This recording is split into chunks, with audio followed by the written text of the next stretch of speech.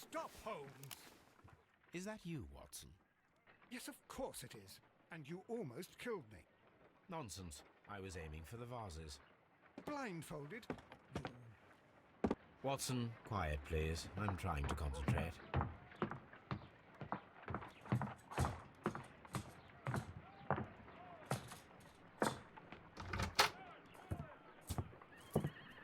Ah, Lestrade. What is it this time? He can see me. Well, here it is, and it's a good one, Mr. Holmes. A gentleman by the name of Peter Carey, also known as Black Peter, has been murdered. A sailor, most probably. What happened here? Oh, Mr. Holmes, how could you? It's the only exercise I've had all week. A grateful client from Limoges sent me a vase collection this morning. I couldn't think of a better use for it. You're out of your mind. I missed 4 out of 10. Given you were blindfolded, that was very good. Can I have a try? Am I the only sane one here? I suppose that Watson is right, Inspector. A little brain work would be preferable now. Do please tell us more about Black Peter. Peter Carey, born in 1845 and 50 years old. An ambitious sort, he achieved much success in seal and whale hunting around Scandinavia. Retired in 1884 with a small fortune. He invested his money in a property called Woodman's Lee, near Forest Row in Sussex. It was where he lived for 6 years, and where he was found dead yesterday. Has the investigation already begun? Yes and no. In fact, this crime is so mysterious that I would prefer you to join me down there. Give me half an hour to prepare, Inspector.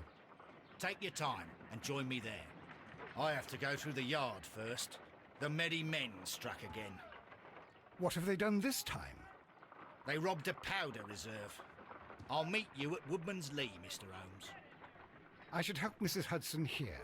I also have several appointments that I must keep this afternoon. I shall go alone, then.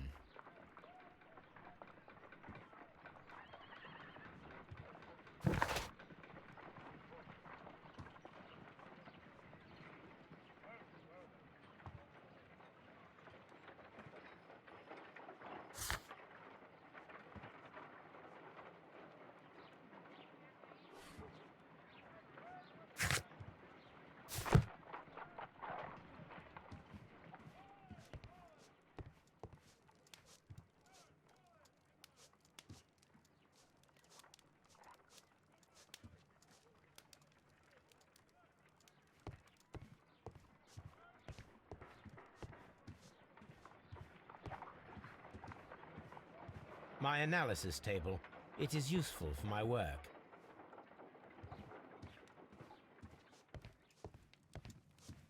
This is where I keep my post.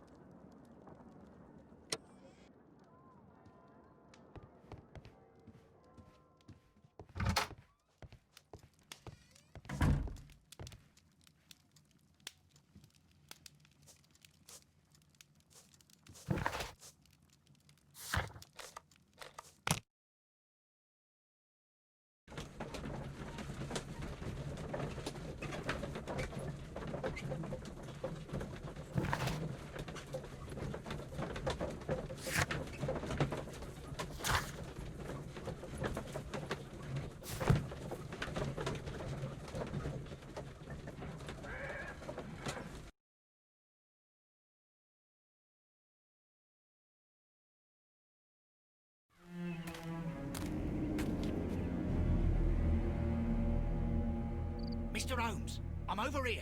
Come on.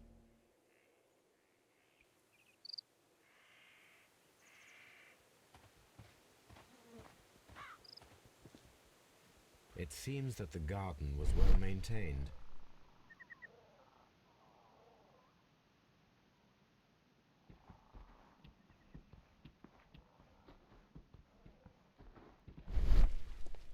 Mr. Holmes?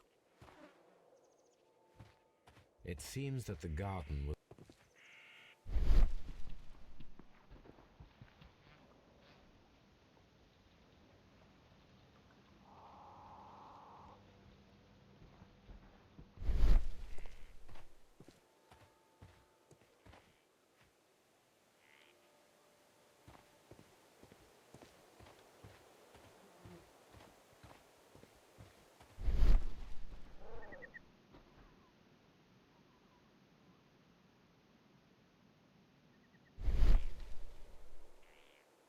These footprints appear to be quite large.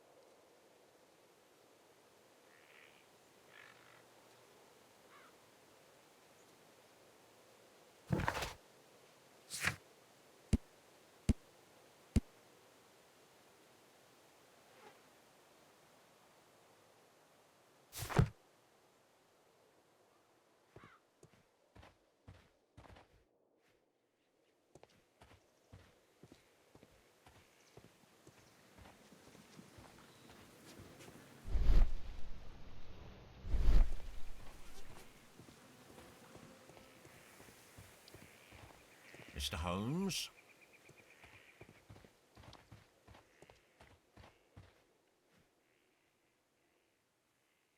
Inspector Lestrade, when will you remove my husband's body? It's sacrilegious to leave him here like this. As soon as we can, Mrs. Carey, I assure you. Allow me to introduce you to Mr. Sherlock Holmes. He's a detective. No doubt you've heard of him. I'll wait for you in front of the cabin, Mr. Holmes. My condolences, Mrs. Carey. Thank you, Mr. Holmes.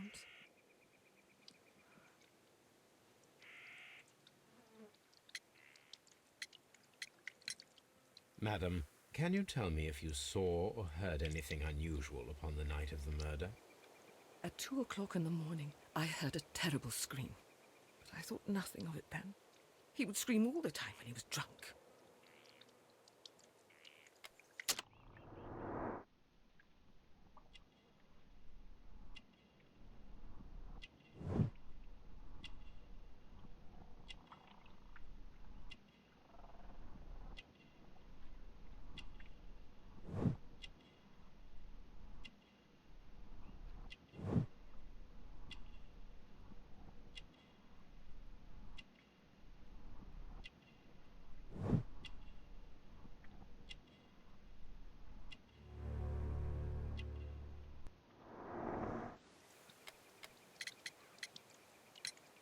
Can you please tell me what occurred on the evening of the murder? Well, Peter got drunk in the evening. He was in such a terrible temper. Usually whenever that happened, he'd stay all night drinking in his cabin before passing out. Do you remember at what time you found your husband's body? In the morning, at around 7 o'clock, I noticed the cabin door was open, but I didn't go in to take a look, for I knew my husband would not have liked it. At around 10 o'clock, I dared to glance in through the door and... oh dear. Was your husband accustomed to receiving visitors? Oh, no, I don't think so. I mean, he didn't really have many friends. He lived quite an isolated life here, after his retirement. The garden is very large and well maintained. Do you employ someone to look after it? It is true, there is a lot of work, but my husband took care of it himself. You have indeed suffered a great loss, Mrs. Carey. Nevertheless, I believe it will be less of a burden for you soon. Yes, life with Peter was never easy, but he was still my husband. He was different, wasn't he, when you first met him upon your return from Plymouth? Yes, Mr. Holmes. Oh, my goodness, but how do you know about that?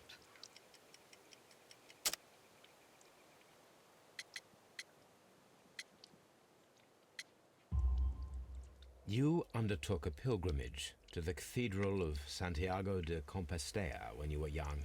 That much is evident from the rosary in your hand. The shortest route for the pilgrim from England to Spain is from Plymouth. I believe that you met Peter Carey as a young sailor there, and you married him soon afterwards. That is indeed what happened, Mr. Holmes. How extraordinary. Thank you, madam.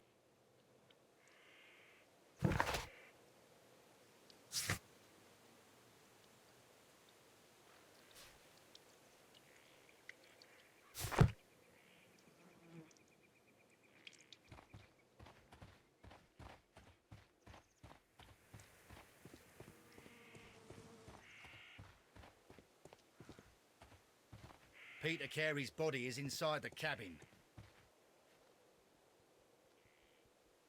The door is locked.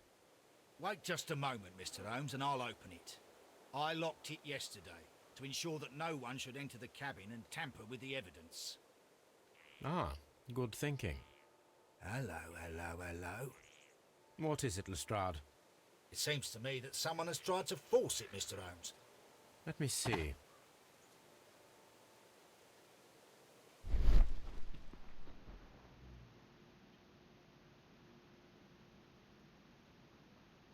These scratches are fresh. You're right. Someone tried to force open the door. I swear these scratches were not here yesterday.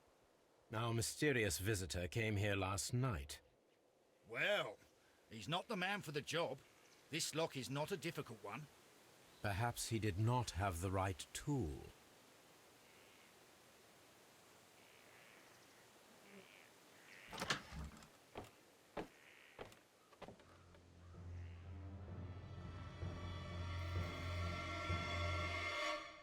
What a terrible way to die.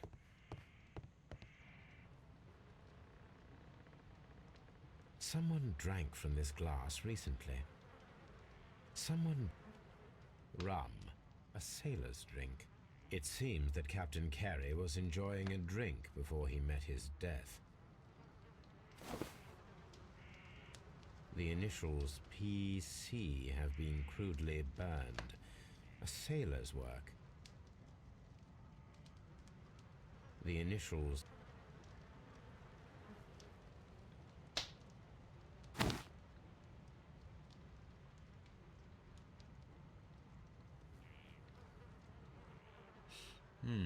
This aroma is familiar, but to recognize it, I must construct my associations in one picture.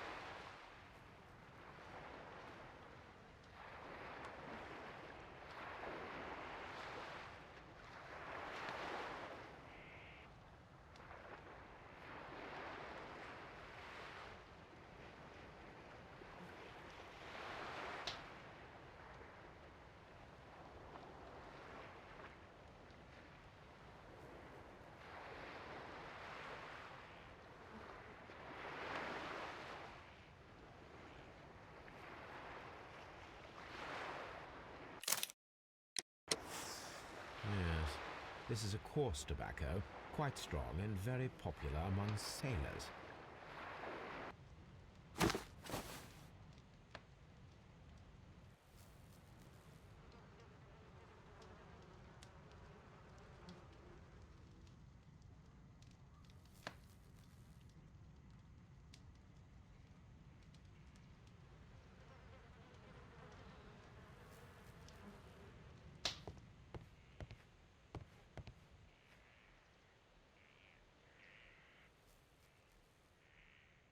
The tooth of a sperm whale, probably from one of Peter Carey's catches.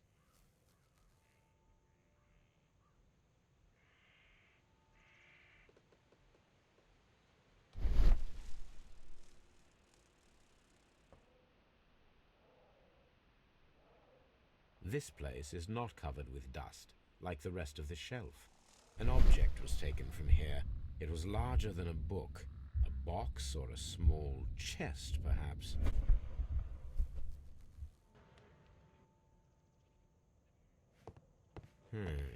The ship's logs of the Sea Unicorn for the years 1878 to 1884. Peter Carey was her captain. The ship's logs of the Sea Unicorn for the years 1878 to 1884. Peter Carey was her captain.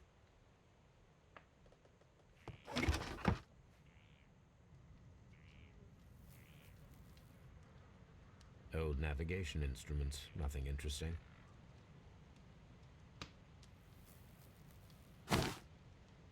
Peter Carey's boots. They look to be a size 8.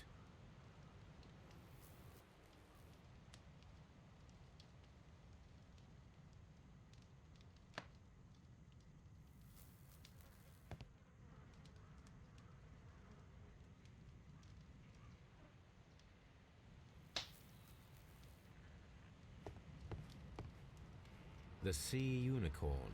She was the ship that Peter Carey commanded.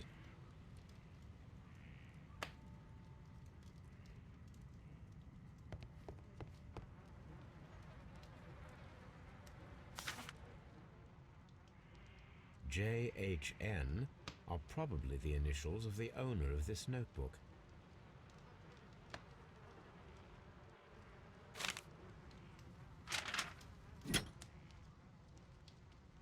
This blood is from the pool underneath the dead body. This wooden handle is plain and solid. Peter Carey tried to defend himself with this knife, but he did not succeed.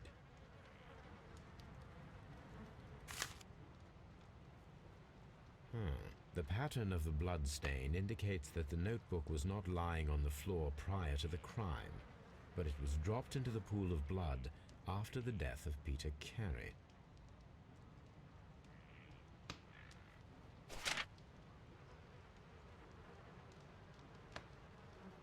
These abbreviations mean something, but what?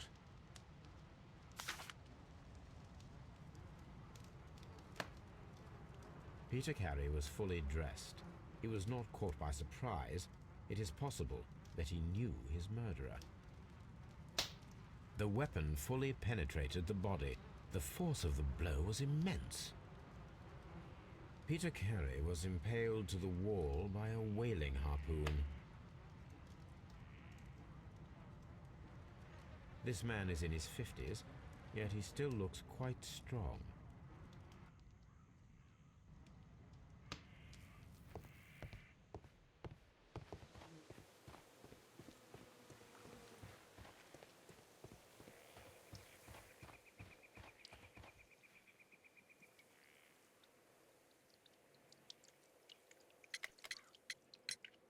Is this your husband's tobacco pouch? I'm not sure. It might be, but he hadn't smoked in a very long time. Your husband's private papers. Do you know where they are? There was a small tin box, barely larger than a book. He kept his papers there. It should be somewhere in his cabin. Thank you, madam.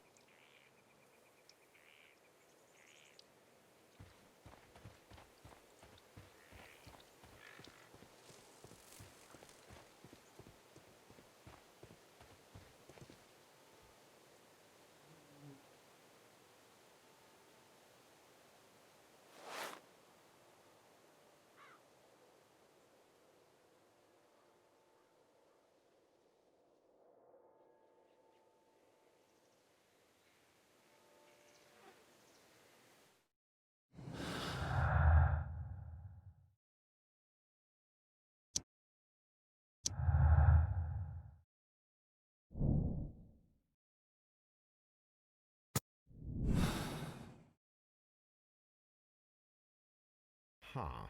Someone was here yesterday. They attempted to force the door to gain entry.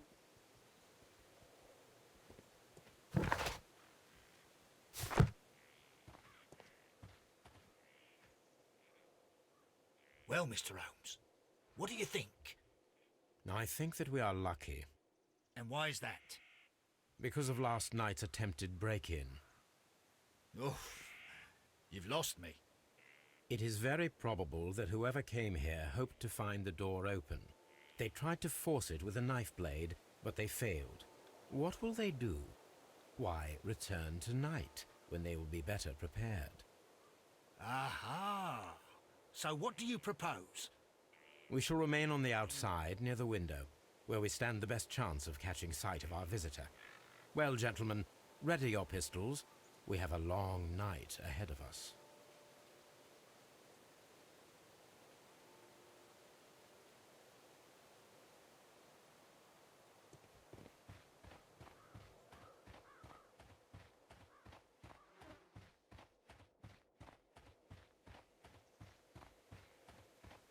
This looks like the perfect hiding place.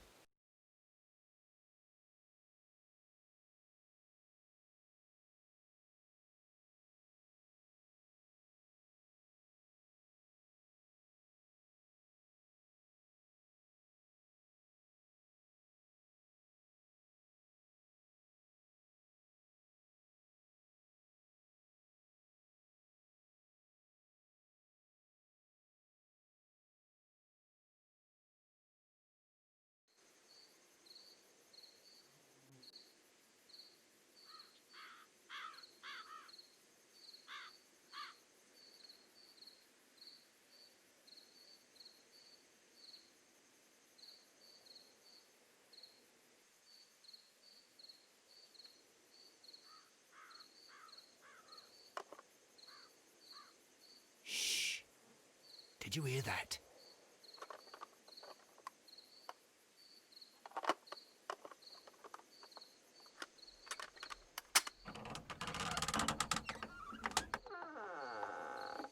There's someone there. I'm gonna collar him. I'll be right behind you. Police! Hold it right there!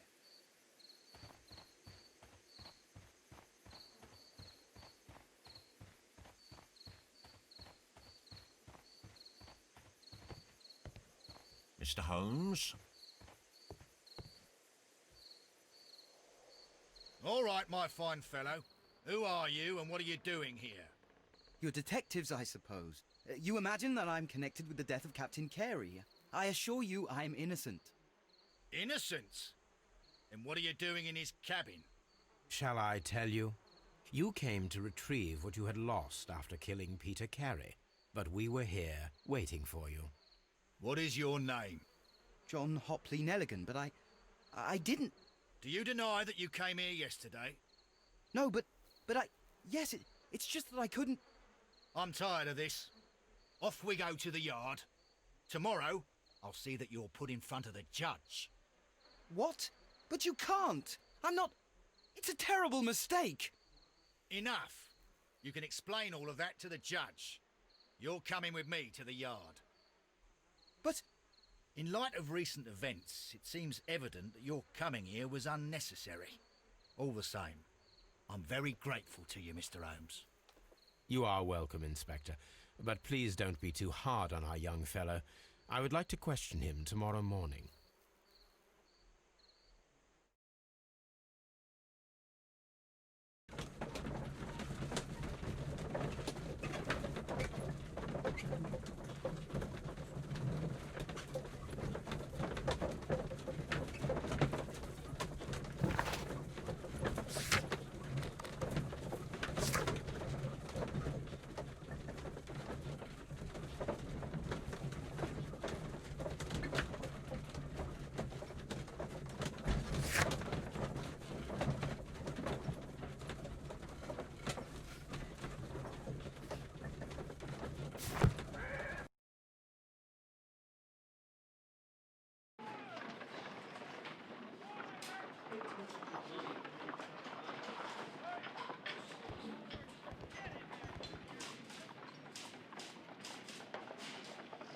Good morning, Mr. Holmes. Can I help you? Good morning, Constable. I would like to speak to the fellow who was arrested at Woodman's Lee last night. Ah, the young man. He's waiting in the interrogation room. You can go straight through. His belongings are held in the evidence room. Thank you. At your service, Mr. Holmes.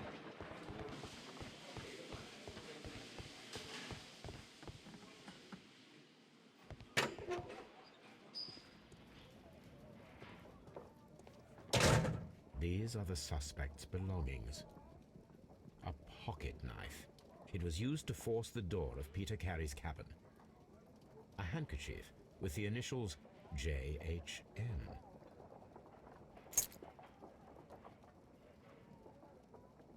And partner, 1883.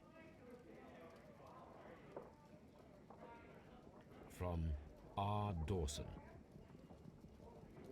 To my friend, Dawson. I've seen this name before.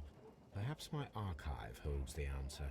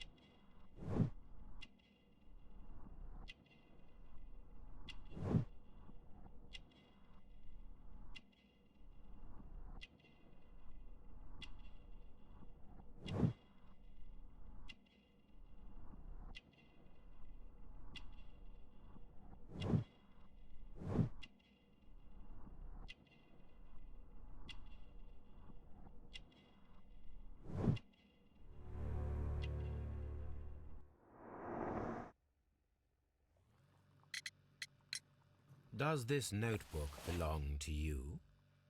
Yes. But where did you find it? I did not know... I thought I'd lost it at the hotel. What do these abbreviations mean? Oh, no. I beg you, I can't. If I told you, it would only make things worse. But I will find out eventually, Mr. Nelligan.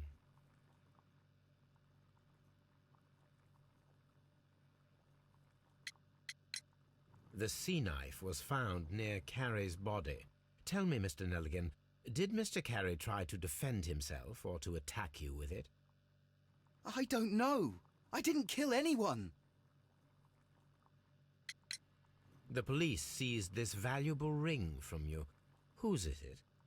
I didn't steal it from anyone. It has always belonged to me.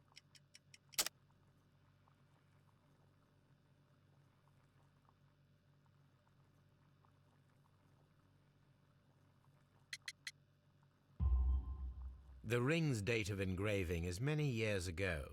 You would have been a child then, hardly in any position to receive such an item from a partner. So, Mr. Nelligan, who is the true owner of the ring? The ring is mine. No, Mr. Nelligan. I believe that the ring had belonged to your father. Oh, but how do you know? The jacket you are wearing is made of an expensive fabric that only a man of exceptional wealth could afford. You do not seem to me to be a rich man, Mr. Nelligan. Furthermore, the garment is ill-fitting. It is quite clear that it belonged to someone else, most probably your father. With your father gone and taking with him the family's wealth, as a little boy you had to find yourself a manual job, and it was most probably cleaning fish. You cut your hands often while working. I can tell from the scars. I'm speechless, Mr. Holmes. It all happened exactly as you say. Well, I will see you soon, young man.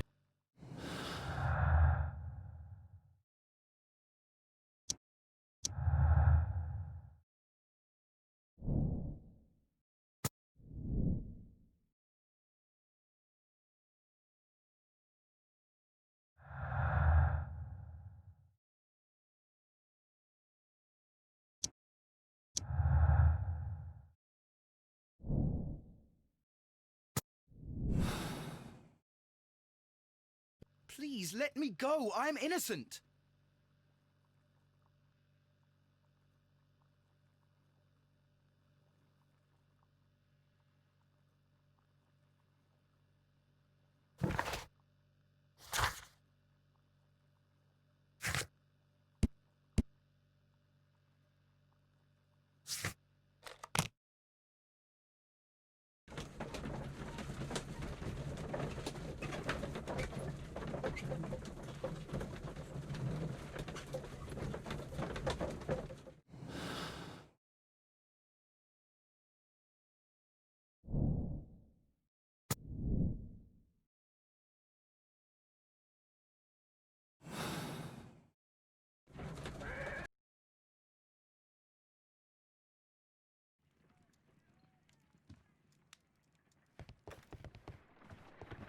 Brave Toby, the best nose in the British Empire.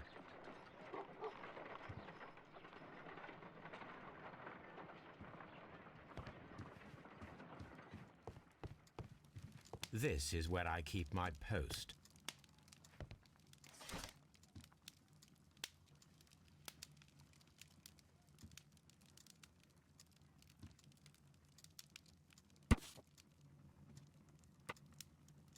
Here it is.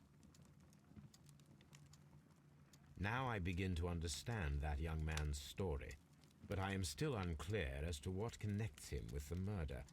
It is time to ask him.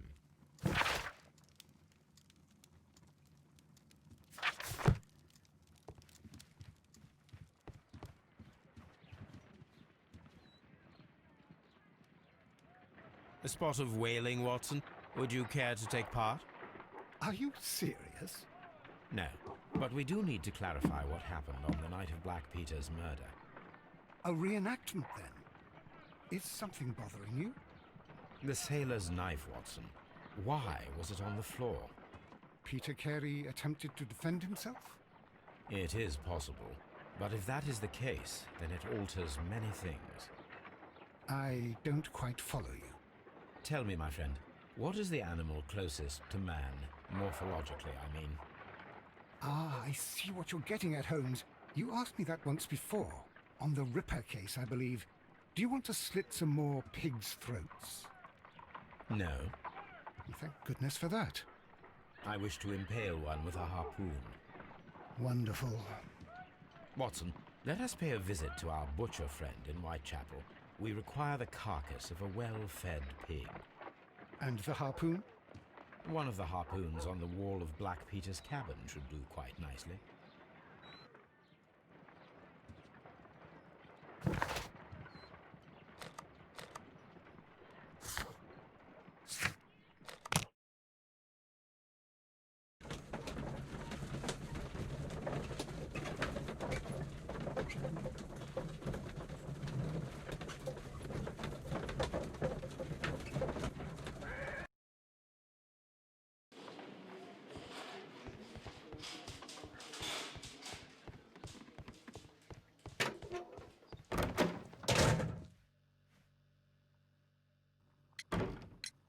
I have heard the story of Dawson and Nelligan, the West Country bankers. Yes. Joshua Nelligan was my father. I am aware that it had a bad ending. When the bank failed, it ruined half the families of Cornwall, whereupon Joshua Nelligan disappeared. My father was under extraordinary pressure. Dawson had retired. I was only 10 years of age at the time, but it was still old enough to feel the shame that befell our family. My father was convinced that he could pay off all his debts if the creditors gave him time. He set sail for Hammerfest in Norway in his small yacht, just a few days before an arrest warrant was issued. He left my mother a list of the securities he was taking. No word was ever heard from him again. We believe that his vessel went down, taking with it everyone and everything on board. Thank you for the story, Mr. Nelligan. At last, we are making some progress. Interesting. Joshua Nelligan and Peter Carey were both at sea in Norway. There is definitely some connection between Peter Carey and Joshua Nelligan's disappearance.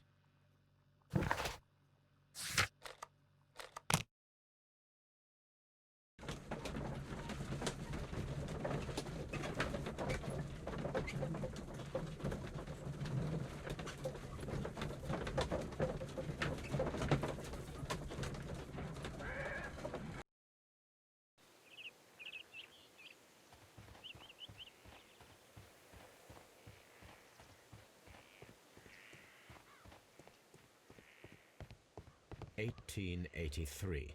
That's the one I need. This is the crew list of the Sea Unicorn. Log notes for June. Nothing unusual.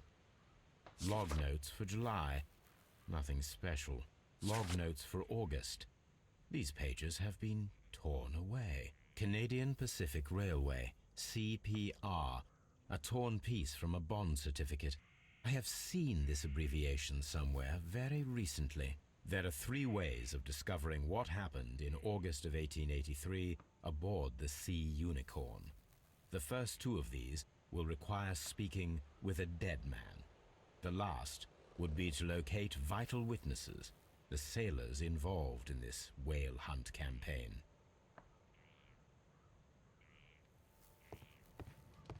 That should do it. Now I am ready for the experiment. It seems that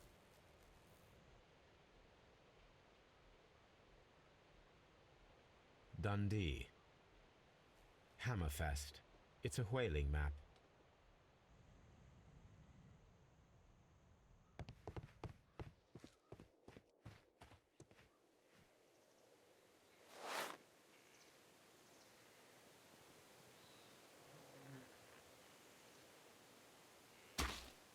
These boots don't match the footprints.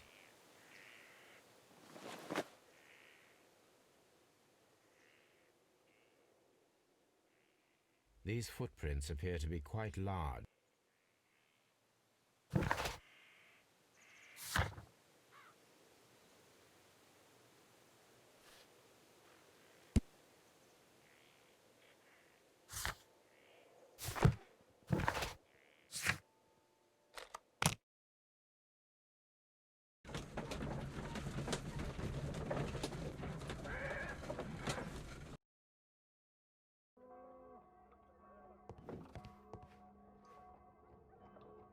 Well, here we are in the preparation room.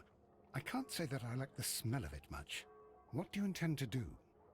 To indulge myself in a little experiment. The challenge of lancing a pig's carcass with a heavy harpoon. A little experiment? Stand aside, Watson. This might be dangerous. I am not well practiced in this exercise. Yet. Holmes, you should aim for the mark in order to perform the most reliable test.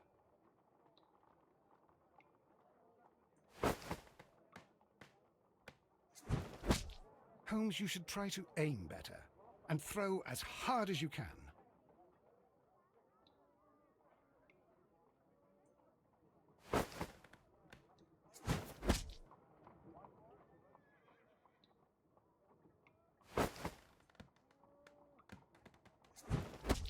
The harpoon has struck the body, but with insufficient strength to pierce it straight through.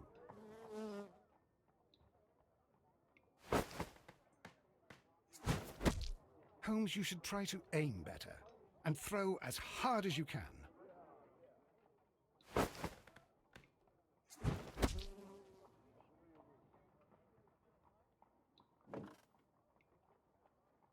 This is the best possible result that I could get.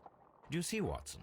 Throwing a harpoon and pinning a man to a wall requires either exceptional strength and training or diabolical luck. If it was luck, then it was a chance in 1,000 that night. Well, yes. Let us leave now. All right. But before we go, I suppose I'll have to pay for all these carcasses you've happily mangled. Very well, but please hurry. Of course.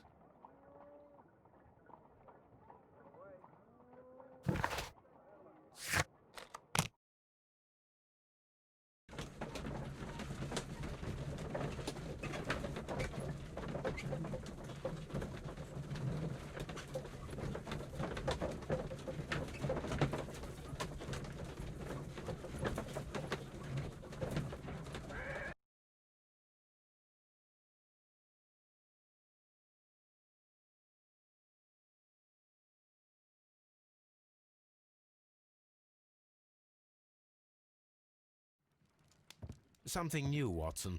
I have the list of sailors who were aboard the Sea Unicorn. We shall soon learn what happened to Nelligan's father. I have only to find them. Let us hope they are still working at the harbour.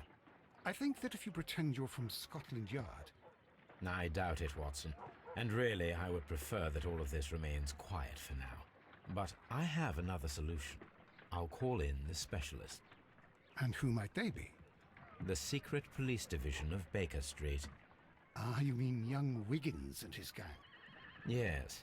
Believe me, you'll receive more useful assistance from these little urchins than from a dozen yard detectives. Those children are everywhere. They see and hear everything, and they are cunning. All they lack is organization. I'll summon them. How will you do that? There is always a watch beneath our window. I have only to call him.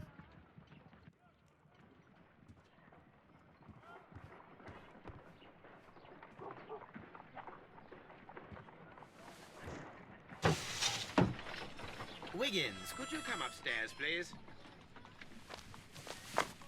At your service, Mr. Holmes. Wiggins, I need you to track down certain people for me. I'll give you a list. You can read, can't you? Big Oliver from our gang. He can, because his father is the coachman of a famous lawyer. Fascinating. Here is the list of sailors. Sailors? Easy. Just got to look where the rum and the red lights are.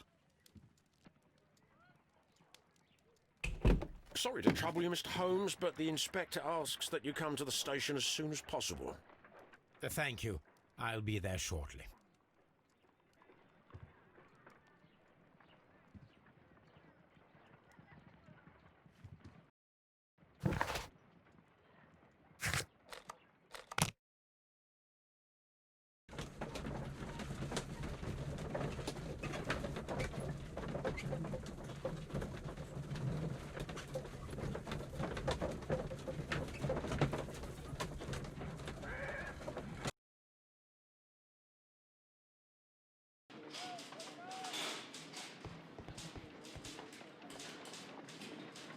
Mr. Holmes, I'm glad to see you. As always, what happened? We have a new suspect, Liam Hurtley. I'm thinking that this case will be resolved very quickly now. Interesting. Pray tell. Well, the constable that I left at Woodman's Lee noticed a suspicious individual prowling around during the night. Do you have him here? Yes. He refuses to speak with us, but we'll make him talk. Let us hope so. Ah, yes, and one more thing. The constable told me that at the time of his arrest, the fellow was writing a letter. Do you have it? Of course. It's in the evidence room, at your disposal. Admit that for once, Mr. Holmes, Scotland Yard is a step ahead of you, eh? Breathtaking.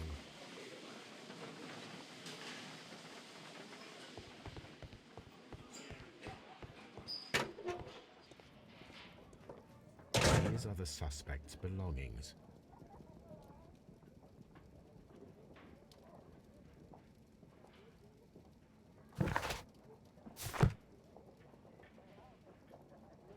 Liam Hurtley's old boots. They're a size 9.5. The stains are fresh. They can be removed with the proper chemicals. A pen. Nothing unusual about it.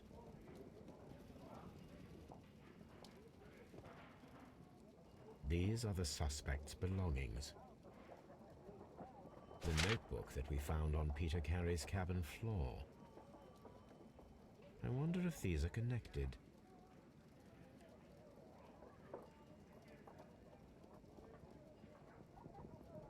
Now we have the proof that Nelligan's papers were indeed here. It seems that they have vanished, however.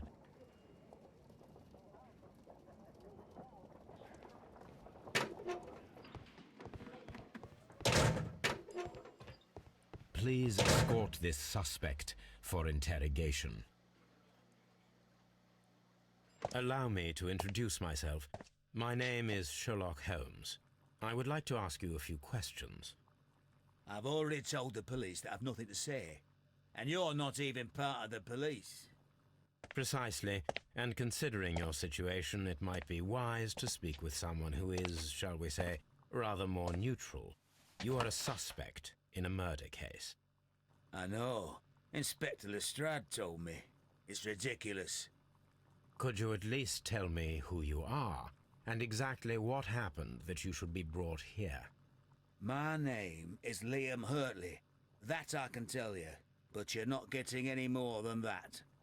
Well, we shall see.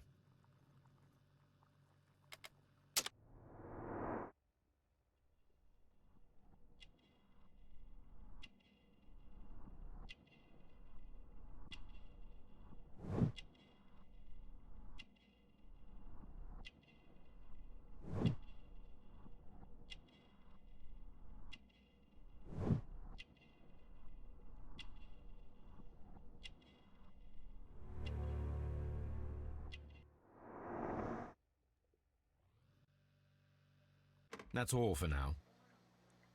Please escort this suspect for interrogation.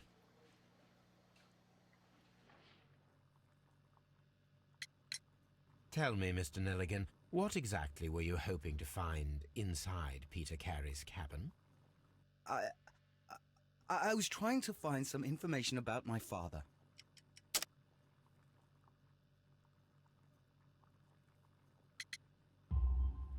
I assume you had another purpose, to retrieve the bond certificates. Am I correct? Yes. I discovered some time ago that a few of the missing securities had reappeared on the London market. You can imagine my amazement. I spent months trying to find them, and at last I discovered that the original seller had been Captain Peter Carey. These papers, they belong to my family, but I could not find them there. That's all for now. Well, I will see you soon, young man.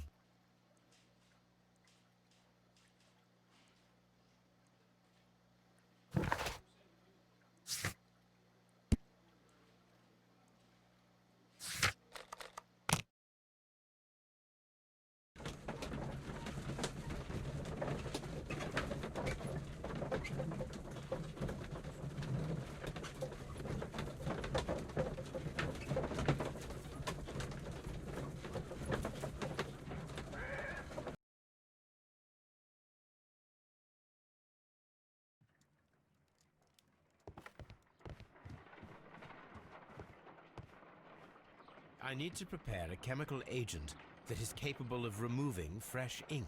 For this purpose, the chemicals from the flasks should be combined in a certain order to perform a chain reaction. First condition, all 7 reagents should be used. Second condition, orange reagent should be the third one in the sequence after the blue reagent. Third condition, colorless reagent should be added after the orange reagent.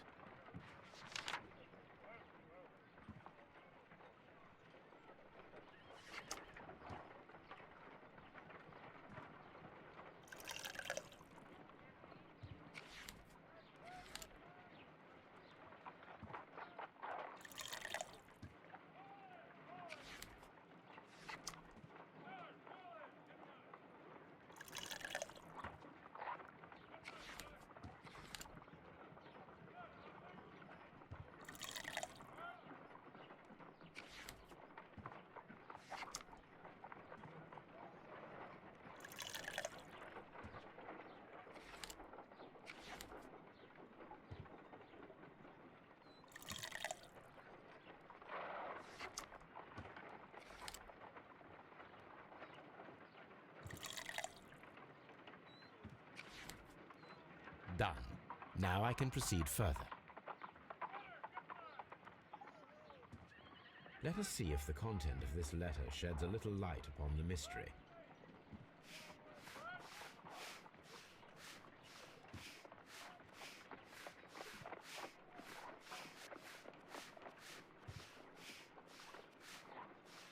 I did as you asked and hid them well. Interesting. How would Hurtley react to this?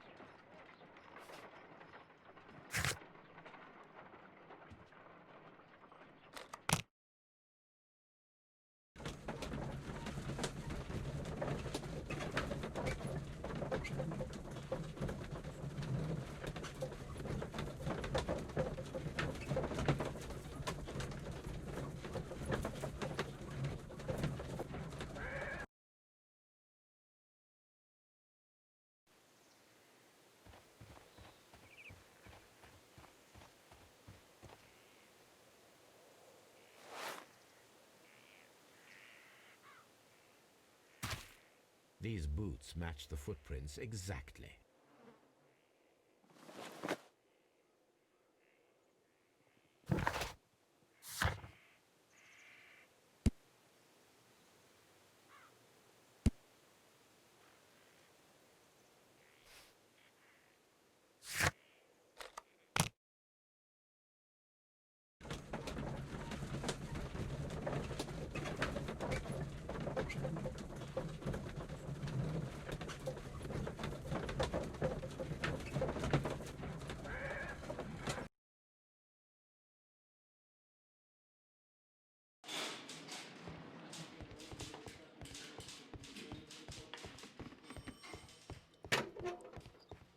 Please escort this suspect for interrogation.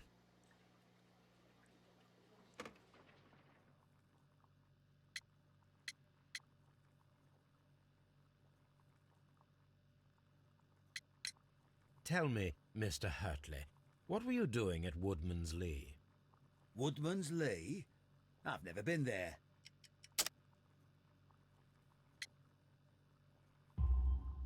The second pair of boots that you had with you when you were arrested perfectly match the footprints found near the cabin where Peter Carey was murdered. Footprints? That's your proof? How many men have boots like mine? That doesn't make me a murderer. Now that your presence at Woodman's Lee has been proven, would you care to explain it? I don't remember. What would I be doing there anyway? Because you are the gardener at Woodman's Lee. I'm not. How did you... I observed your hands. They told me that you work with the earth. Small fragments of plants snagged to your trousers indicate that you were mowing very recently. But the most obvious clue presented itself in the bird embroidered on your handkerchief. A crested tit, if I'm not mistaken. All right, you got me. Yes, I am a gardener, and I went there to get my tools. So tell me, Mr. Hurtley, what did you hide? Hide? What are you talking about?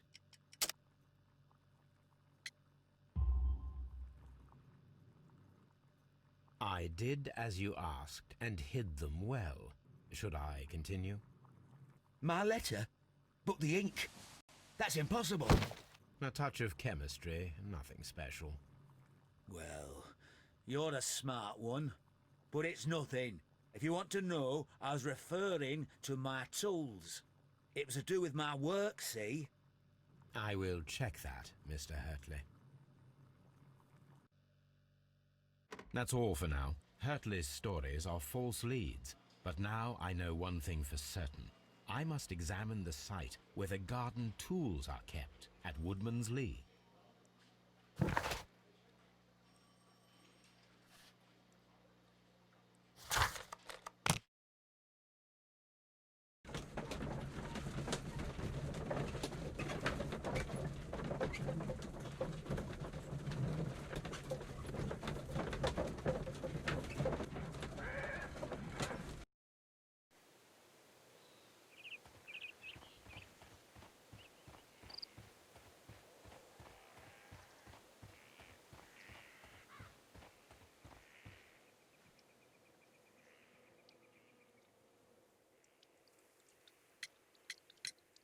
Does the name Liam Hurtley mean anything to you?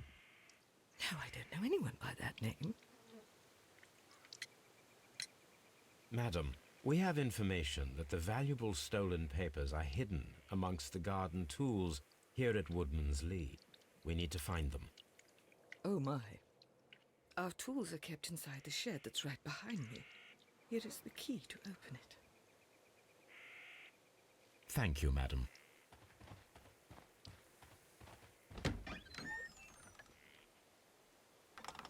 Let's see what could be hidden here.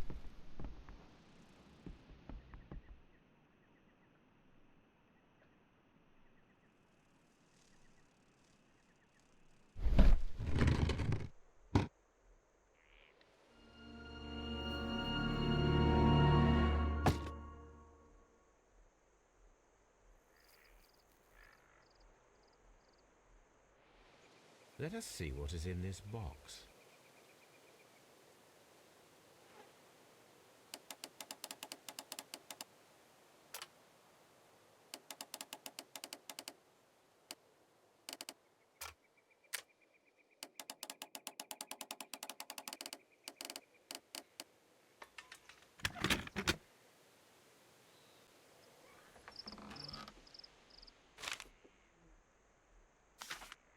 A bundle of letters in a woman's hand with the Carey family monogram.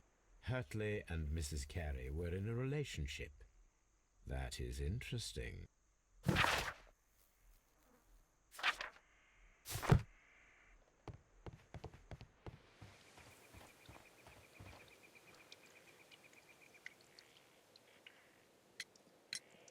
Madam, I am aware of your affinity with Liam Hurtley.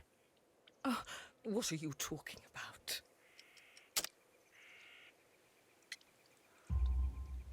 Mrs. Carey, we found your letters. My letters? I asked Liam to return them to me. I wanted to burn them. Why did Mr. Hurtley put them inside the garden shed? I don't know. I wanted them back, but I couldn't see him, not after what happened. Well, here they are. Oh, this is terrible. Terrible. Liam, how could he? After what he has done. You believe that he killed your husband? No, I do not know. I do not know. Leave me alone, please. Thank you, madam. I wonder if Wiggins has managed to find any sailors.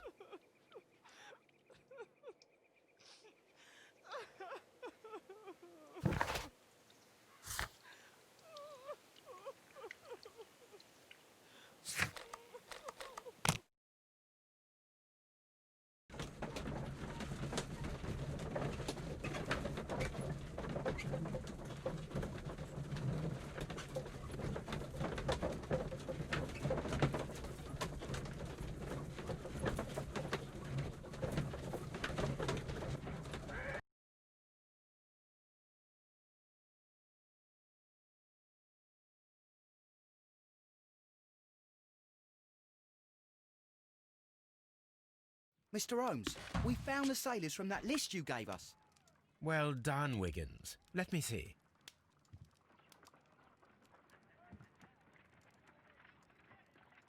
This man is a harpooner, and his initials are PC, the same initials that were found on the tobacco pouch. Wiggins, could you gather some information on one of the sailors that you found? His name is Patrick Cairns. We found Patrick Cairns. Good job, Wiggins. Where is he? He lives in a small furnished dump of a room, but he's always at the Sea Witch pub, where he does arm wrestles for money and drinks. Excellent. Here is your reward. 2 guineas. Thank you, sir.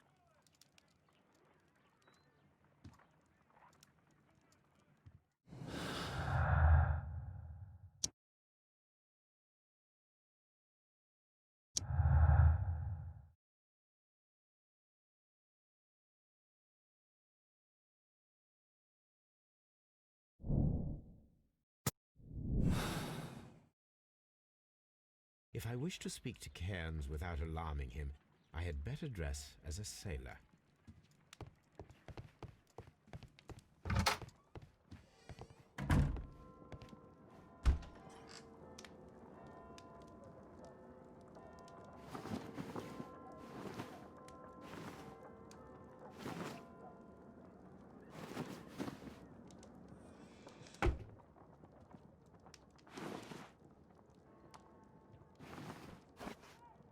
Now I can approach Cairns and see if he recognizes the pouch.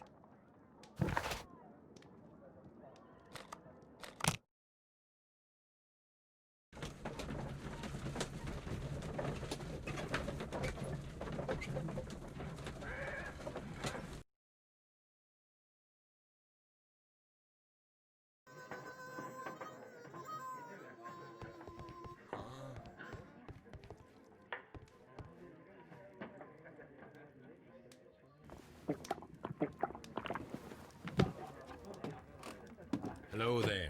Are you Cairns? What do you want? We've heard all about the gambling on arm wrestling here. You seem like the likely sort, and I'm up for it. I start at 10 shillings. Suits me.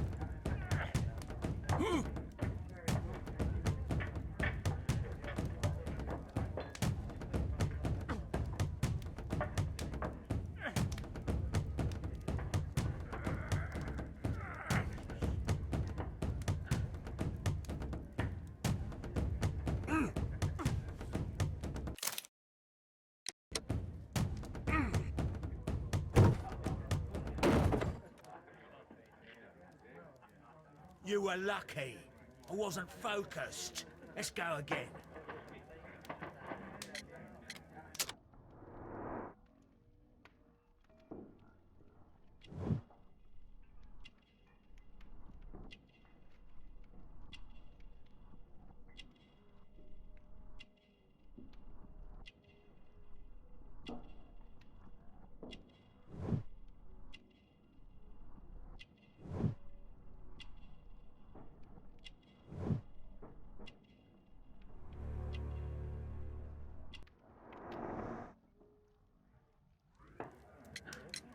I'm ready to try again.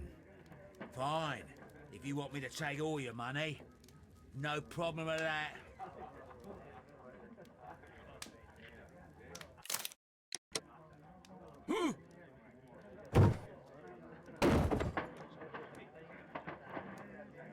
Well, good for you, I reckon. You're stronger than you look. Here's your 10 shillings. I'd like to buy you a drink. Good winner as well. That's good. Let's have a drink.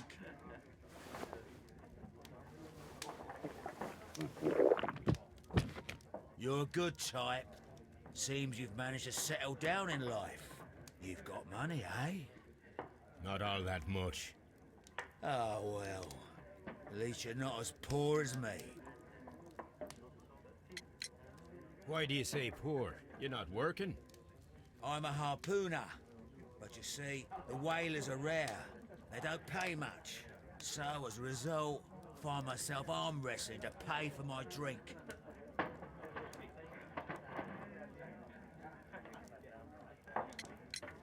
A harpooner. Interesting. You've had a lot of adventures, I bet. Of course. It's been a dozen years since I've sailed. I've seen everything. Old Wallace, damn Black Peter, Great Roger, we sailed to the Cape of Good Hope. Black Peter, you say? I've heard rumors about that one. He was the worst of them all. He was a liar and violent too. Swinging those fists of his around. He was a tyrant and not much of a captain. At least, not as good as Great Roger. I see. Yes. I was told terrible tales about Black Peter. But you ain't heard the worst. Tell me, and let's have another drink. It was in 1883 that it happened. The August of that year. Peter Carey was captain of the Sea Unicorn, and I was a spare harpooner. We were coming out of the ice pack on our way home. One evening, we saw a little craft that had been blown north. There was only one man on her, and he wasn't a sailor. The crew must have thought that she'd foundered, and they made for the Norwegian coast in the dinghy. I guess they all drowned. We took the man on board. And who was he? I don't know. During the crossing, he and the skipper enjoyed some long talks. His baggage was just a tin box. That's strange enough. Aye. Even stranger was that on the second night, he disappeared. Nobody knew what happened to him. And of course, nobody could ask Black Peter about it. You know what happened, don't you? I do. I saw the skipper tie his heels and push him over the rail in the middle of my watch on that dark night. 2 days before we sighted the Shetland lights. Black Peter's a murderer. Aye. Those that know him wouldn't be surprised to hear it. But all this must stay between us. All right? Of course. Back in a second. I'm off to the Kazi. I'll be here with my drink.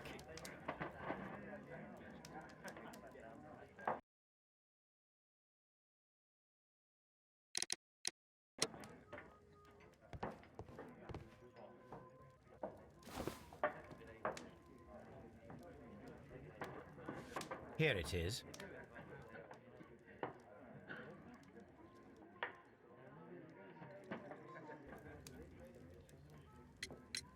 Have you got any tobacco? I've run out of mine.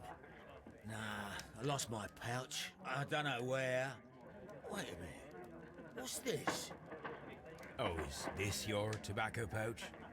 Well, oh, it is.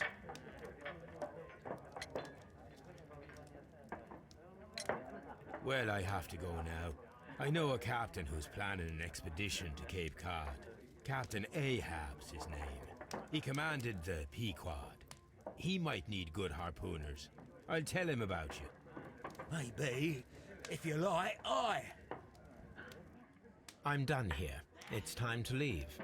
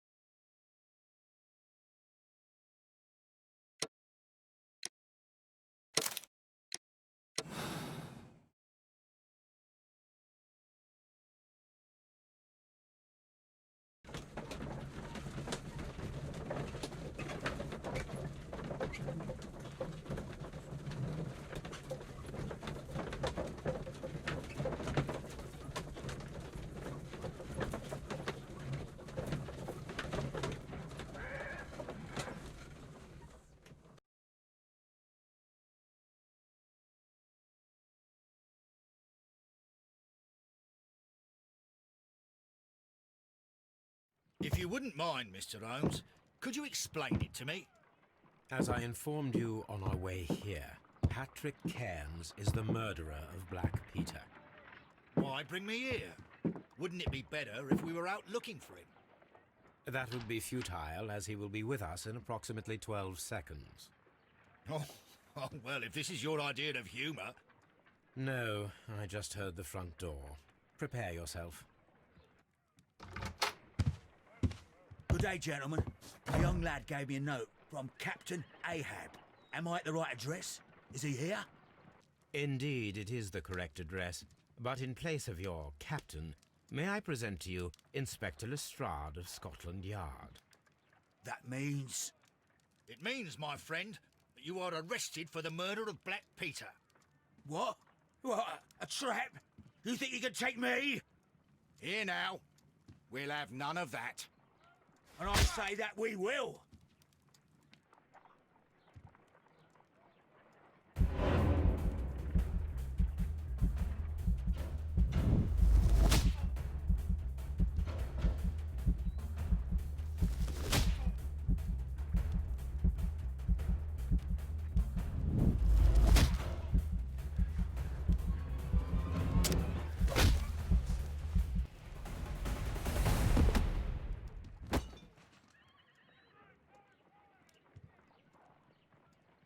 Lestrade, are you all right? Are you able to stand?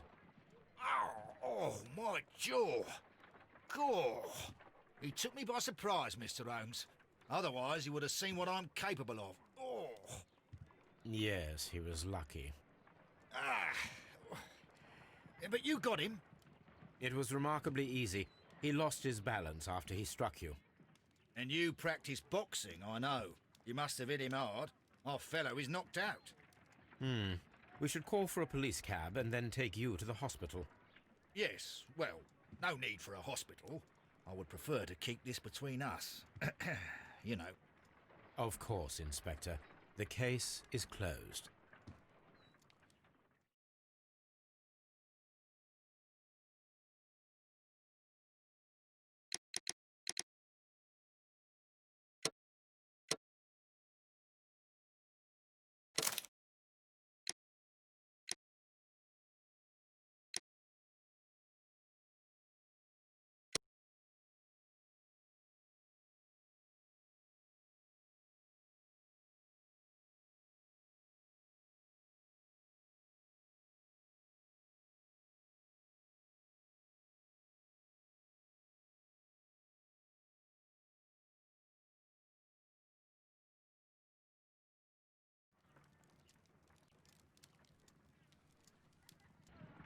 This trip to the countryside will be good for you, Holmes.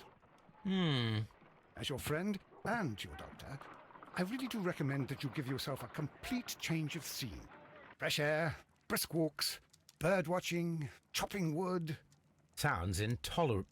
I mean, certainly it sounds delightful. But you haven't yet told me who your friend is, the one we're going to visit. He is a bee lover. A bee lover? Do you mean that he keeps bees? That must be Mrs. Hudson, bringing the warm cloth that I requested. There is someone to see you, Mr. Holmes. I have no time. Send whoever it is away. Yes, Holmes, I really think we ought to leave now.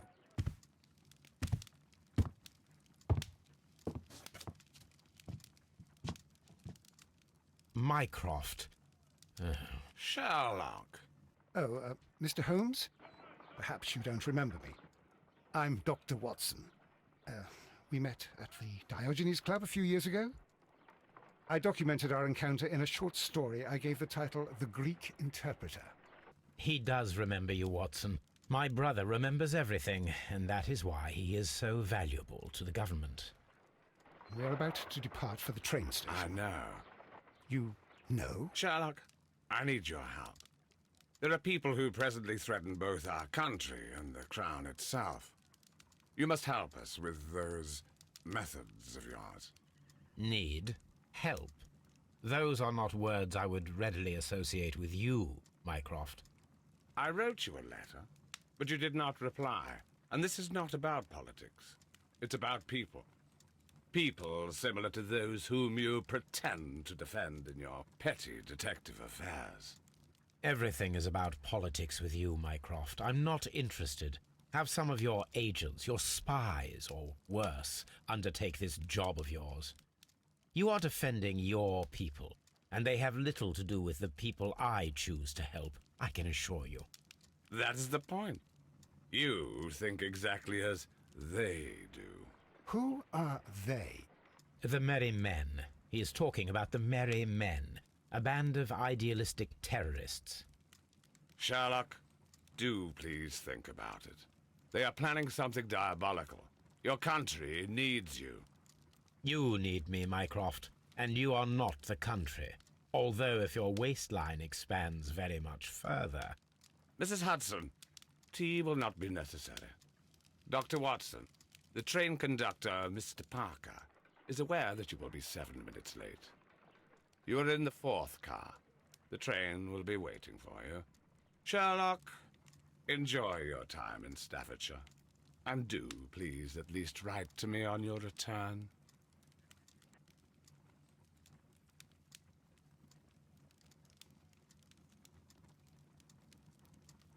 My archive.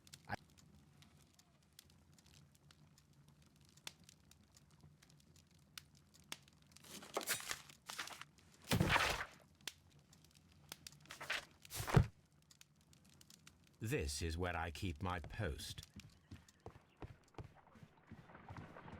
Look after Mrs. Hudson for us, Toby. Look after Mrs. Hudson for us, Toby.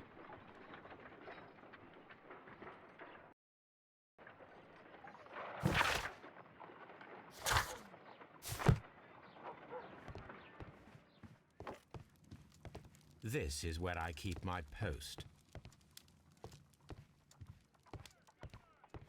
Holmes, please call a cab while I pack my suitcase. We shall be late for the train.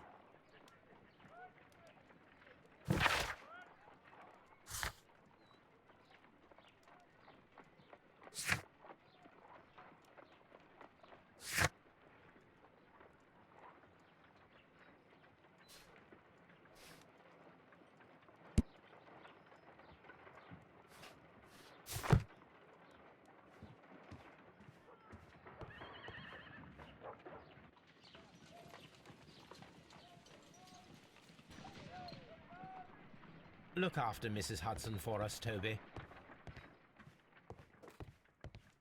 A map of London and the surrounding area.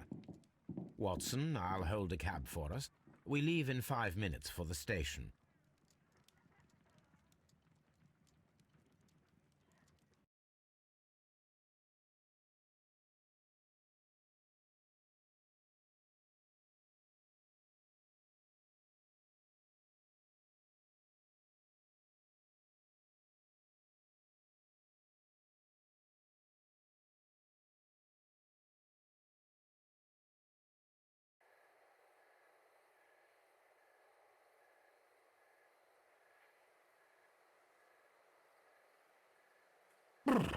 What a gloomy night. It was warmer inside the waiting hall. Since the station master told us that the train is about to arrive, we should not have to wait very much longer. Yes, at last.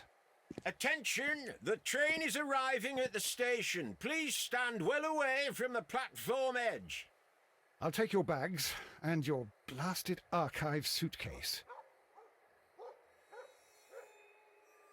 But, Holmes, the headlight, it's faded away.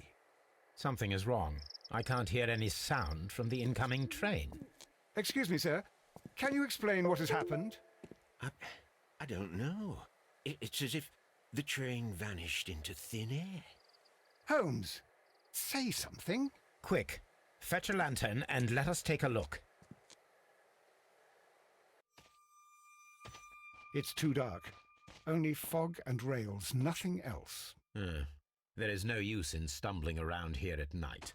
We will come back tomorrow.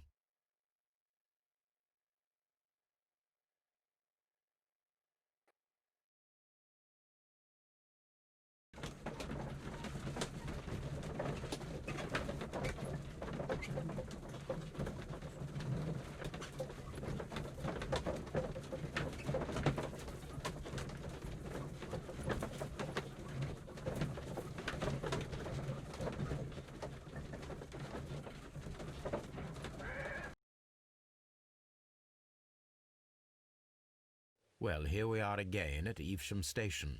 We have a full day ahead. Let us begin our investigation.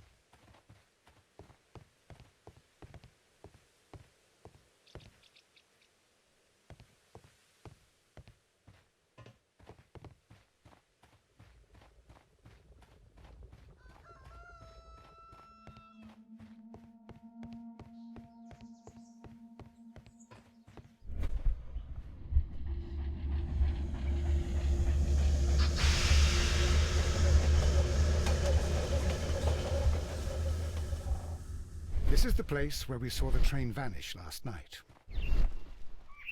Railway sleepers. Nothing unusual. A discarded item, possibly thrown from the train.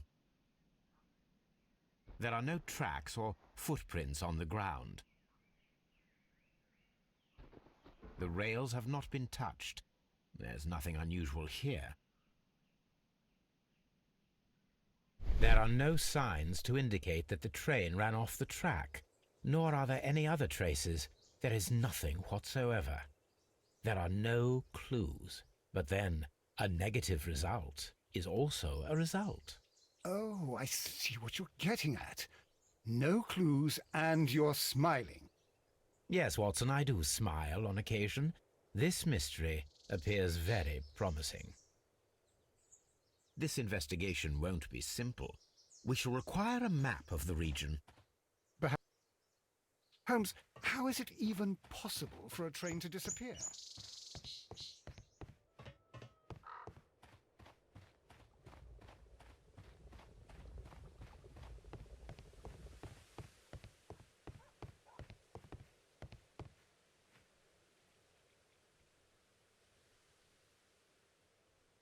Good morning. Allow me to introduce myself. My name is Sherlock Holmes, and this is my friend and colleague, Dr. Watson. Yes, I remember you. I'm Station Master Everett. You were here last night. So, you are Mr. Holmes, the great detective. Will you be investigating what happened? I shall indeed. It is extraordinary that an entire train could disappear like that. And to think of all the poor people inside it, the passengers, the driver.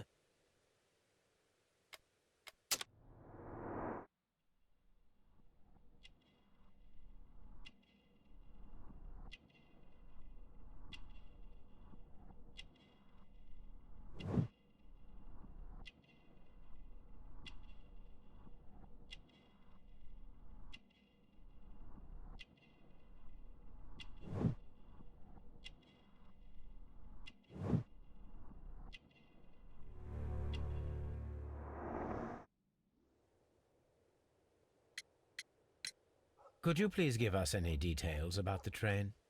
Well, there was nothing so very special about it. At least not that I can recall. My memory's not what it used to be. However, if you need it, you can have the train composition report. It's inside my office. I would be glad to have a detailed map of the local railway district. But of course, please, take the one that's pinned inside the waiting hall. See you later, my good man.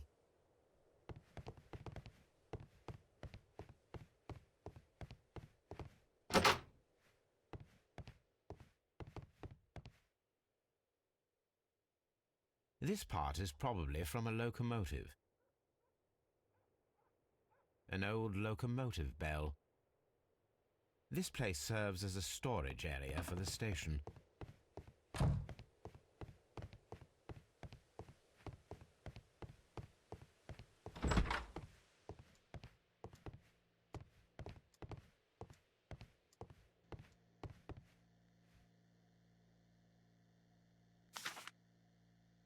A new telegram. I think we should meet this Mr. Robinson.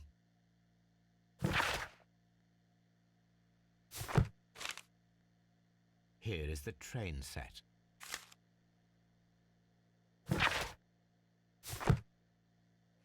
A telegraph.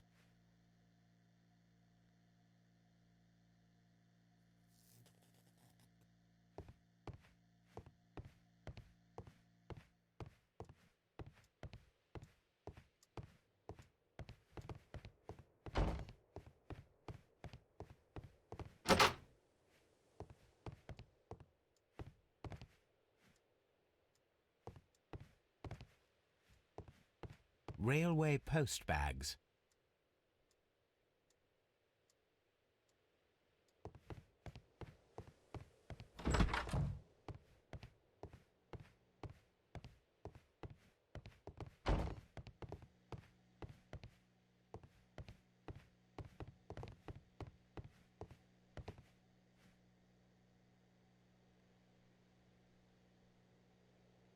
This map will be useful.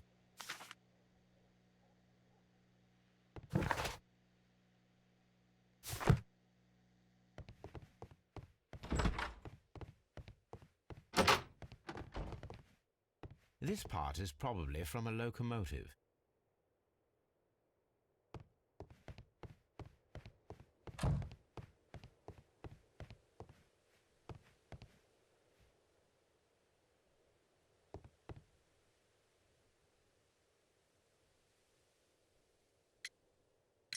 According to the train composition report, there was a special wagon.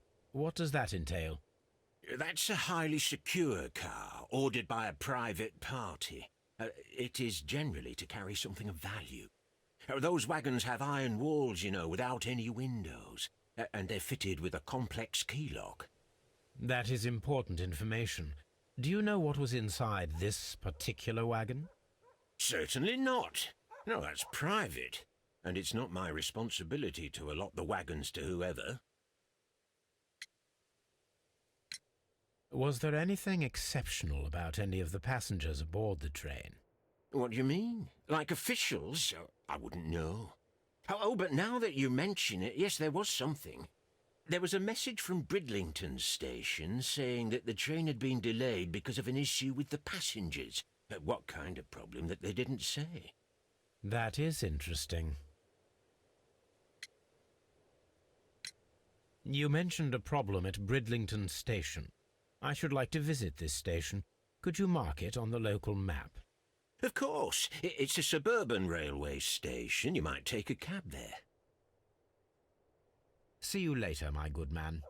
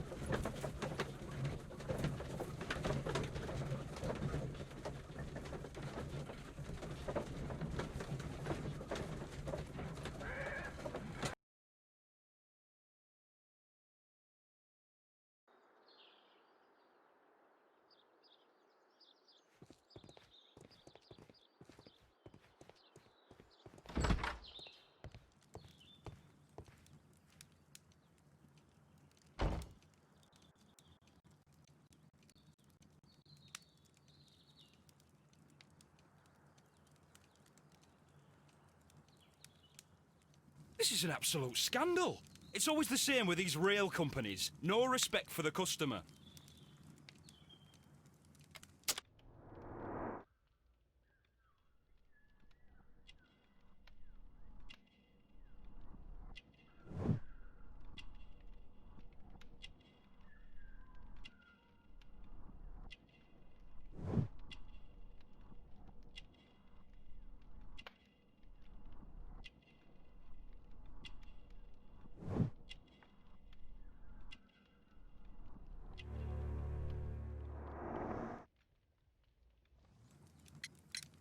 Please calm down, sir.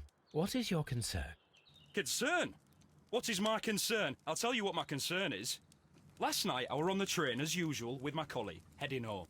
Then along came this ridiculous ticket inspector, who started arguing that our tickets were invalid. He made us get off the train, and he was extremely rude about it. Were you aboard the train that vanished last night? Yes. I heard that it disappeared, but I don't care because we would have stopped before then anyway. Our tickets were valid and no doubt about it. And then, to top it all, the ticket inspector pushed everyone else out too, except for a bunch of rich. Well, because their type don't need a ticket. Can you recall anything more specific about this fortunate group? Well, yes.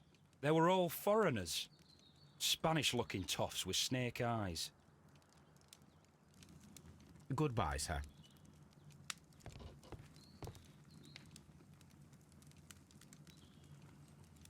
Good day to you, sir. Good day. To whom am I speaking? My name is Sherlock Holmes, and this is... Are you a representative of this damned railway company? Because I have a complaint. We are not from the railway company. We are... Well, in that case, Mr. Shamrock Flomes, please excuse me, but I'm not in the mood for idle chit-chat at the moment.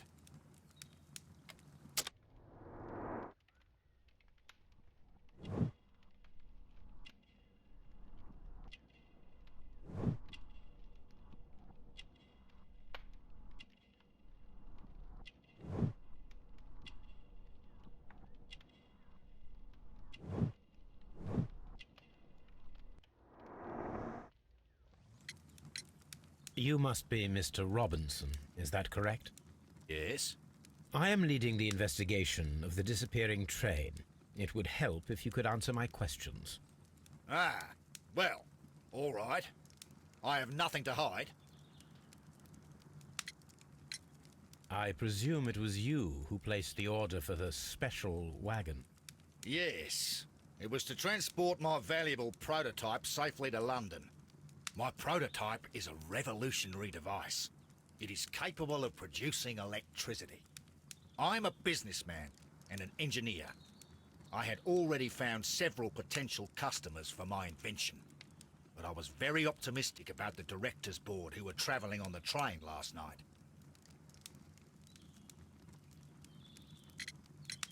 You mentioned a director's board. Which company do they own? The Chilean Barcazes Company. I had made an appointment with them. Now they are lost, along with the train and my prototype. What do you know about the Barcazes Company? It's a large South American company. They showed a great deal of interest in my prototype, and they seemed wealthy enough to do business with. This revolutionary machine of yours, was it very valuable? For God's sake, sir, it is priceless.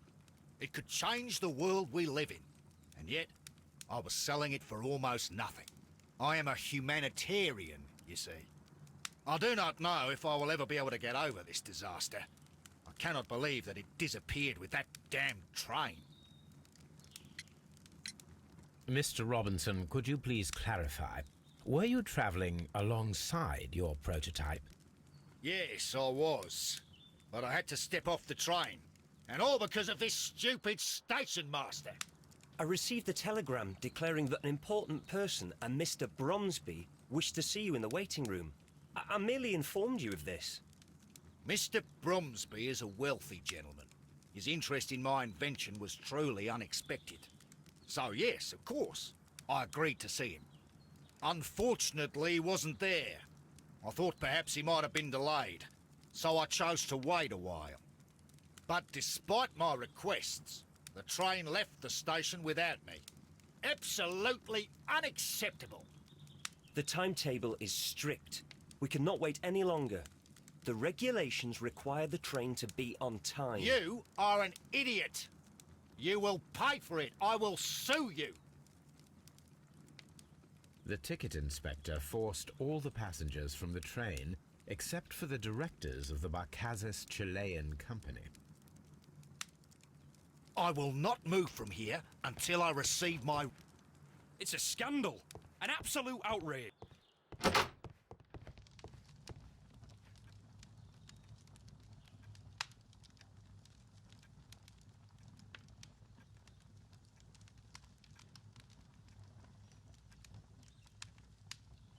Good day to you, gentlemen. How may I help you? Good day to you, sir. My name is Sherlock Holmes. I am investigating the unfortunate disappearance of last night's train. I see. I'm Station Master Bertram, but my supervisor has not informed me about this. I do not know if... Do not worry. I have only a few questions. Station Master Everett from Evesham told us that you reported a problem with some passengers last night. Indeed. This train is a regular line for those who work at Nottingham. But yesterday, everyone was asked to get off the train here at my station. I've no idea why, and it delayed the train. But the worst of it is that now I have to deal with 2 furious passengers who are complaining about the company's service. They stayed here the whole night, but people do not usually pay much attention to the regulations, you see. There are very strict and clear rules. Paragraph 234 of Article 2G-43 states that in the event of a complaint, you must... Yes, thank you. I understand.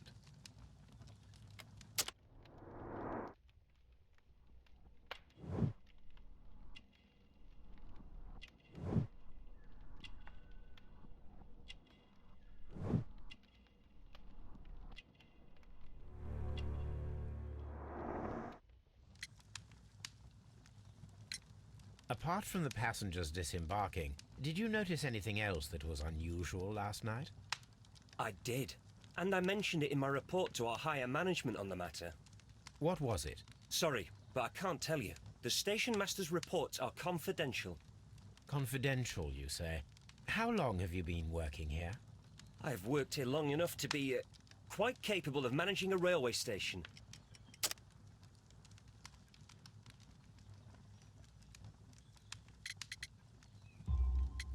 Let me speak frankly, Mr. Bertram. Your age and your lack of confidence in your position are quite apparent. You cannot deny that you have only recently completed your studies. I was at the top of my class. Listen here, young man. I am aware that you wish to protect yourself behind all these regulations, but I represent the law. And you are obstructing the investigation of an important case. I would suggest that you cooperate with Mr. Holmes. Think of your career. Ah, that is... well, I'll tell you everything. First of all, I scolded the ticket inspector, for it was he who asked the passengers to leave the train. It was not his right to do so. He was very rude. And then, later on, I received a most peculiar telegram from my colleague at Chesterfield Station, the next stop along the line. What did the telegram say? Well, that was the peculiar thing. It was almost unreadable. It was full of errors and awfully vague. It was hard to understand if the train had correctly passed that station or not. You can read it for yourself. We ought to visit Chesterfield Station. We need to confirm if the station master saw the train or not.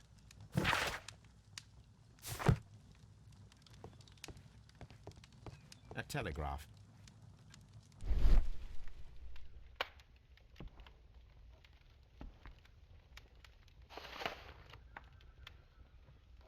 The insurance policy for Robinson's machine. A significant sum.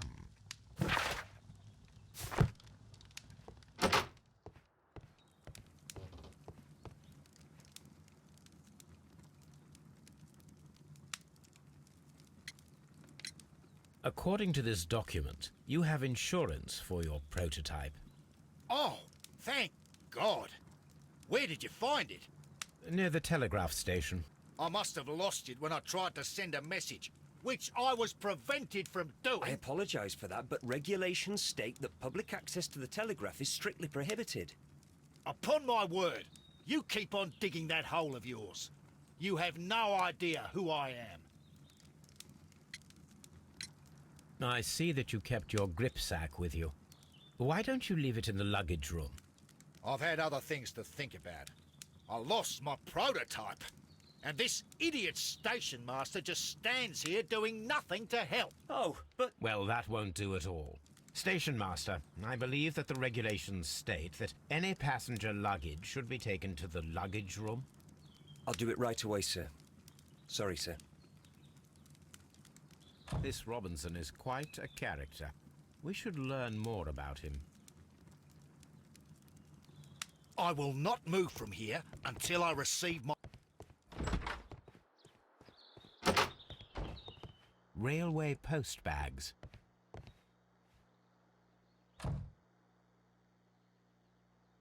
This gripsack belongs to Mr. Robinson. I think we should open it, Holmes. This is what they call force majeure. I'll keep watch. Of course.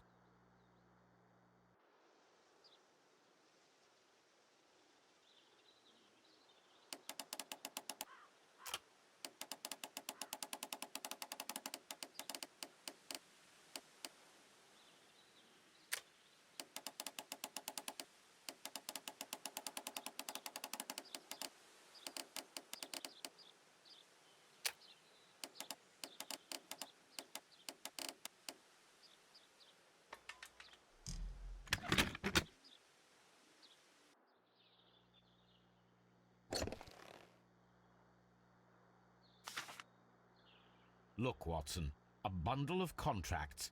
Very suspicious. We should study them carefully. An exclusive sales contract. Mr. Robinson is the seller.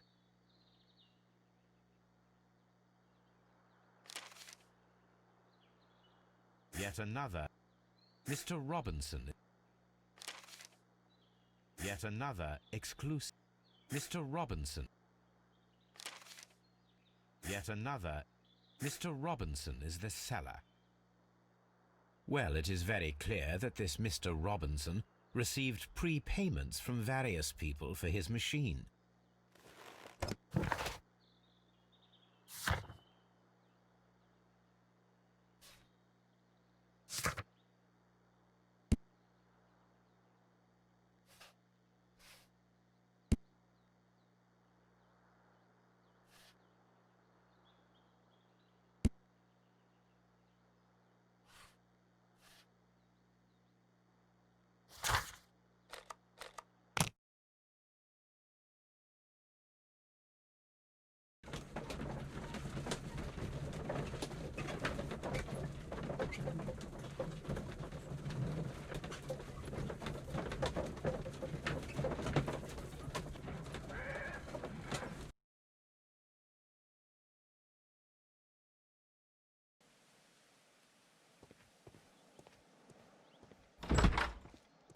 This bin is full of empty bottles. A fishing advertisement.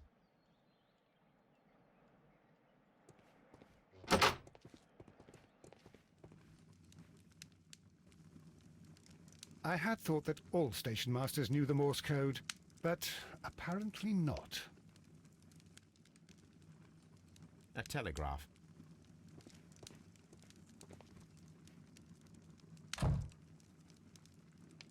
How could he fall asleep at work like this? Excuse me, sir. Wake up. Ah, his breath.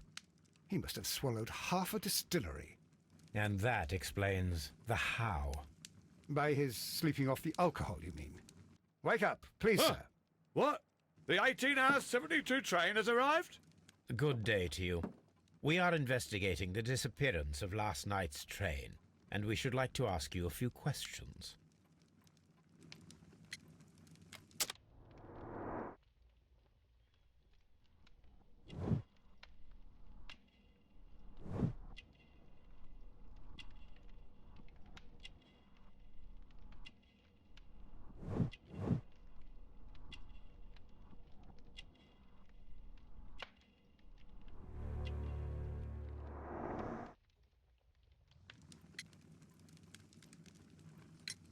Were there any passengers who got off that particular train at your station last night? No, nobody, it seems to me. Although I did not leave my office, so... No doubt you were very busy. You don't say. You can't ever get any peace around here. Now you have to send a telegram each time a train arrives and departs. Station Master Bertram from Bridlington showed me a strange telegram that he received from you last night. It concerned the train, but it was barely comprehensible. What? He's a fastidious little twerp, that Bertram. I remember everything quite clearly. It was late, and I was tired, but I did my work. So what? There's no need to be so petty. You were not tired, you were inebriated. Tell me the truth now, or I shall not hesitate to document your state in my report. My friend means that you will end up by being sacked from your position. All right. So I was drunk. I don't remember all of yesterday, to be truthful to you. Please don't go harsh on me. Holmes, this man has consumed a considerable amount of alcohol. He's not entirely helpless yet, but... It will not be long before he is. Obviously, his testimony cannot be trusted. This Robinson fellow seems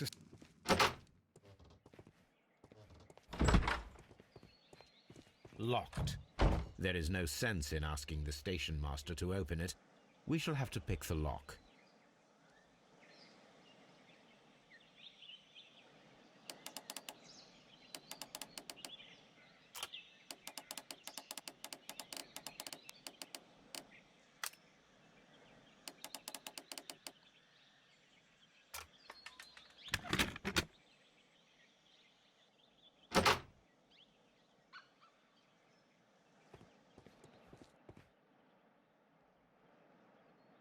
These tools were used quite recently. They are still muddy.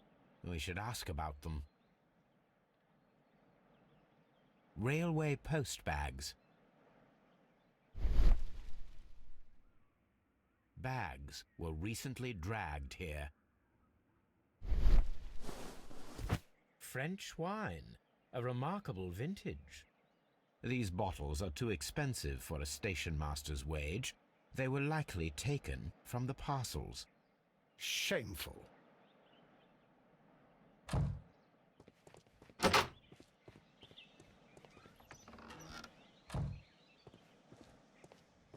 A handcar wheelbase. Interesting. It appears that elements of the same construction were scattered everywhere. Watson, please tell me, do you believe in magic? Of course not, Holmes. Then you are of the opinion that a train cannot simply disappear? Well, we both know that that is obvious. Why are you asking such peculiar questions? A little patience, Watson. You will understand my point quite soon. So, are you quite certain that you saw the train at Evesham Station? Yes, of course. We saw it coming. The headlights, and heard the whistle. But that is it. We didn't see the train itself. But... Oh, Holmes, I'm a little confused.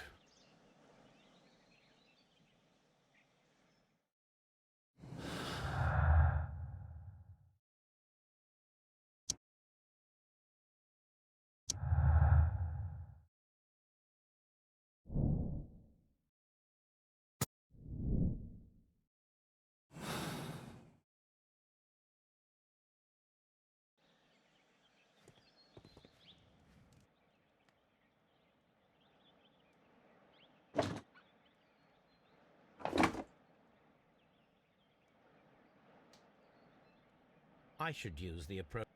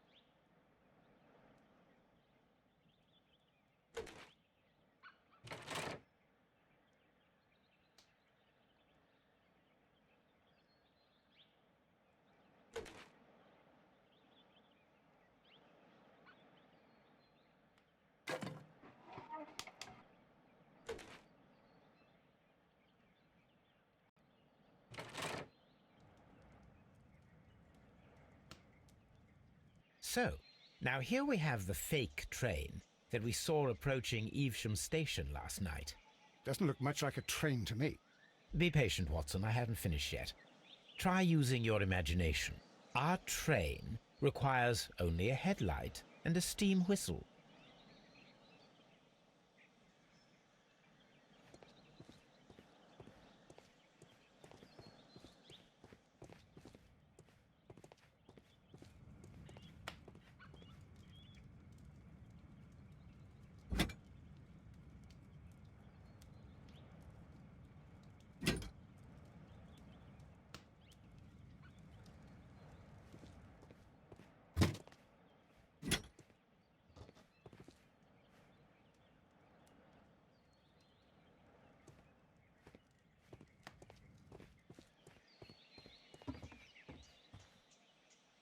The long pole is now attached.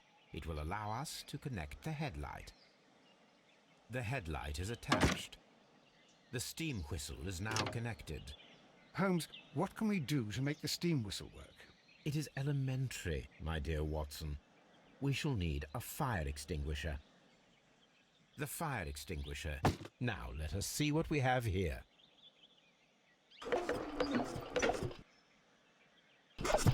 The steam whistle is ready to be used.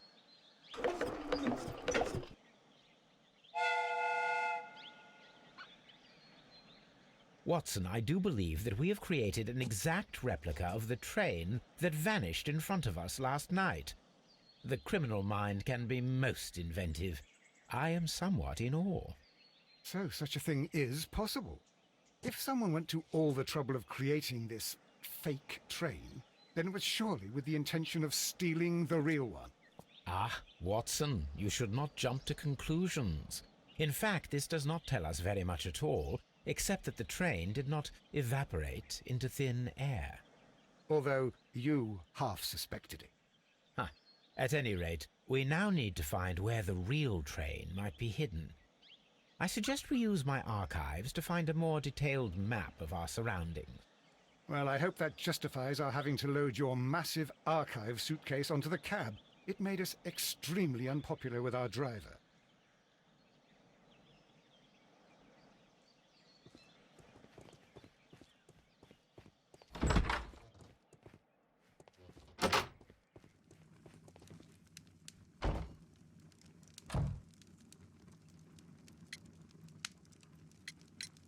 You have quite a number of dirty tools lying around here. Ah, yes. Well, thank you for reminding me. I should clean them. Although, it might be easier to put them outside. Seems it might start raining soon. I meant, what were they used for? Some workers come here and borrowed them from me.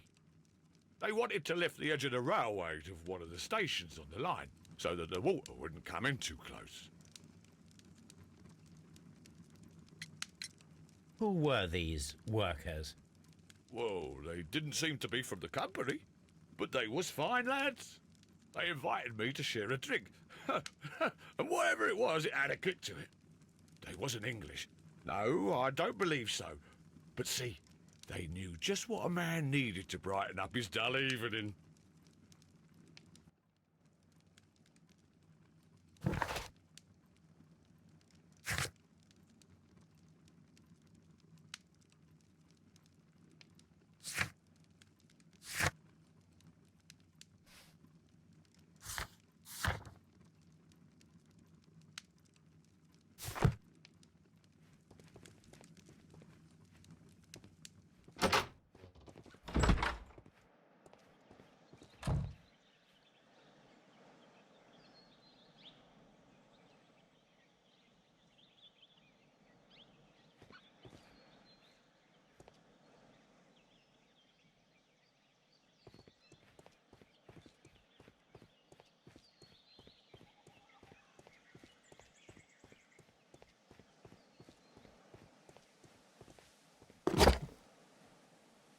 Now we have two maps.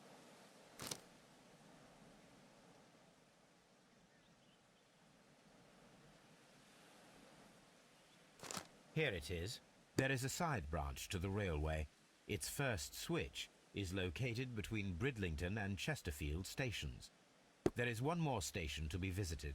It is located between Chesterfield and Evesham, and there should be a side railway to the nearby quarry. There is a small section of a railway at the end of Evesham station.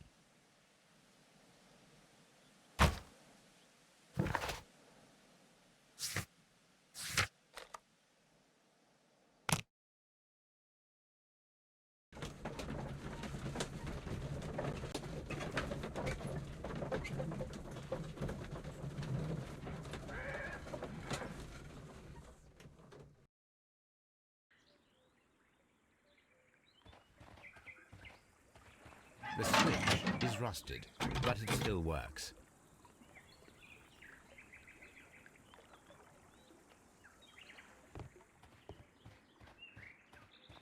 Mines.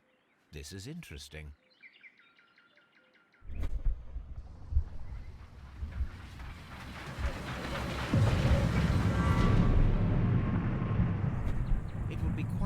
possible for someone to redirect the train towards the mines.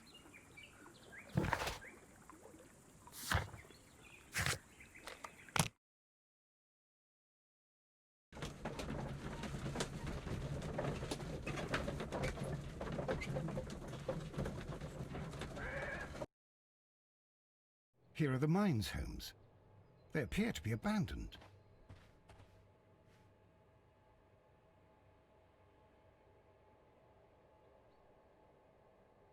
Nothing interesting. Nothing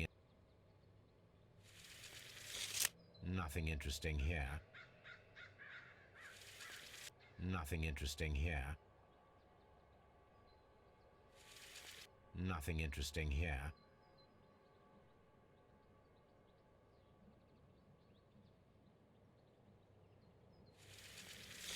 The distance between the tracks is about 4 feet 8 inches. There is a wooden beam lying on the rails. A lightly loaded vehicle came this way. A small vehicle with wooden beams went down this way.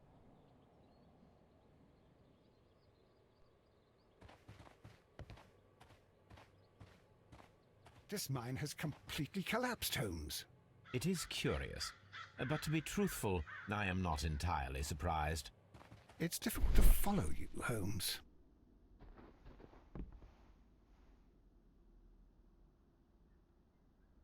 Someone removed these screws, most probably to take down the rails. A few feet of the rails have been dismantled.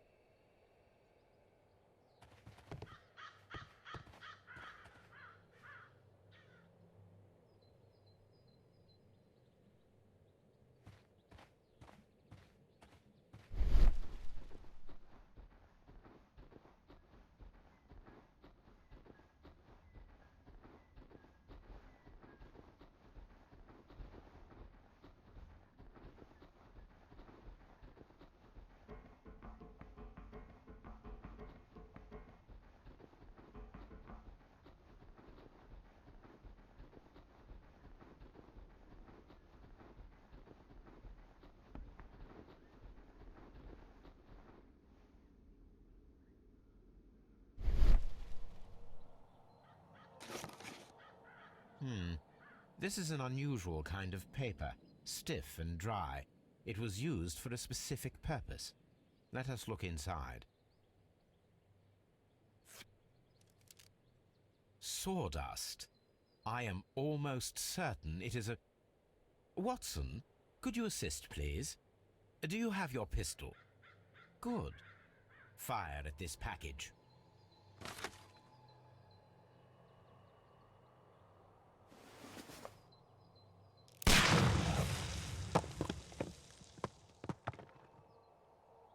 Dynamite.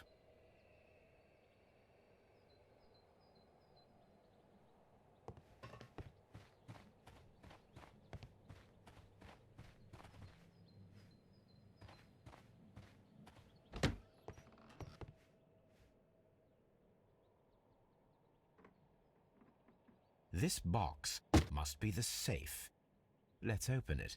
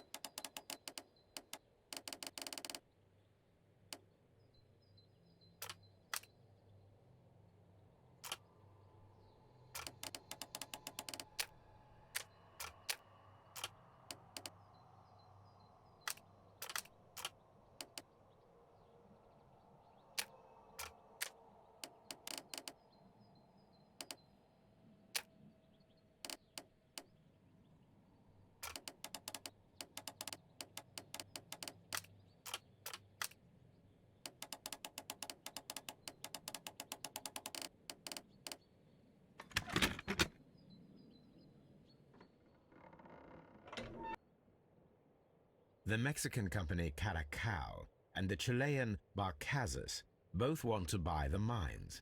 I need more information. Perhaps Mycroft could help.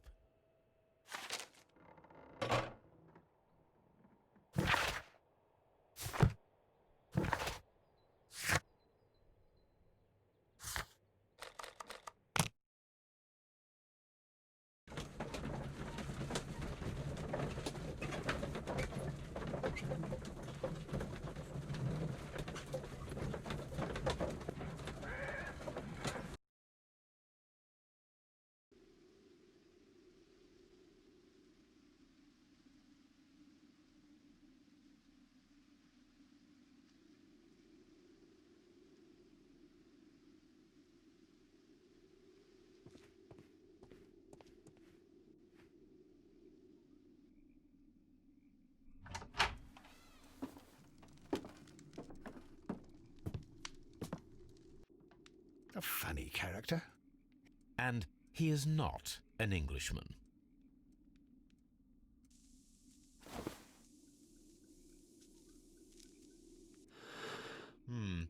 This scent is familiar to me, but in order to recognize it, I must combine my associations into one picture.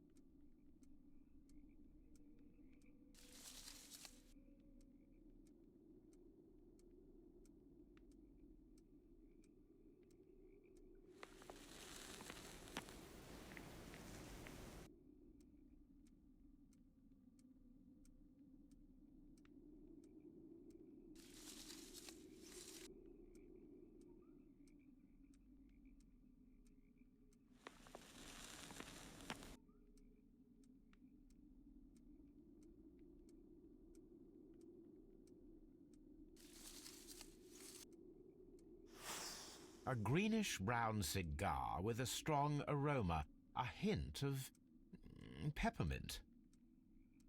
Ricardo. You already know the name of this man? Holmes, you amaze me. No, Watson, I refer to the cigar. It is a Ricardo Tarrant, a Mexican cigar of an excellent quality. Quite an expensive one, too.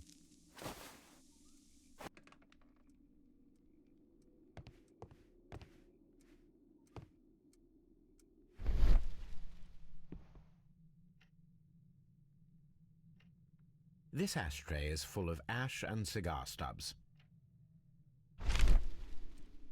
Apparently, there was a conflict between the Mexicans and the Chileans.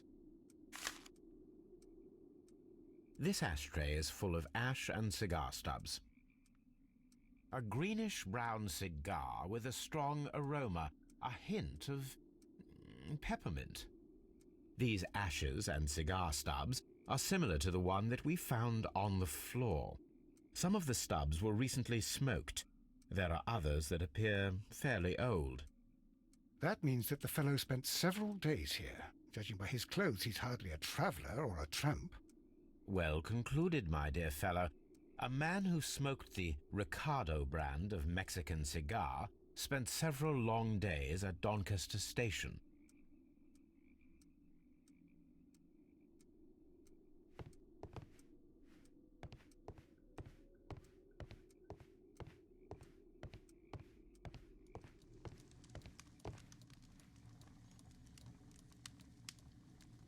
Newspaper articles on horse racing. Hurdle, steeplechase and flat racing. He is a true enthusiast, Holmes. Betting slips for horse racing. The sums are quite impressive. It can be an expensive vice. This man had probably used all his savings.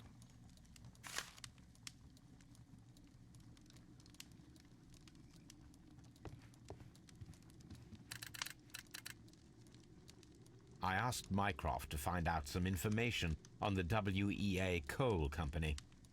Here is his reply, and it is an interesting one. A telegraph.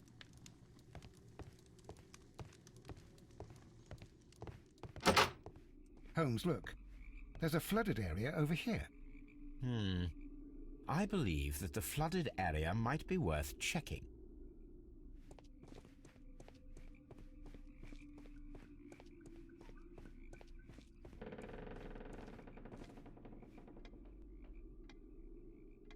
Good day to you, sir. My name is Sherlock Holmes, and this is Dr. John Watson. We are investigating the case of the vanished train. Is that so? Well, good day, gentlemen. I am Mr. Duff, the station master of this station. I'll be happy to help you in any way I can, but there's not much that I can tell you about last night.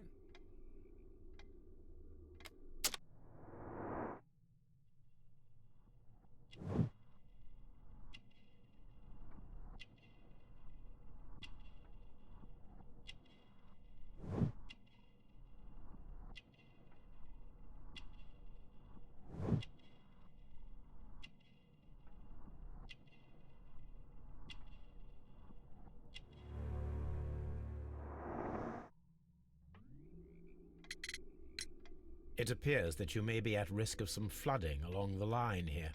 You mean that the whole bloody lake is at our feet? Quite so. But it is strange, because according to my map, there should be a quarry here, and behind that, the lake. How should I know? I only arrived here a few months ago. And where did you work before that? I was working in Nottingham, but I asked for a quieter place, so they transferred me here. Life is cheaper. I can't really complain. I observe that you are a gambling man, Mr. Duff. You had hoped that your relocation to this small town might have helped ease your addiction, but it was not to be. I beg your pardon? Addiction to what?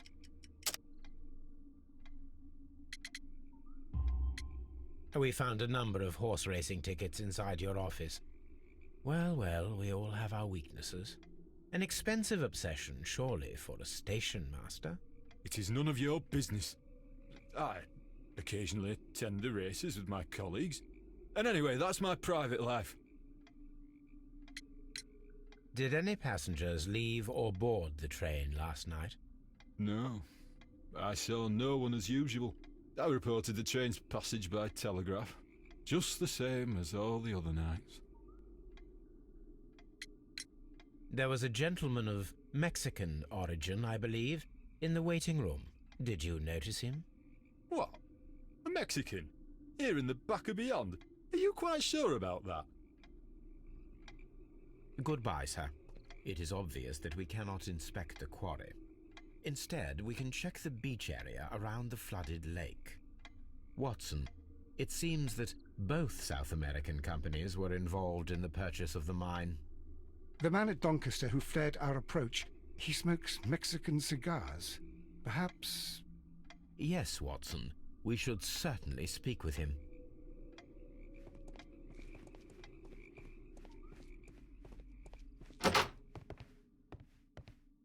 Railway post bags.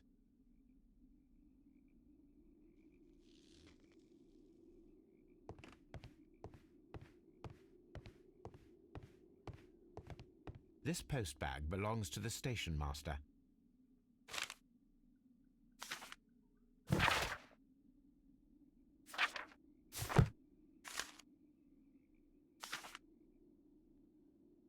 The station master appears to have found himself in some financial trouble.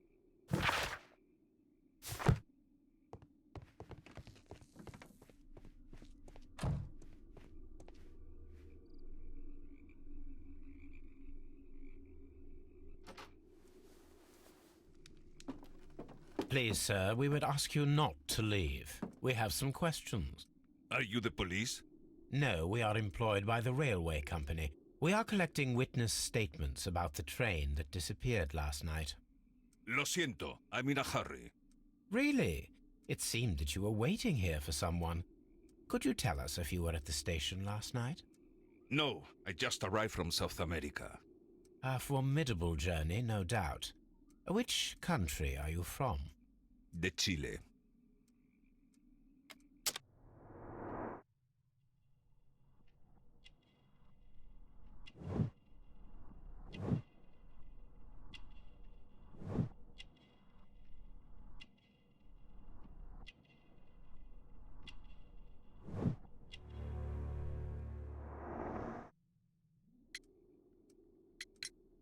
Chile, but you are Mexican. No, you are wrong. Why would you think I'm Mexican?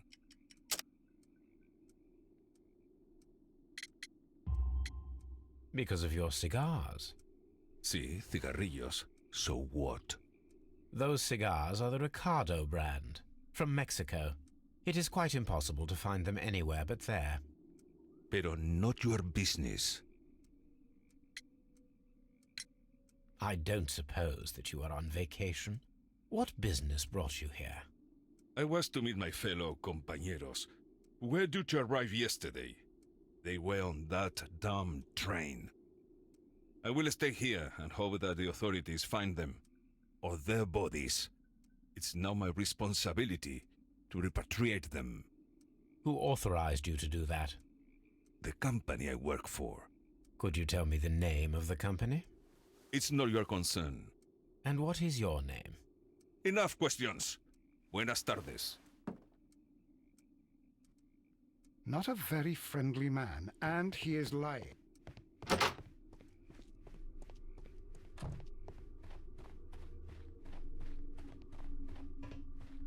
This railway branch should lead to the... The switch is rusted, but it still works.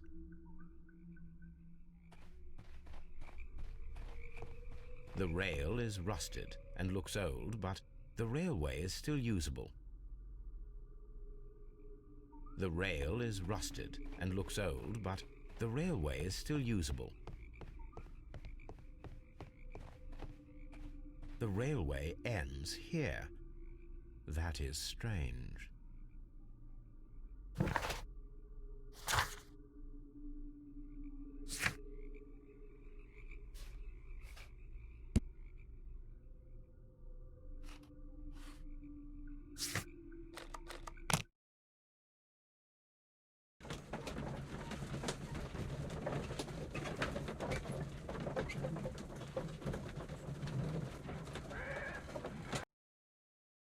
Here we are at the beach that is located near the quarry, and these traces were made by a carriage. Look.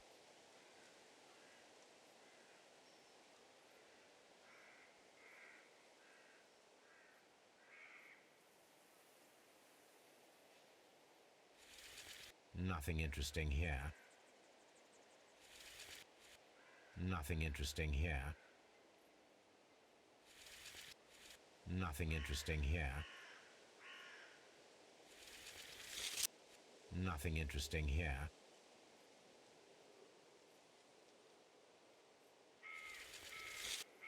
The distance between the tracks is about 6 feet 7 inches. The vehicle would have been heavy, as these tracks are quite deep.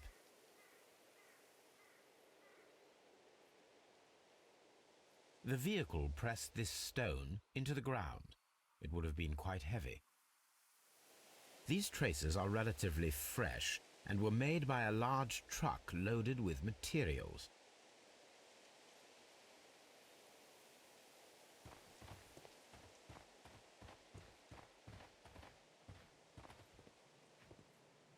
An advertisement for lake cruises.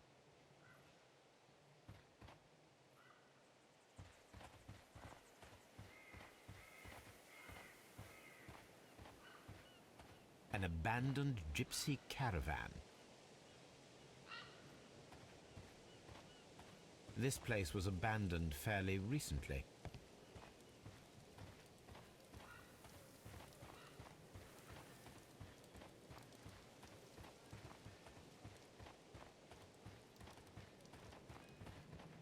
Observing the coastline and the moored boats, we are able to see that the lake's water level dropped. The lake has flooded the quarry. The dam was probably breached.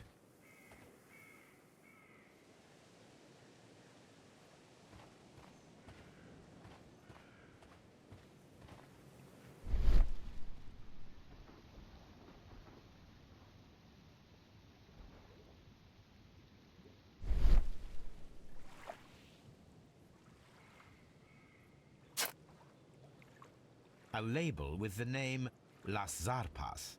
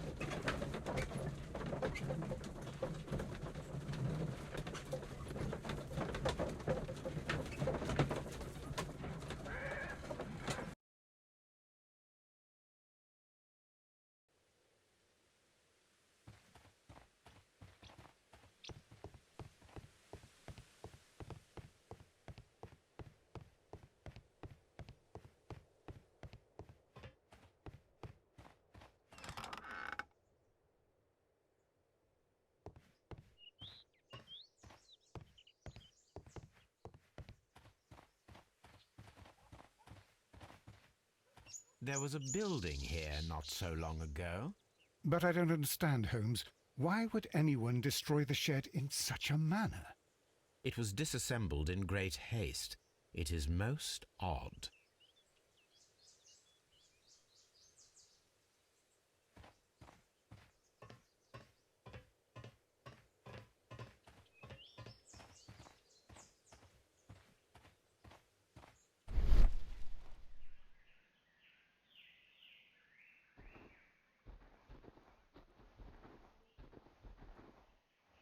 Traces. Let's take a closer look.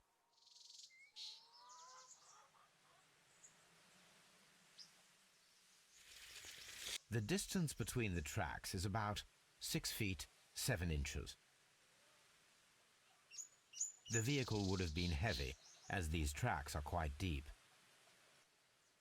These traces are relatively fresh and were made by a large truck loaded with materials. The traces found at the disassembled shed near Evesham and at the lake were from the same vehicle.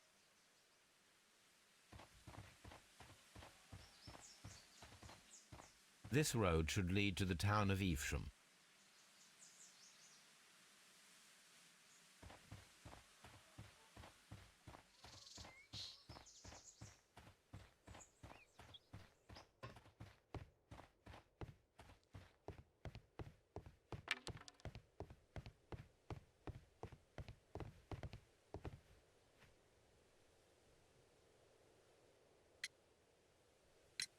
It appears that there was a small warehouse near your station and that it was disassembled. Why is that? It was burgled overnight about 2 weeks ago. The police have already started their investigation, but I doubt that they'll find anything. What was inside the warehouse? Nothing of value. A few 100 feet of standby rails and some spare railway parts. But it wouldn't be easy to steal all of that. Why would anyone want to? See you later, my good man.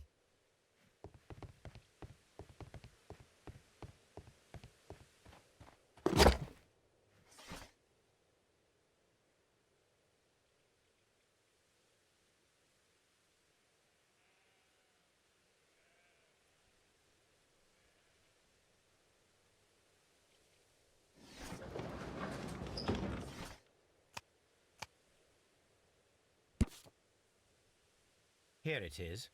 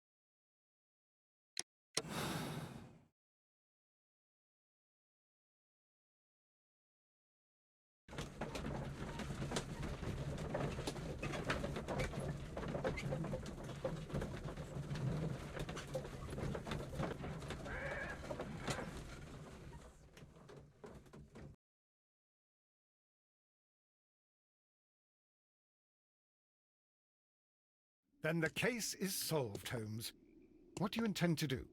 Well, I shall require assistance for the arrests. There were accomplices. Ah, but I know that look. You have your own ideas. What are they, Holmes? On the one hand, we have Mycroft and his tedious political games. He will locate the guilty parties without any trouble. But it will be a long and drawn-out process, and possibly with some compromise that will be to Mycroft's benefit.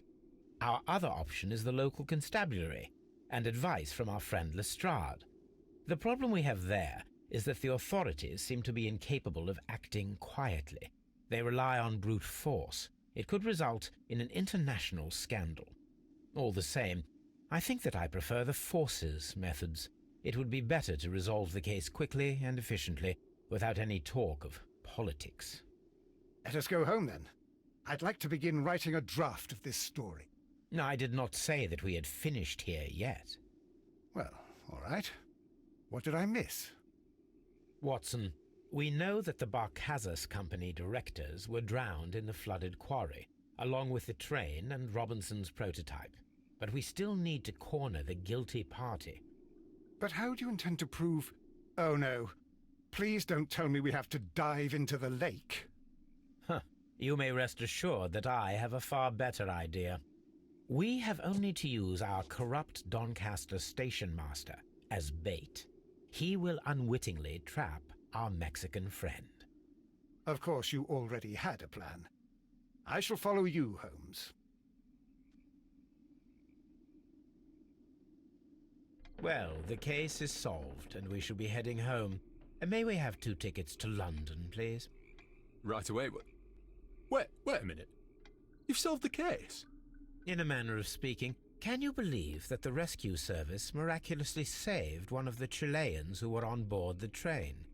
The police have ordered his immediate escort to London on the next train. He pulled through, then? He's alive? Yes, by extreme good fortune. His condition is quite serious, and the method of transportation has its risk, but he will be held securely by the doctor and police officers. The gentleman carries some vital information on this case. I am sure of it. Ah, really? Your station will be famous, Mr. Duff. The journalists will be here before you know it. Goodbye, sir. Goodbye, gentlemen.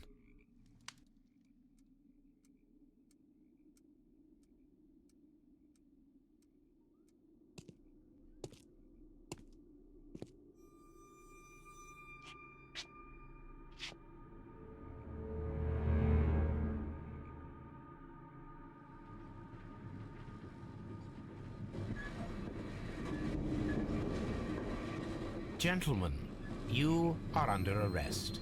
Caramba! You traitor! You double-crossed me!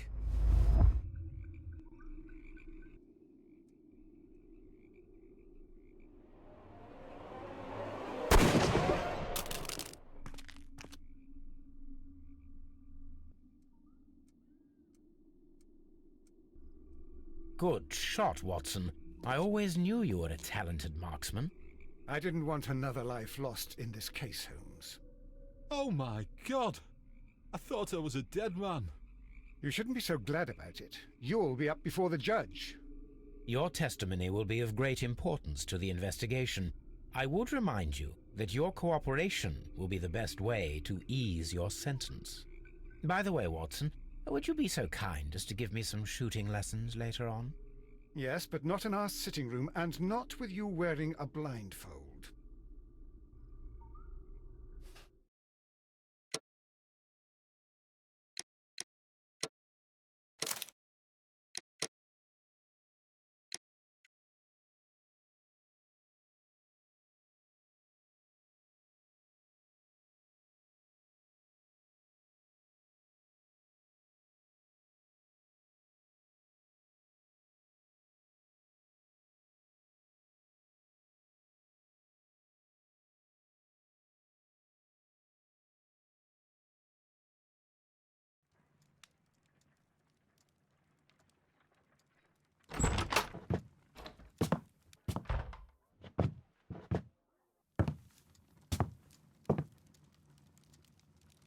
Holmes, what happened?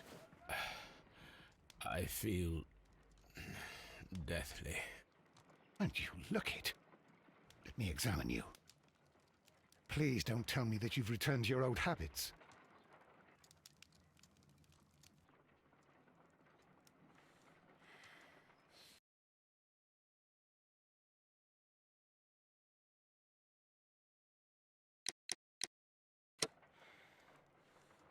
The pupil is dilated. The temperature appears to be normal. I need to concentrate and count the heartbeats.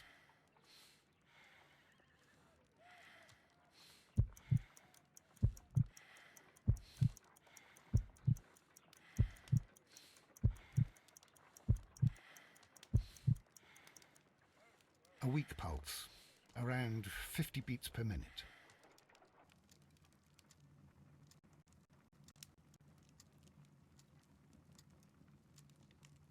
But you're dying, Holmes. Your pulse rate is dropping. We need to get you to the hospital immediately. The antidote. Give it to me. The antidote? You mean that you're poisoned? Now. Please. Here, drink it all. Don't tell me that you did this to yourself. Hemlock and datura. I was compelled to. Holmes, imagine if I'd not returned home when I did. What might have happened?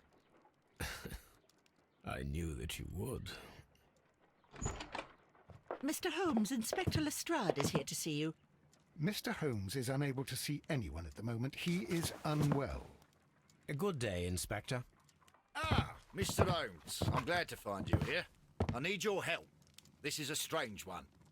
We have brought in 2 young bankers from the city, sons of lords, members of the Chamber, and so on and so forth. They were found stranded in a rowing boat that was drifting on the Thames. A romantic escapade with an unhappy ending, Lestrade. What? Well, yes, they were both in the bath, but... what? As I said. And they were tied together. You are lacking in imagination, Inspector.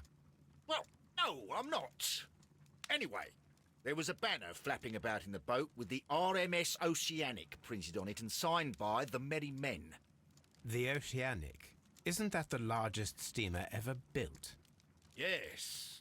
And these 2 young banker chaps are sons of the owners of the White Star Line, the company that built it. There are rumours of corruption. I'm not interested in politics, Lestrade. I'll keep it then.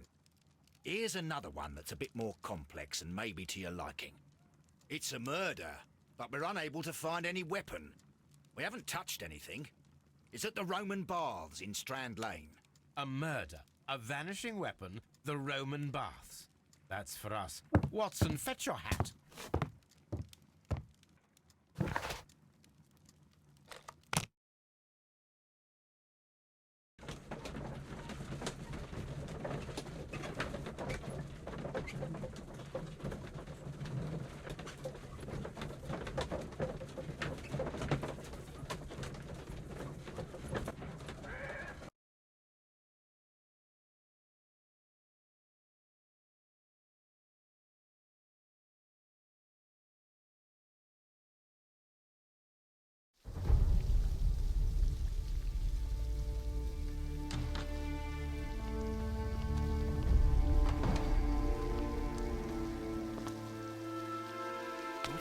Beautiful place. With a dreadful murder. The body of Sir Rodney Bentcliffe is still in the steam room. It has not been touched, per your usual instructions, Mr. Holmes. I shall be waiting for you here, but please hurry. Are you able to identify the men who were with the victim in the steam room? Yes. The manager of the bath, Sir Gregory Pitkin, a lad from the City Council, Garrow, and an archaeologist by the name of Blinkhorn. I think the plump one, Garrow, did it. He doesn't seem right in the head. Well, we shall see. You found no murder weapon? No, and that's why I called you. All 3 witnesses and the victim were locked in when the murder occurred, and they remained so until we got here. We even had to pick the lock to enter. I see. Was there anyone else here, apart from those gentlemen in the steam room? Yes, a Mr. Phillips. He was the one who called the police. He'll be able to give you more details.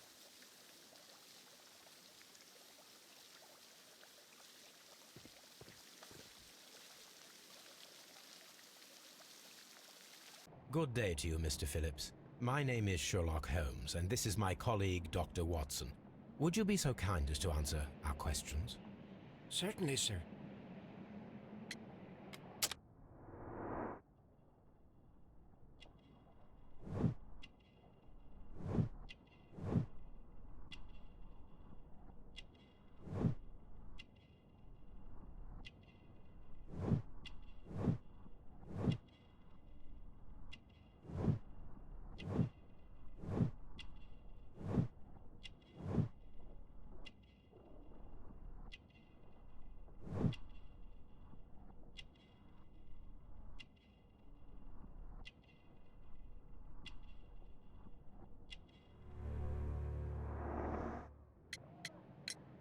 Please tell us the chain of events from the start of your day.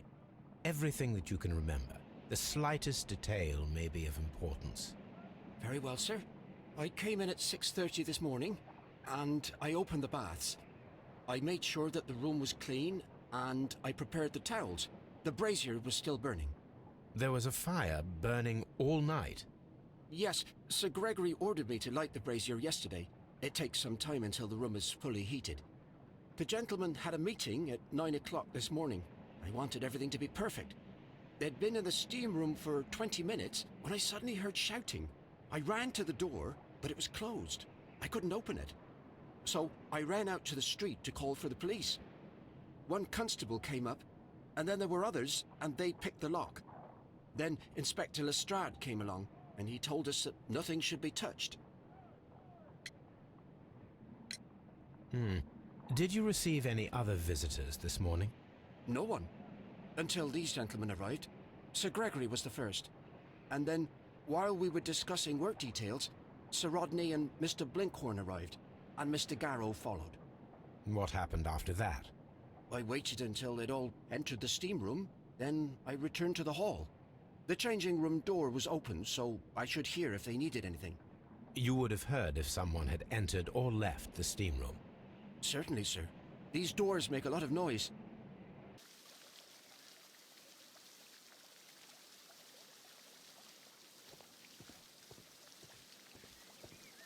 Frigidarium.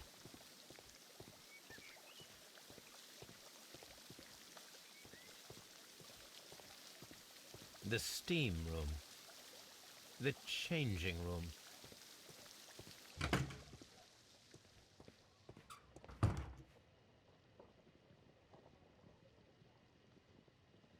These clothes belong to one of the suspects from the steam room. Clothes belonging to one of the suspects. Expensive clothes belonging to one of the men from the steam room.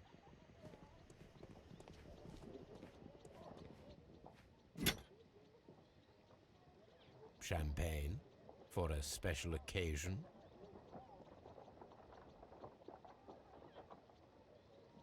An ice bucket to keep the champagne chilled. Unopened, it was intended to be enjoyed after the steam session.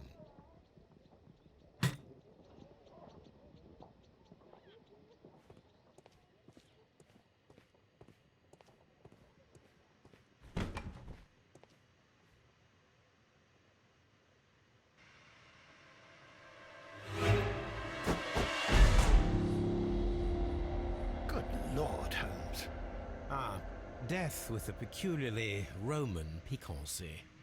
Like the one you almost had an hour ago. Let us forget about that.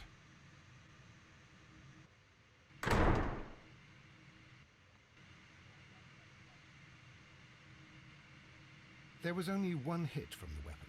It pierced the right eye straight through to the brain. Death would have been instantaneous. The wound should not have bled so profusely. This pool is rather large. Some dirt or earth. I'll take a sample. Look, Watson. He was wearing a ring. He very likely removed it before the steam session.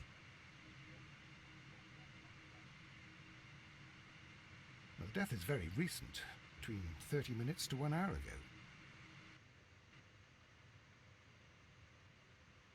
I think we have found all that we can here, taking into consideration the abysmal lighting. Constable, we have finished with the body. We don't have many leads here. What concerns me is that we still have to find the murder weapon. Mr. Holmes? Please have the body removed without disturbing anything else in the room. All right, Mr. Holmes. I was wondering, Holmes, it's fairly reckless to carry out a murder inside a closed chamber. Why do you suppose they did it? There are a great many possibilities. The murderer was in a hurry. Or he is an artist. Or a ghost. Or he wanted to ensure that I'd be brought in on the case. Probably the latter. You are ridiculous. Do you know that?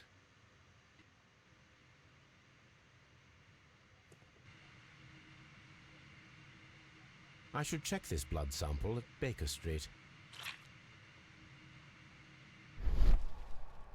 This key was covered in blood. I should ask Phillips about it.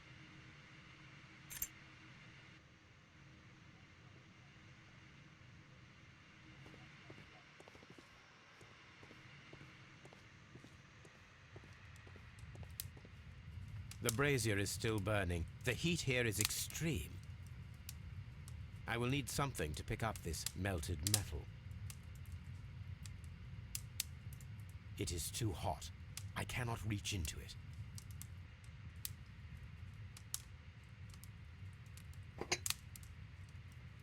One lens is cracked, probably due to the temperature of the brazier.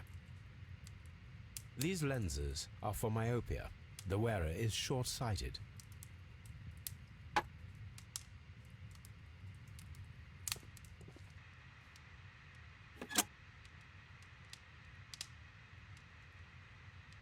With the steam on, I'm unable to see even a few feet away.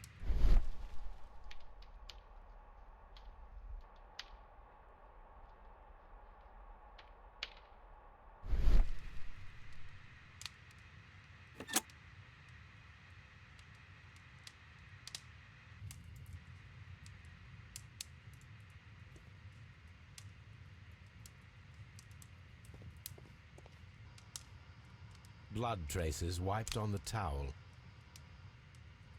It's horrible. So Rodney, he's dead. Can't we speak about it somewhere else? I'm in shock. I don't want to talk. It's horrible. I can't talk at the moment.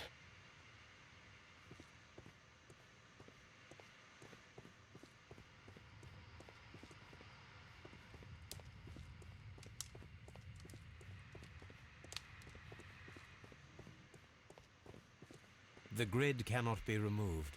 The weapon is nowhere to be found.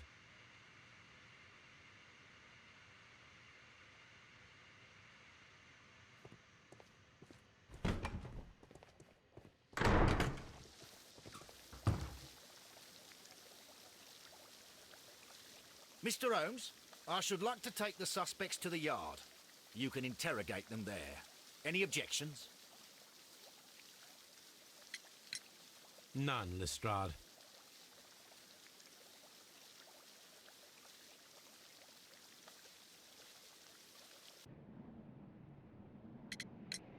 How many people have keys to the steam room? We have just the one key for now, which Sir Gregory gave to me. So, this morning you opened the steam room, and then? I put the key inside my desk, but when they called, I couldn't find it. It had disappeared. I don't know where it is. Did you leave the baths at any time, or receive any visitors? No, sir. I did not. You are not telling the truth, Mr. Phillips. You left your work this morning, and you went to the post office, where you dispatched a telegram at around 7:30. But how could you... No, The telegram was for someone in Manchester. Mr. Holmes, it's I'll tell you everything. I left the baths at 7:20. My sister wrote to me yesterday, and she needed a reply, or our mother is unwell. I was away for 20 minutes, and I closed the baths on my way out. Did you receive a reply from your sister? No, she wasn't meant to. I just told her to pawn my old school uniform so that she could pay for the medication. Did you check to see if the key was still in your desk when you returned? No, I didn't. Please, Mr. Holmes, don't tell the police about this. Sir Gregory would give me the sack. I need this job. I see. There is a bottle of champagne on ice in the changing room. Do you have any idea who left it there? There is? Are you quite certain? I didn't pay any attention. Do you believe that it's important?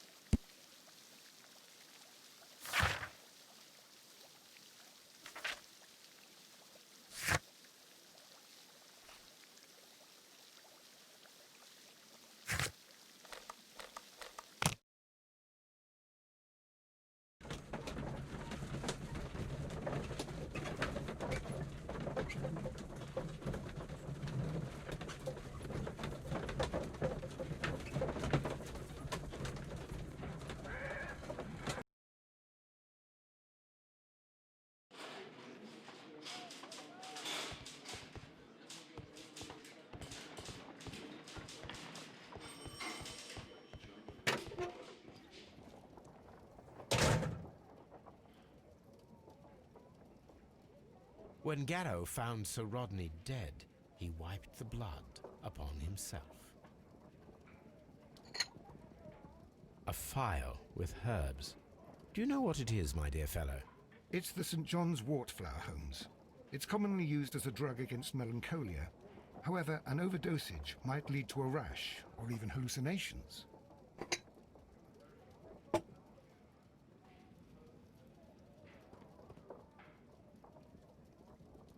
An embroidered silk handkerchief. A fountain pen with solid gold trim.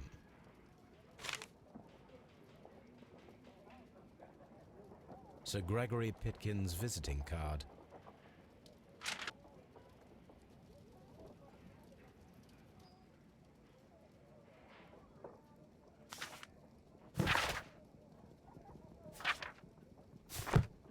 An ordinary pencil.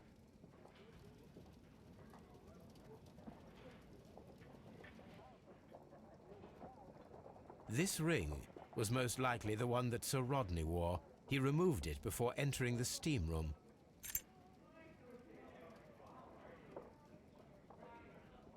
An Egyptian symbol. It is a very old jewel.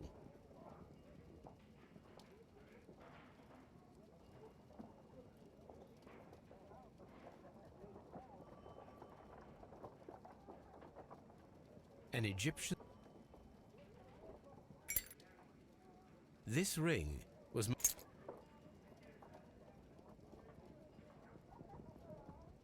I see the join. This ring was repaired, and quite badly too, with silver. Why on earth would they wear such a ring? A very pertinent question.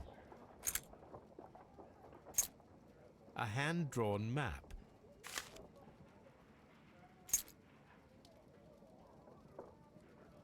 An old and rather dirty coin.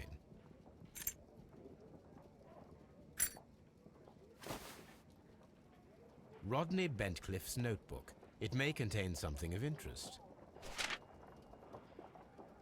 The last pages were torn out. We must find a way of retrieving Sir Rodney's last lines. To begin with, a few strokes of the pencil will be enough. I don't want to damage the traces.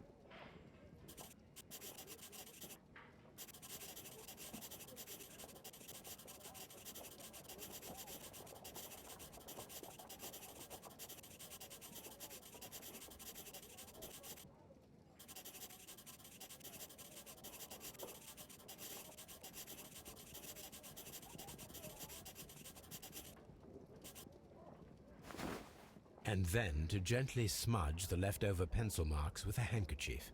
I'm sure that Watson won't mind if I use his.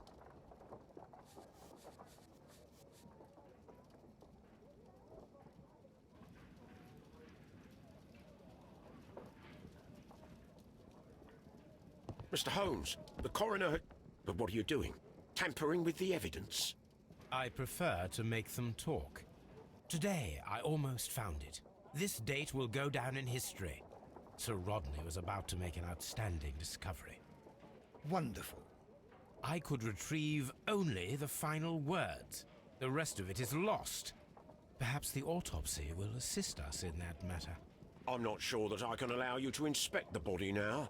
I am sure that you must, Constable. Well...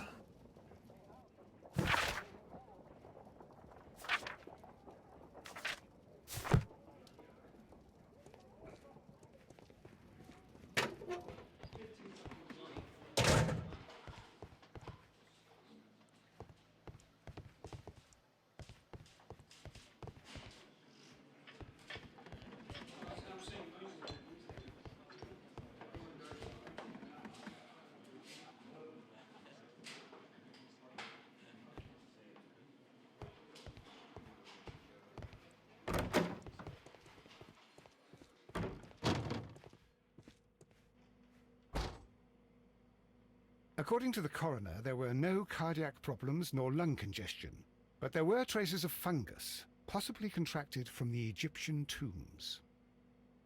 The coroner observed no stomach nor liver disease, if we're to accept that Sir Rodney was an occasional drinker and 63 years of age.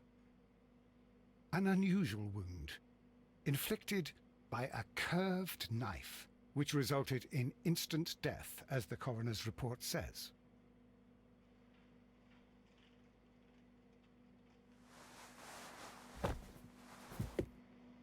The bruising is in lines. Some light bruising, caused by a rope.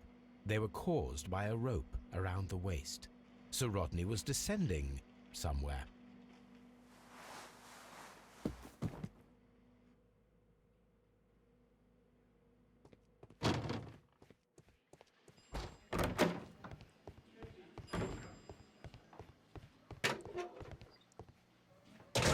Please escort this suspect for interrogation.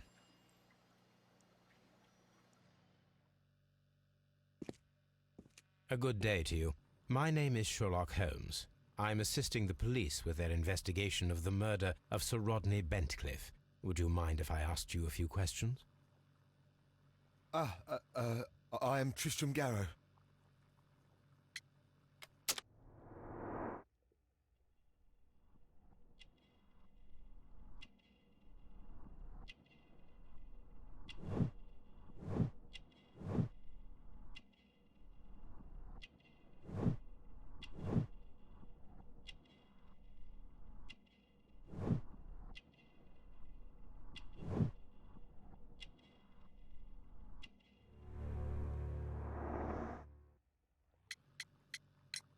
What is your occupation? I am a counsellor at the district chamber. And what were you doing at the baths? Well, I follow the researches. I am interested in archaeology. You follow them? Yes. So many things happened and we need to know. Or perhaps it's better hidden. I beg your pardon, Mr. Garrow. I meant nothing by that. I apologise.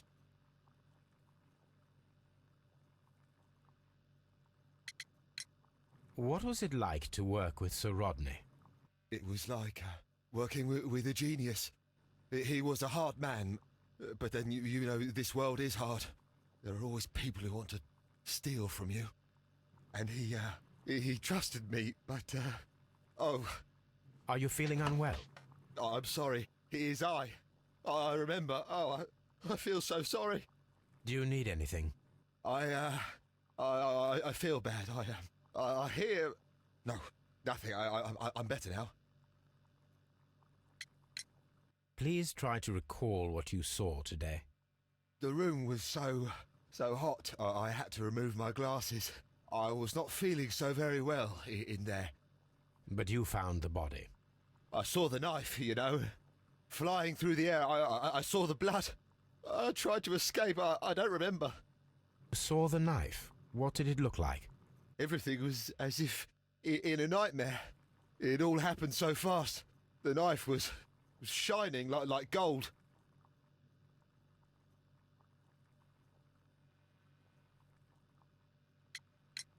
Had Sir Rodney exhibited any recent strange behaviour? Well, he had been rather secretive these past few days. Last Thursday, for example, I saw him leave. When he returned, it was very late. He showed me some wet coins, Roman coins, and he started to laugh. His ring! Oh, it should be destroyed. Why do you say that? It is a cursed ring, digging dark secrets. Really? It is after me now. I know it. I shouldn't have worked on it in the workshop. It's too late now.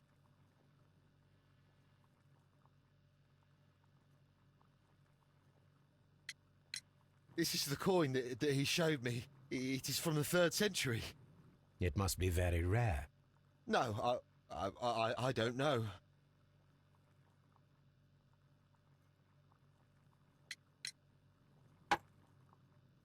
Thank you. Thank you. This will help me to calm down. Do be careful with the dosage. I will. I mean it. Did you place the bottle of champagne in the changing room? What? No. Garrow appears to be rather mentally disturbed. Either that or he is a good actor. Please escort this suspect for interrogation. Good day to you, sir. My name is Sherlock Holmes, and I am assisting the police with their investigation of the murder of Sir Rodney Bentcliffe. Would you mind if I asked you a few questions? Not at all, Mr. Holmes. My name is Percival Blinkhorn.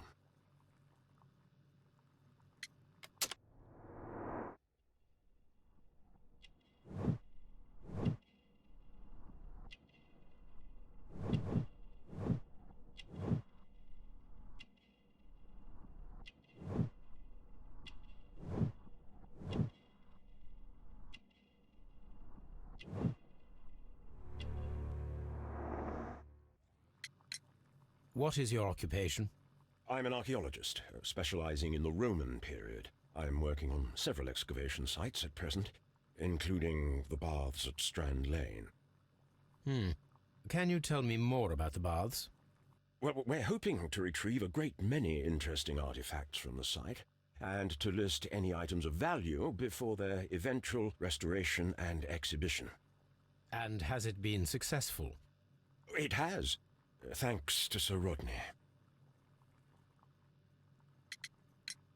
What was your relationship with Sir Rodney? Well, I couldn't say that he was a kind man, no. But he was talented. I felt a great admiration for him, I must say. Was it your first collaboration? I had met Sir Rodney briefly once in Egypt, and I'd shared my researches with him. Surprisingly, my work did convince him to come here. He arrived only a couple of months ago. Surprisingly? Well, Sir Rodney was a cold man, and so very secretive, too. But I learned so much from him.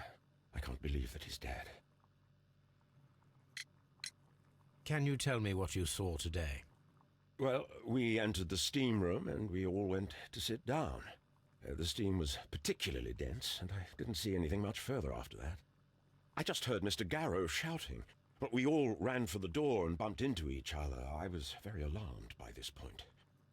What did you do? Well, the door was stuck, and with all the steam, it was quite frightening. I was barely able to see my own feet. Garrow was covered in blood. Do you believe that Garrow killed Sir Rodney? Oh, no. Garrow couldn't harm a fly. Can you recall any recent event that would occur to you now as being a little strange? Well, yesterday we had a small argument. Is that all? No. Sir Rodney informed me that he was to attend the London Archaeological Congress with me. Then he advised me of quite the opposite. and rather aggressively, too.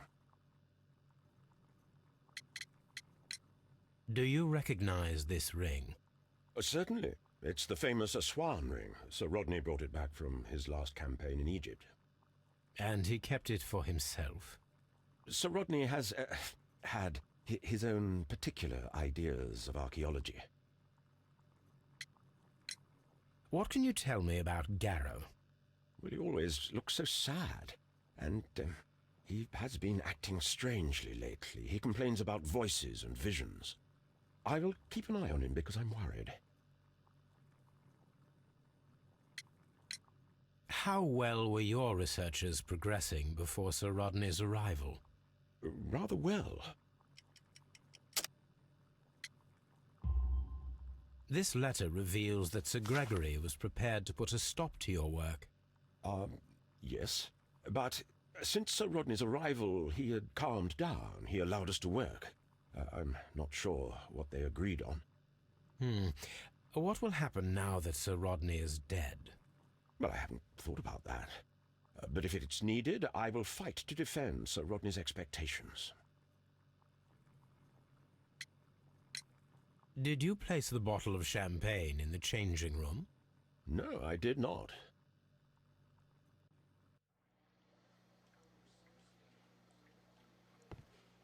Please escort this suspect for interrogation. Good day to you, Sir Gregory. My name is Sherlock Holmes.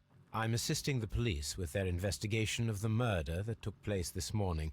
Would you mind answering a few questions? Tell me, Mr. Holmes, will I need to stay here for very much longer?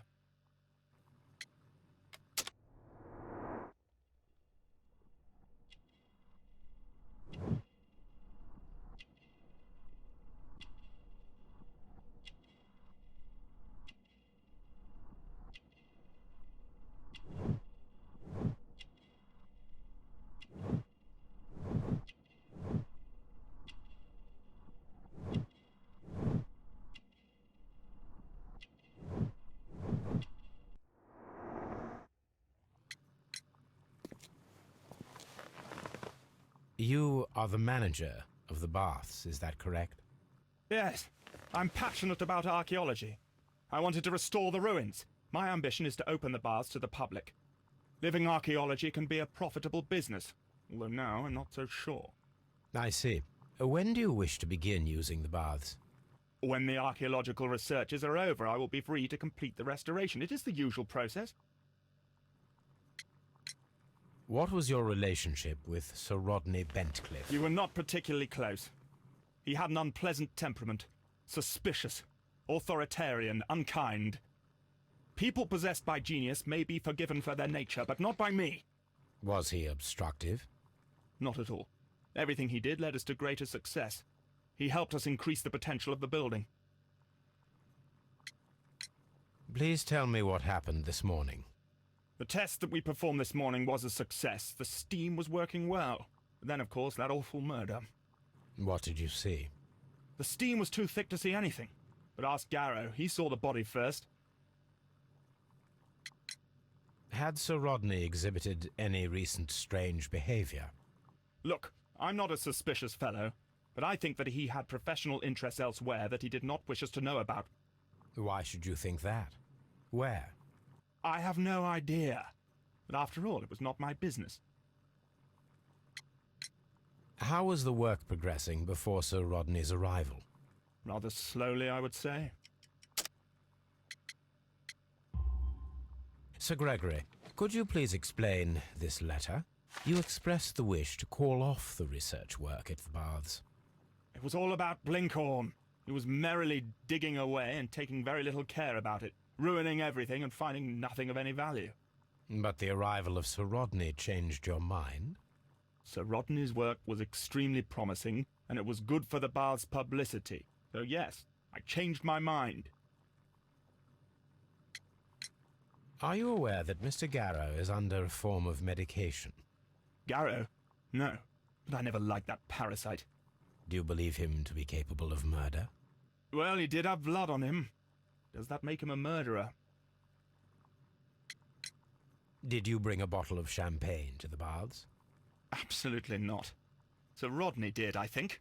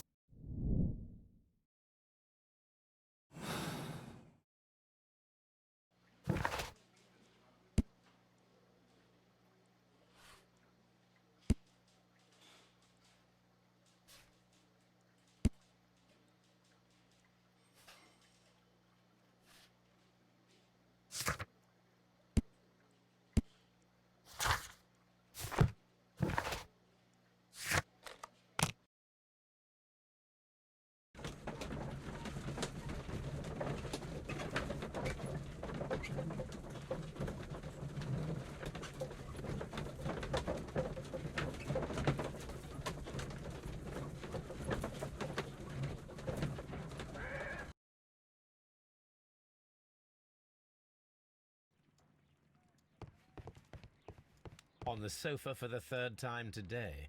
Well, don't be surprised if Watson sits on you again.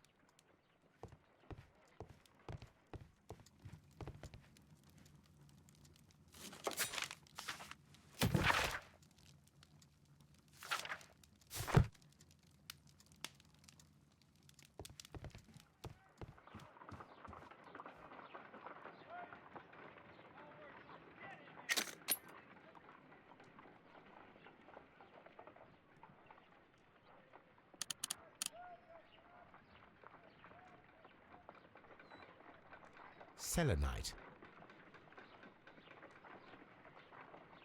Pyrite, otherwise known as fool's gold.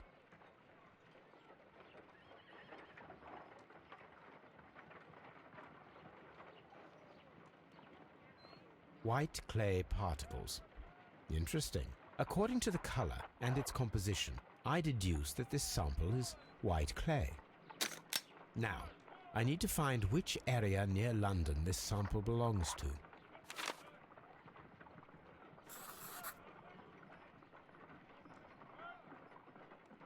The sample of dirt belongs to the White London clay region, located near the city of St. Albans.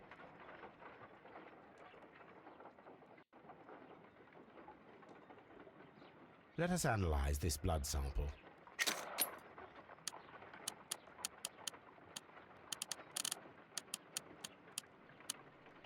This blood has not coagulated well. It seems very liquid. That is strange. Let us see what is inside it. Hydrogen peroxide will bring any foreign matter to the surface. I must take a pipette and place several drops of hydrogen peroxide.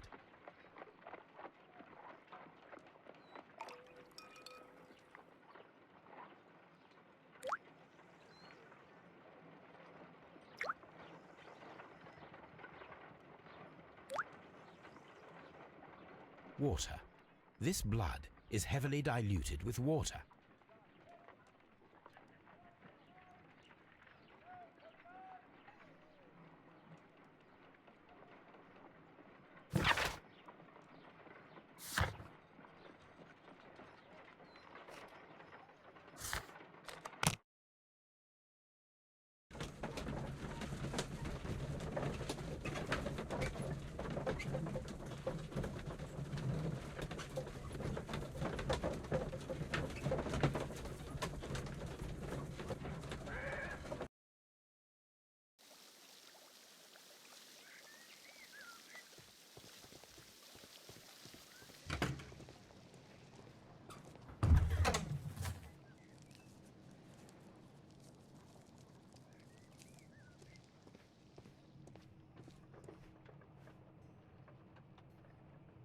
Tools used by archaeologists in their research. I will need these tongs.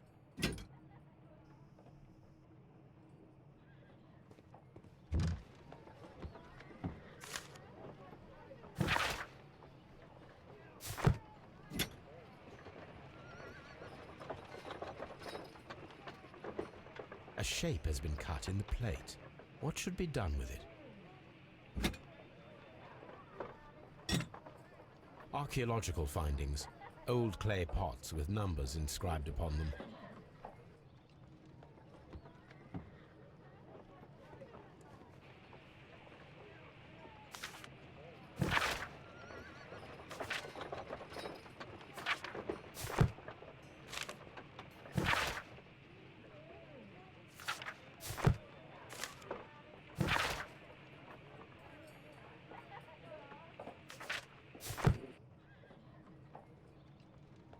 Archaeological findings. Old clay pots with numbers inscribed upon them.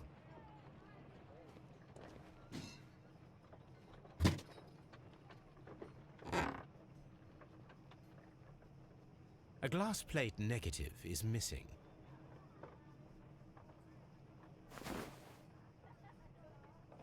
It is a glass plate negative of an Egyptian statue. Glass plate negatives, a remarkable method for recording ancient civilizations.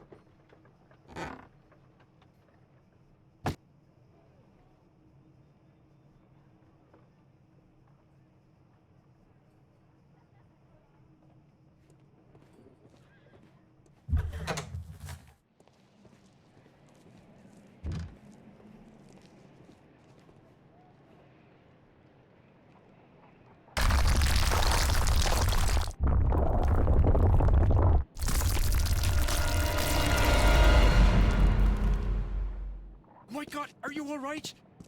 I wonder how this could have happened. Yes, it is somewhat treacherous. Fortunately, I am unscathed.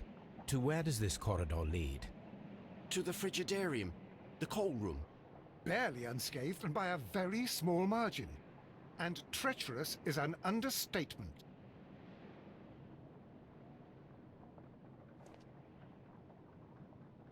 Those stones weigh tons. We won't move them. It does not matter. If our investigation requires it, we shall ask for them to be removed.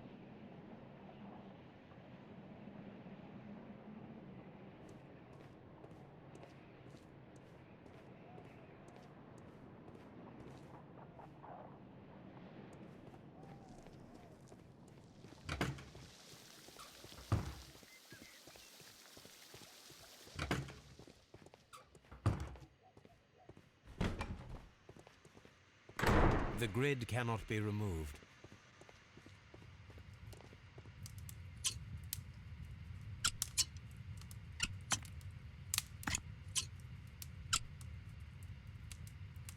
I should analyze this melted metal.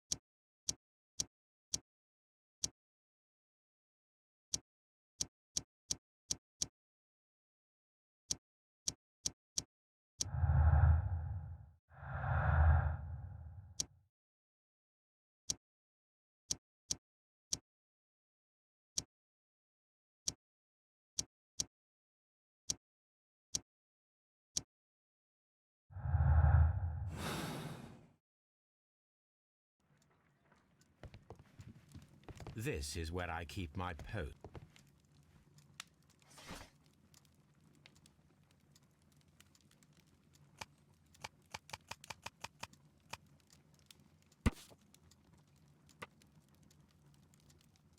Here it is. By the eye he was punished, for he saw that he was not worthy. Dreadful. On the sofa for the third time today. Well, don't be... Now we have two.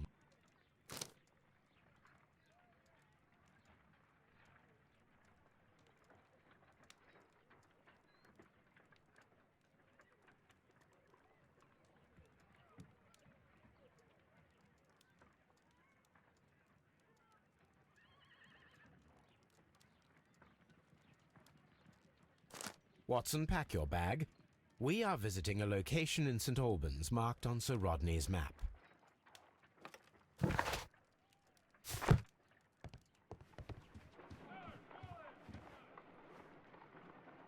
This is a piece of metal taken from a brazier. It appears to be silver, but I need to be sure.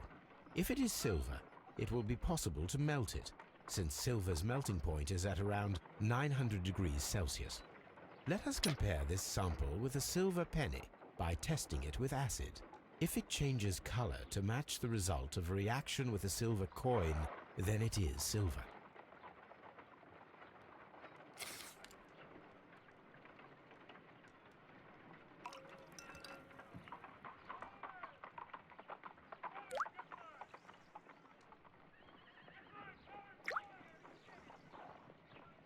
The reaction is the same red stain. It is silver, Britannia silver quality.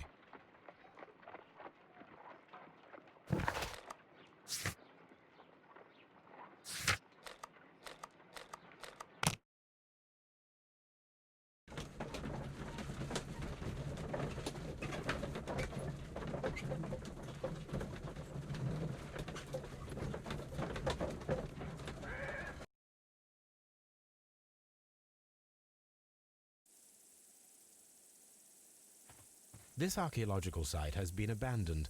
Why did Bentcliffe come here?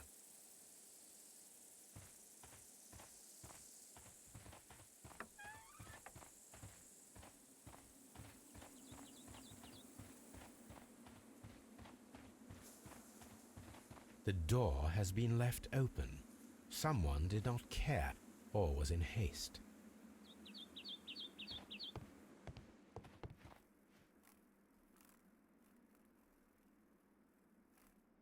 This is the map of the site. We are at the heart of an old Roman city.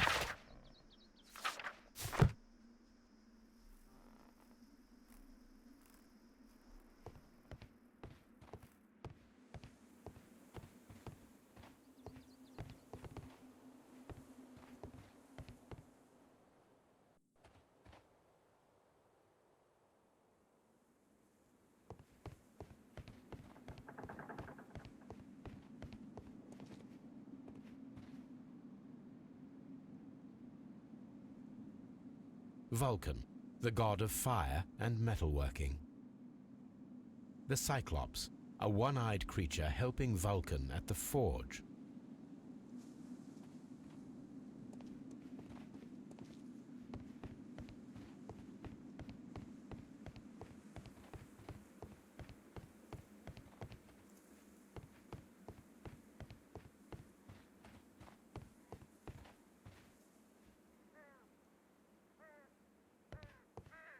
I don't need the ropes for now.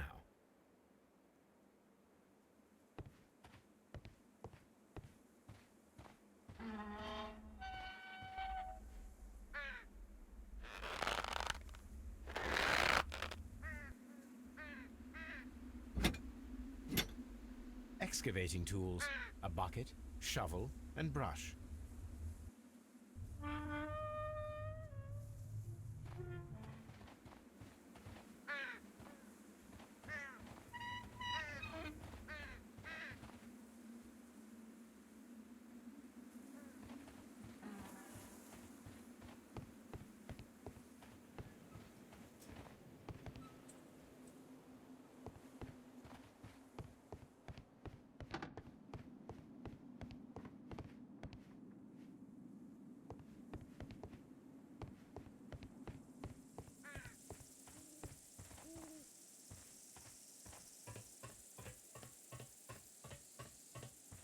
This railway is used to remove rubble from the site.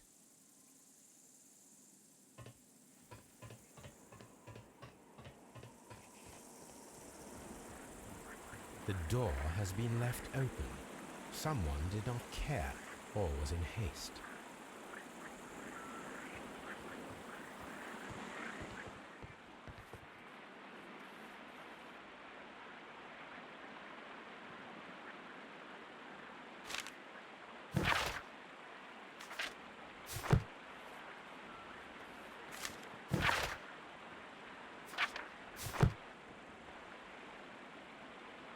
This is a reproduction of an ancient Greek crossbow. This is a reproduction of an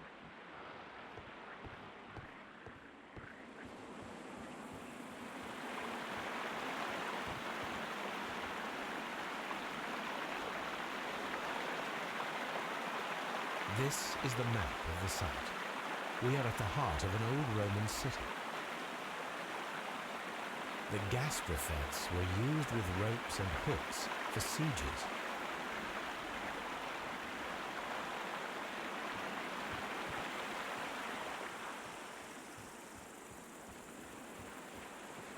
It is a broken statue of a bull.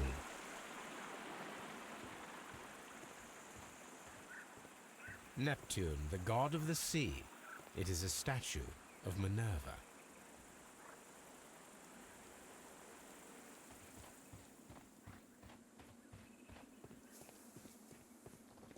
Construction hooks.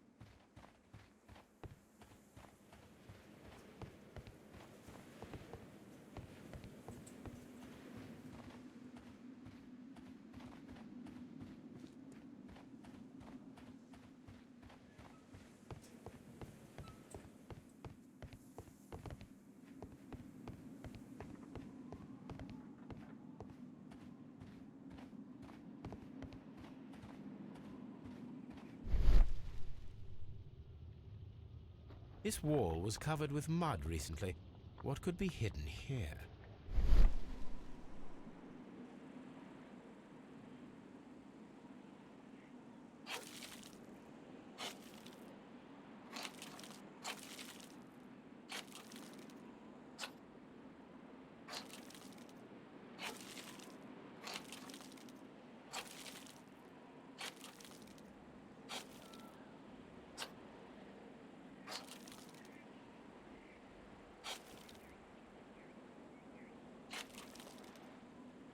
I can see now.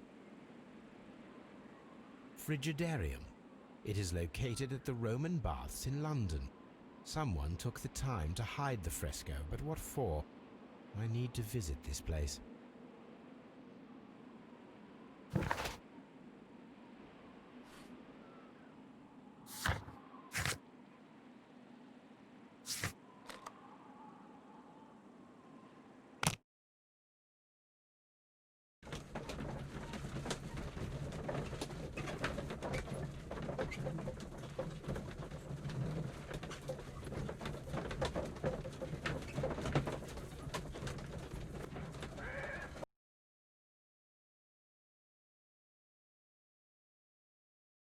Mr. Holmes, we've cleared the corridor to the Frigidarium.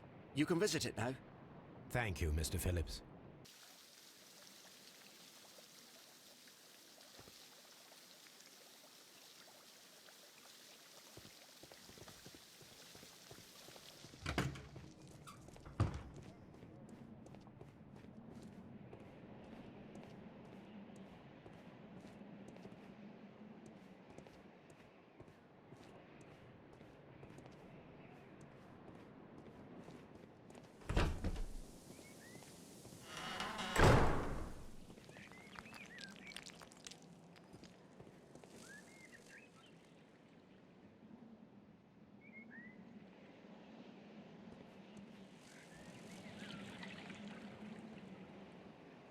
Perhaps I could find some clues by activating the flagstone.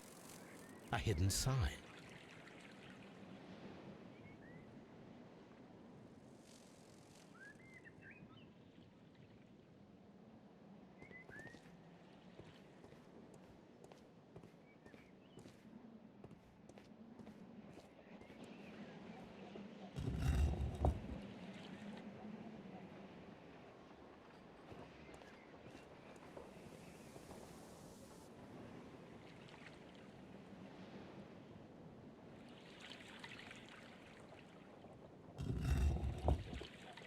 A hidden symbol.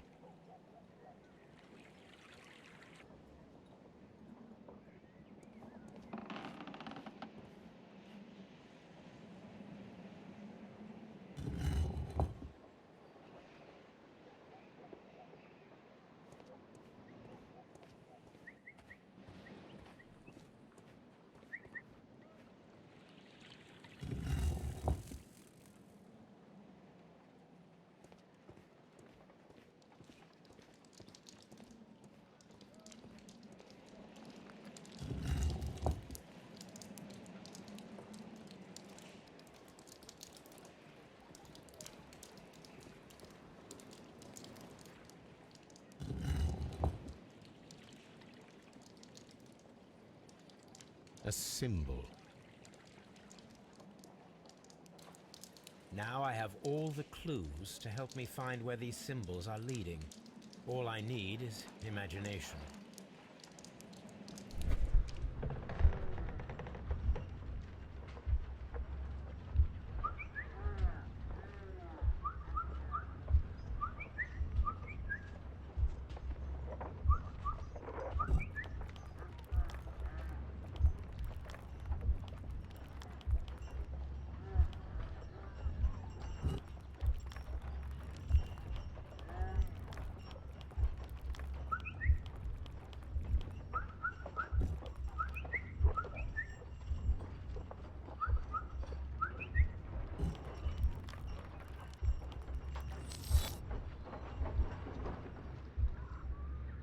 The signs are pointing to this bust.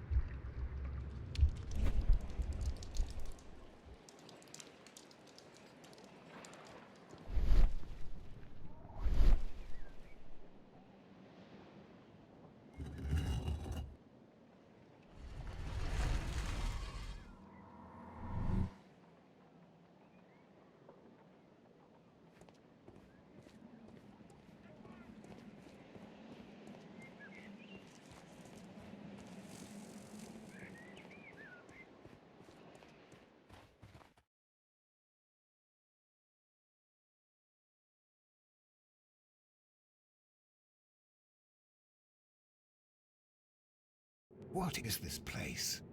I am unsure, Watson, but everything points to the fact that it was the last place visited by Sir Rodney Bentcliffe. We are approaching the end of this mystery.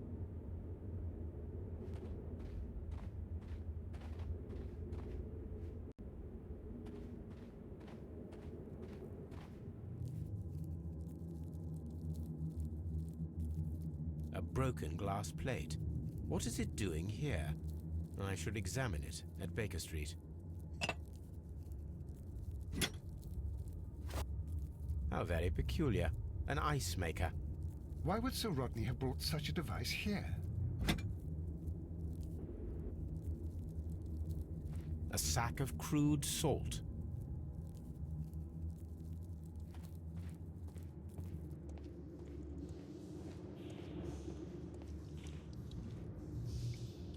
Mithras, the god, clothed in Anatolian costume and wearing a Phrygian cap, killing the bull.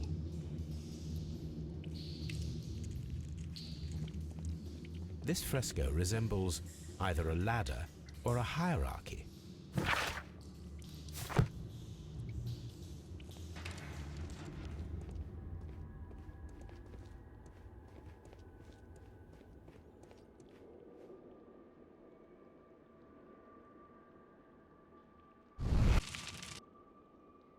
The fire casts a shadow upon the floor.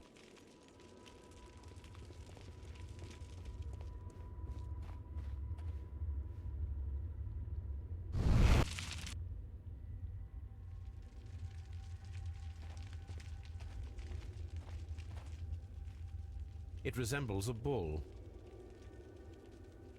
That is the symbol of Neptune, the god of the sea.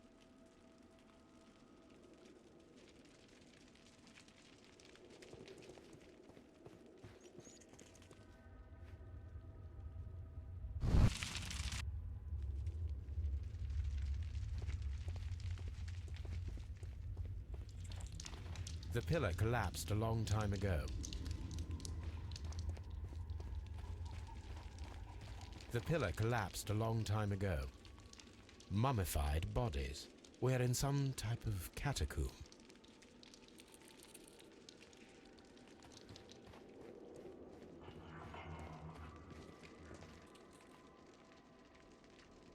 This shoe is not from the Roman era.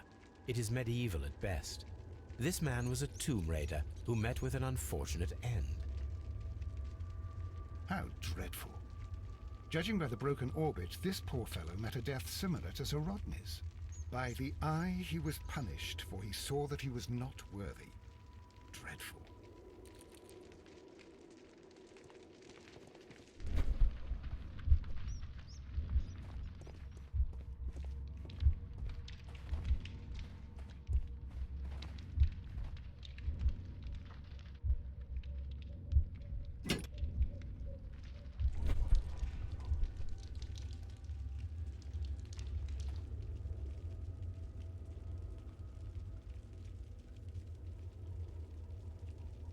This shadow seems to represent a bridge. It is very similar to the face of Mithras. The shadows show us the way to go. We will find Mithras after Neptune, the bull, and the bridge.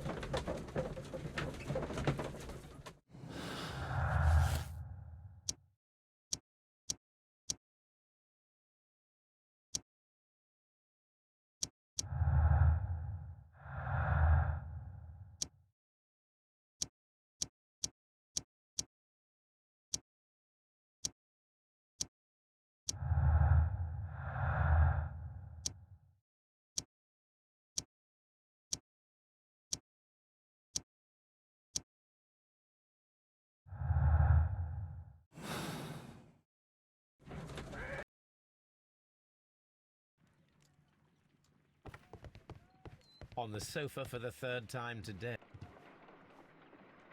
There are 12 pieces here. Let's try to gather them.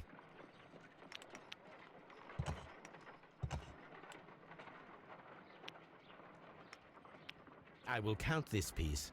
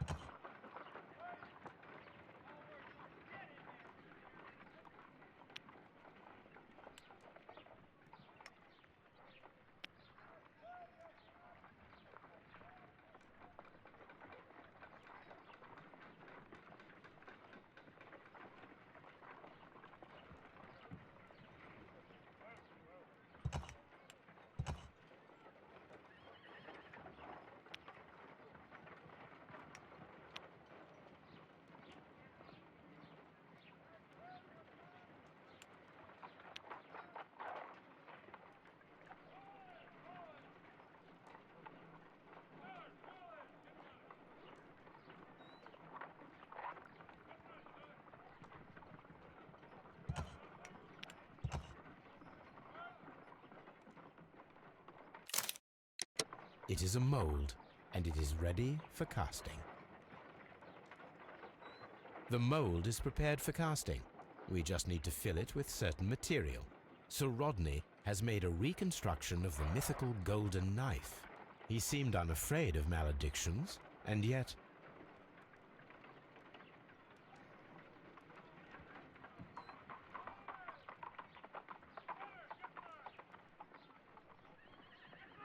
Half a glass of water should be enough to create a plaster solution.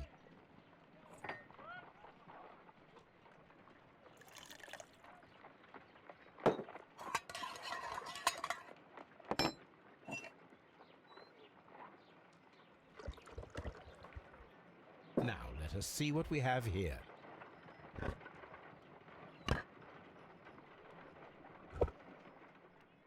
This knife is very similar to that described by the coroner as the weapon that killed Sir Rodney.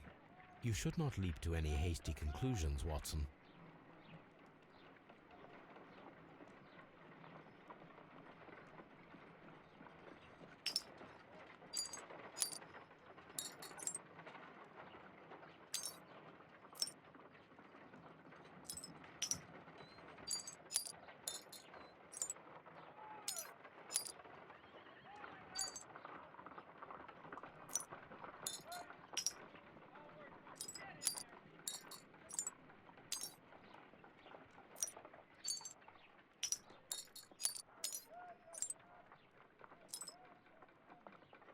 Done.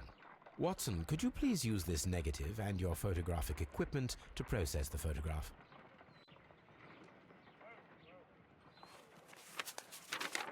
Thank you, Watson.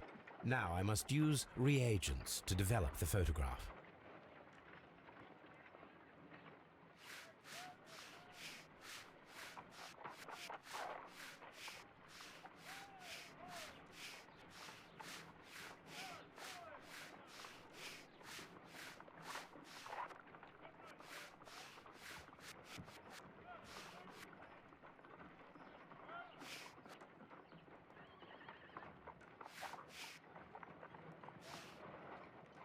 Ice.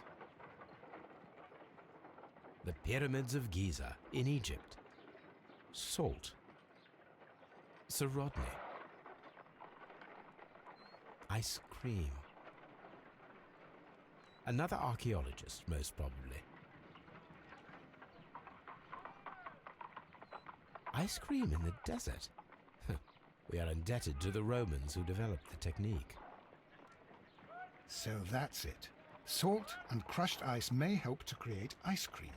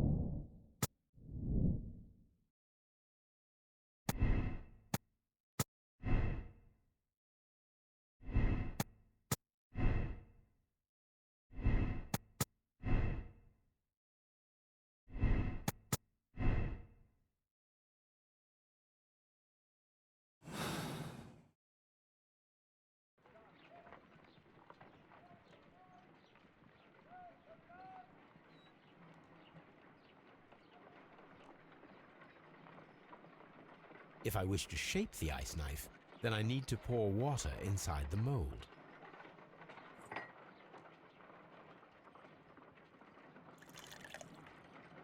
Ice, salt, and then the mixing. It should be elementary. We need to reach -20 degrees Celsius to fully freeze the water inside the mold. Before beginning, I must remember that I have enough ice and salt for no more than 4 attempts. A block of ice. I have only to use my ice pick. Ice, salt, and then the mixing. It should be elementary. We need to reach -20 degrees Celsius to fully freeze the water inside the mold.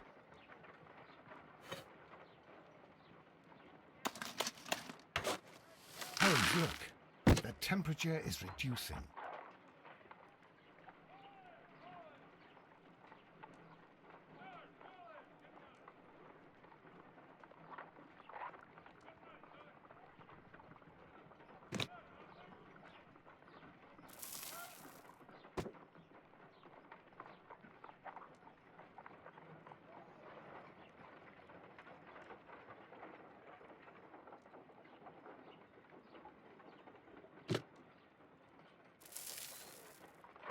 block of ice. Ice.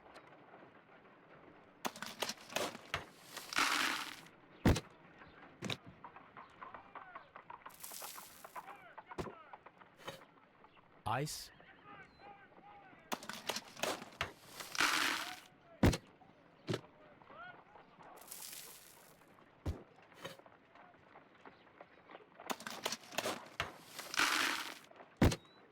It's empty.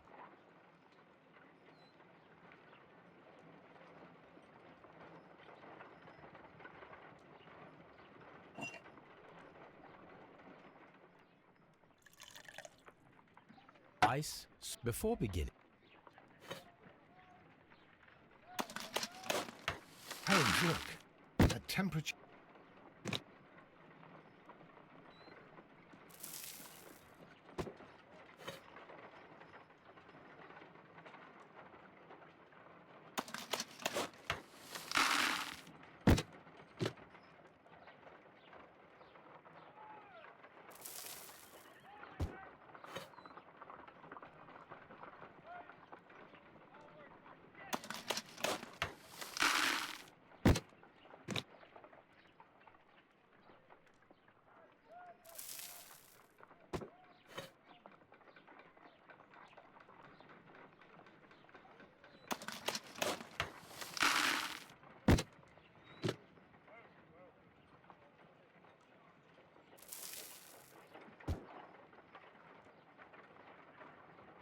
Excellent.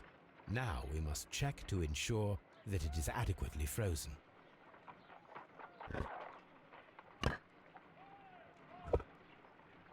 An ice weapon for a cold-blooded murder. An ice knife. A surprising and yet a very brilliant idea. It's the perfect weapon.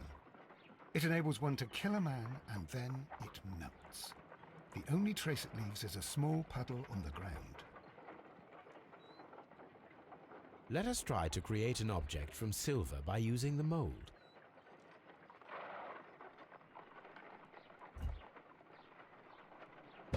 It will take a minute to melt the silver with my gas burner.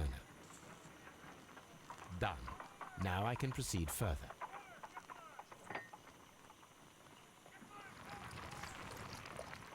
The mold is hot. I should wait for it to cool down. Done. Now I can proceed further.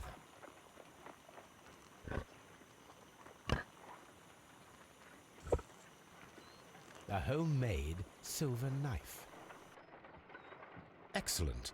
We have created a knife with the silver that we found. It could have been used to kill Sir Rodney.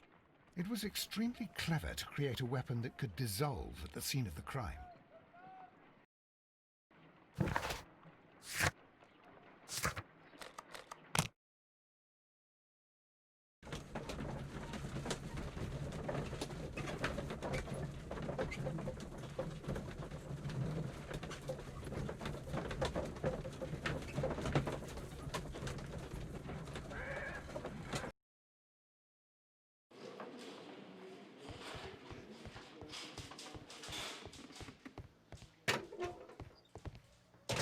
Please escort this suspect for interrogation.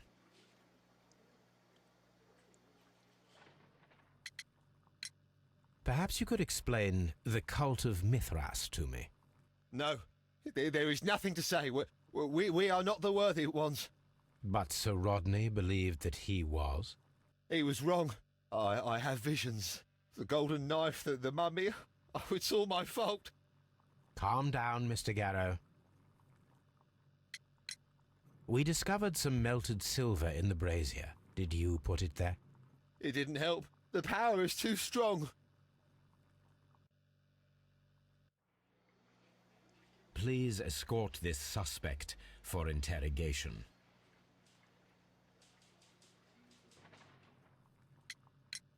What can you tell me about Mithras?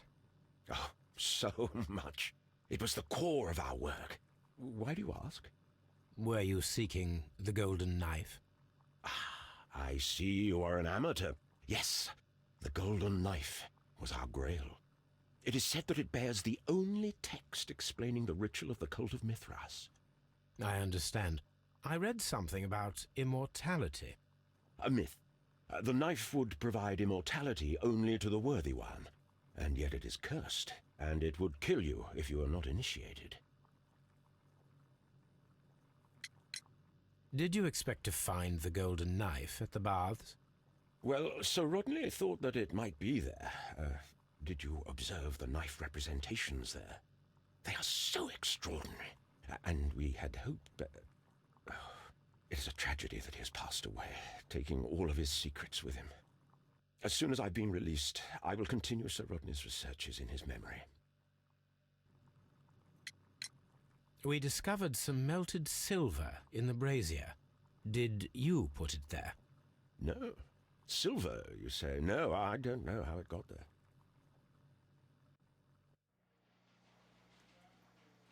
Please escort this suspect for interrogation. The paintings in the baths are focused on Mithras, I understand. Yes, they are what make this place remarkable. And that is why Sir Rodney came here? He believed that the golden knife, which is an ancient ritual item, was hidden somewhere around the baths. I admit that it would be wonderful if it were true. And you are not concerned by the reputation of this artifact? You mean the curse? Before someone is dead, it is a blessing. After they are dead, well, then it becomes a curse. Some melted silver was found inside the steam room brazier. Do you know where it came from? Silver? No.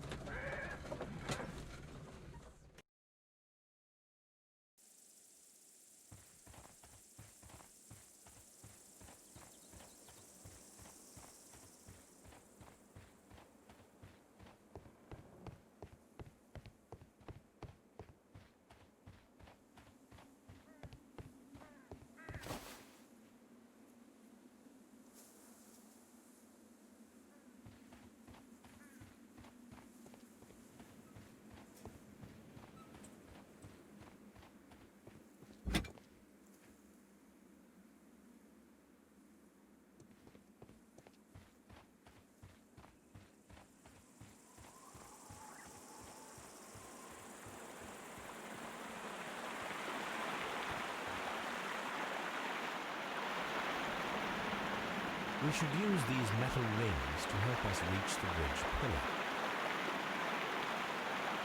There might be something behind these leaves. I have to find a way of getting there.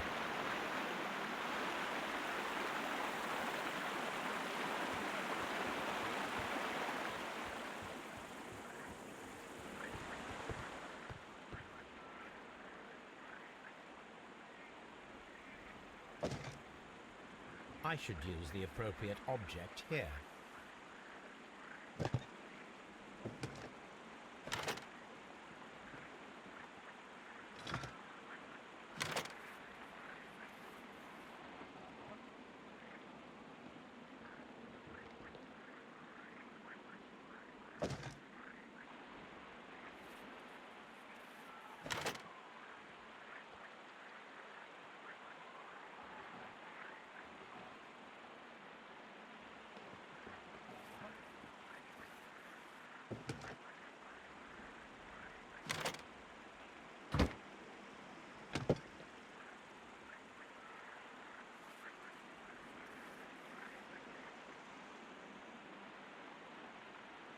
The gastrofettes were used with ropes and hooks for sieges.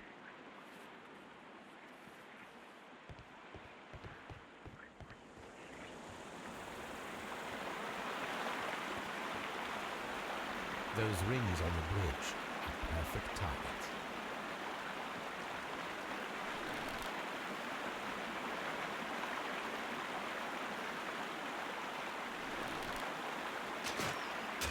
This one is ready.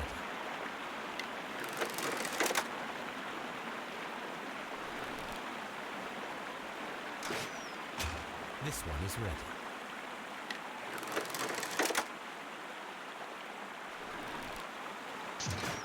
Firing against graffiti requires a lot of practice.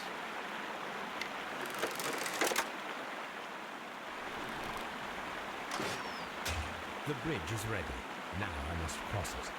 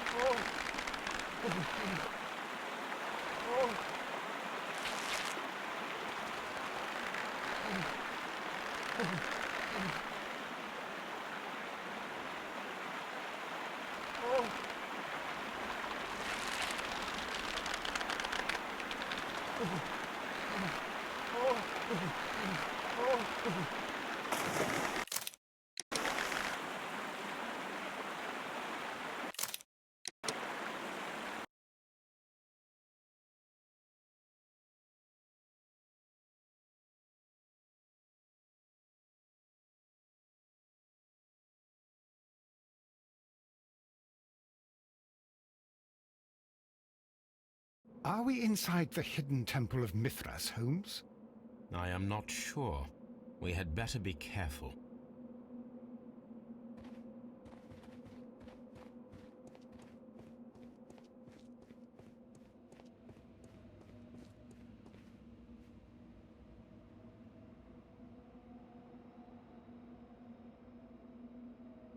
I saw this symbol in the tunnels underneath the Frigidarium. Which way should we go, Holmes? There ought to be some clues here. Let's take a look around. I saw this symbol in the tunnels underneath the Frigidarium.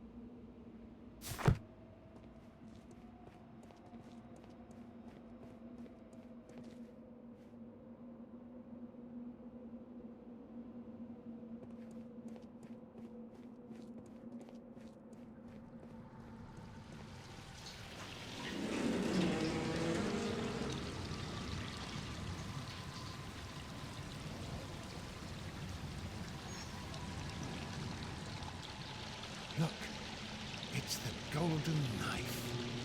But how to get it?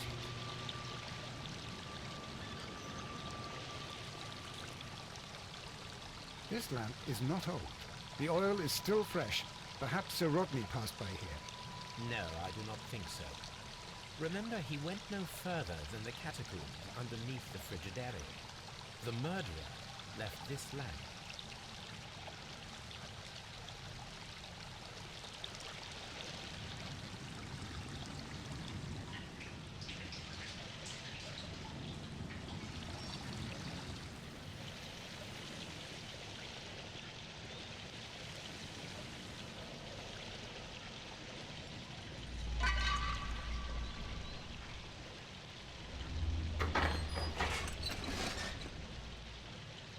Watson, I need your help.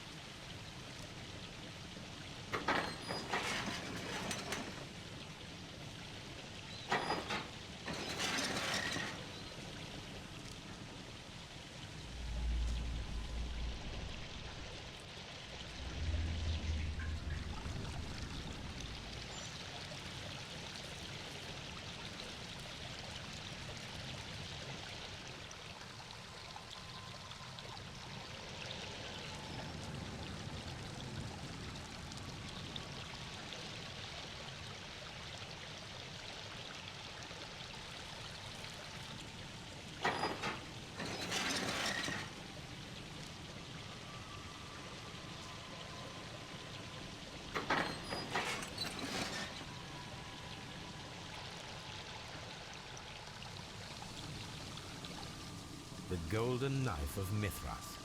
A long-lost relic has resurfaced. Watson, it is time to conclude this case.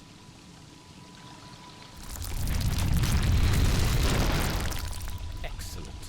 Now, we should find another way of getting out of here.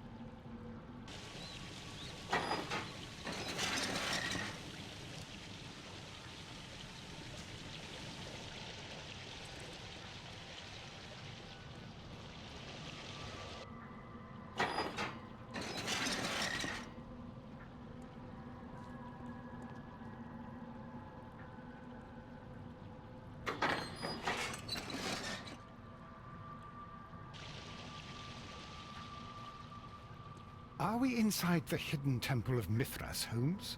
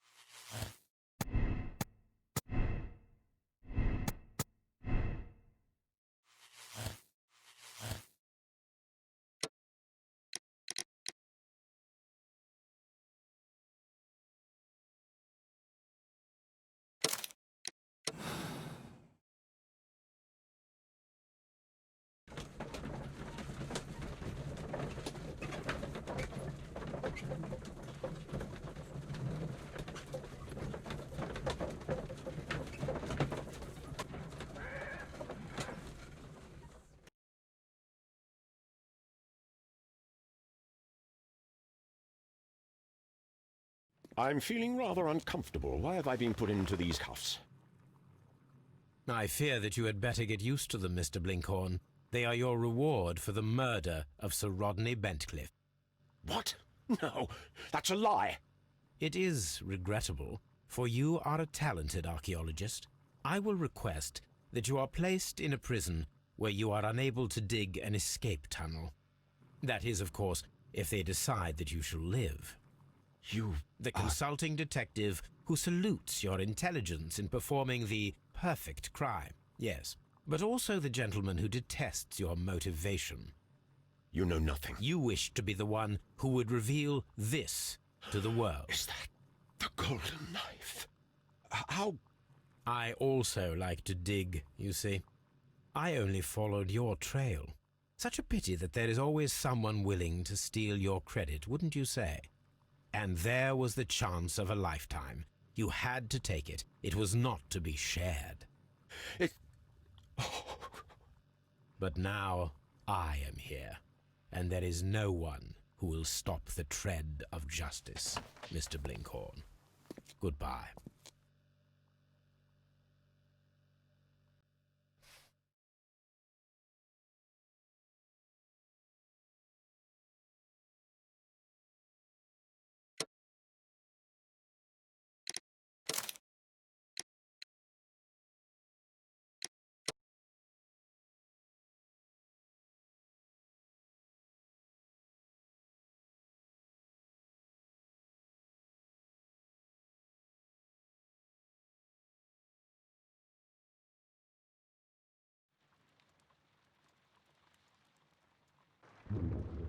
The game is afoot, not a word. Into your clothes and come.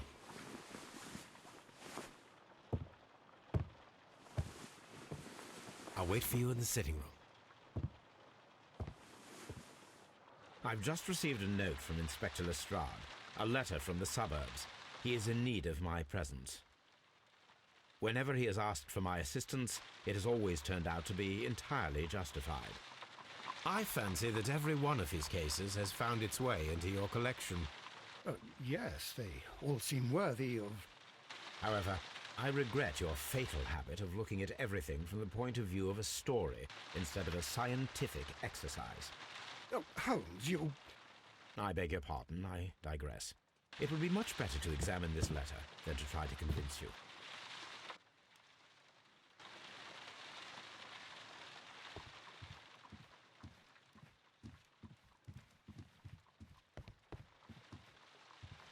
I agree with you, Toby, that Watson... The letter is on the table.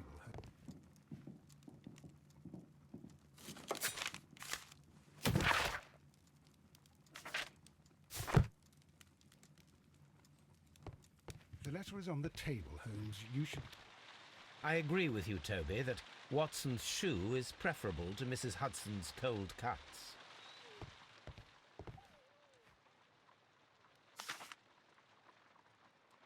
I can tell from Lestrade's handwriting that he was in a hurry when he wrote this letter.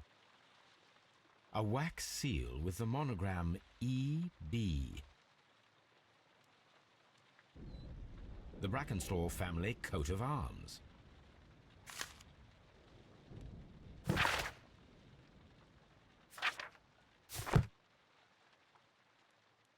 So, what is it, Holmes? Promising, as always. It appears to be a case of murder. So you believe that Sir Eustace is dead? I should say so. Lestrade wouldn't have sent for me for less. His writing shows considerable agitation, and he is not an emotional man. These people belong to high society. The quality of the writing paper, the E.B. monogram, their coat of arms. The crime was committed before midnight. Holmes, how can you possibly tell? Well, it is all thanks to Lestrade. He wrote his letter at 3:30 in the morning. Imagine the chain of events before that. The local police had to be called in. Scotland Yard was notified. Lestrade himself had to make haste there, and finally compose the letter he sent to me. All of that makes for a fair night's work. It makes sense. Lestrade also speaks of the woman he released. That seems to indicate that she had been held somewhere during the crime. Much time has been wasted. Let us find a cab and go to Abbey Grange immediately. I live in hope of an interesting morning.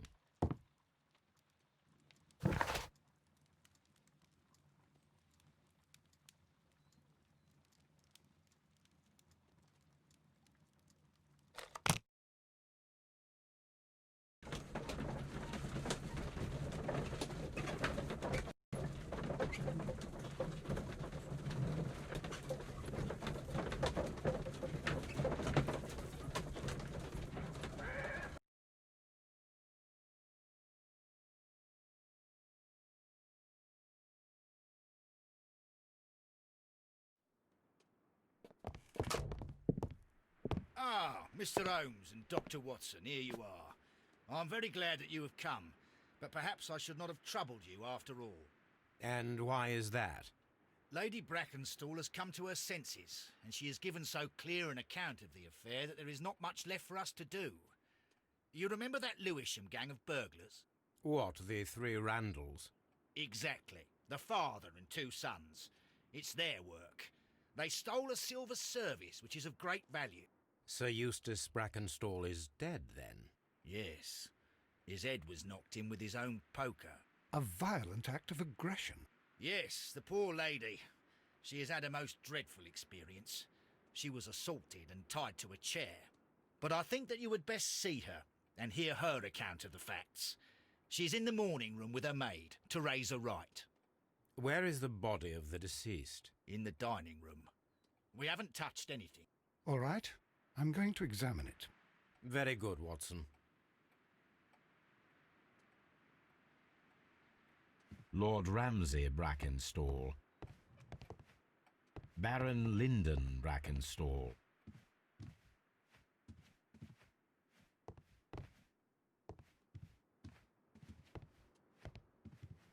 Lady Brackenstall awaits you in the morning room.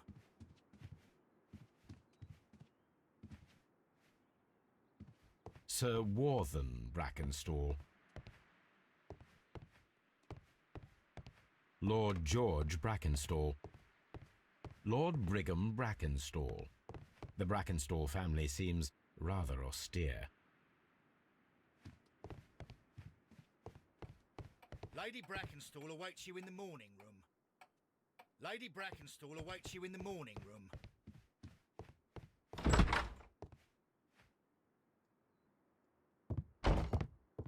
Ladies, allow me to introduce myself. My name is Sherlock Holmes.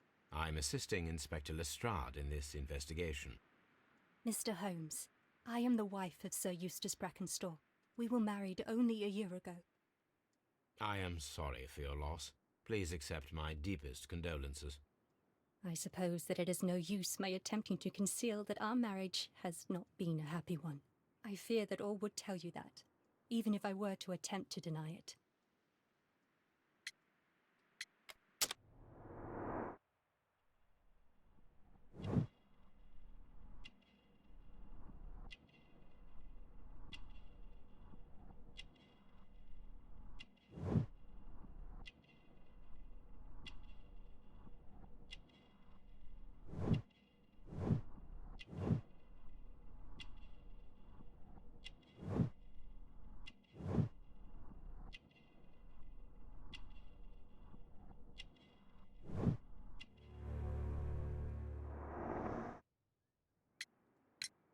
Can you describe to me the events of yesterday evening? Is it really necessary? I have already told Inspector Lestrade all that happened. Yes, madam, it is. I will tell you then. Sir Eustace retired about 10:30. I sat in this room until after 11, absorbed in a book. Before I went upstairs, I entered the dining room to fetch a candle and... oh God. Please, go on. As I approached the French window, I found myself face to face with an elderly, broad-shouldered man who had just stepped into the room. Close behind the first man, I saw two others. One of them struck me a savage blow with his fist and felled me unconscious to the ground. And then?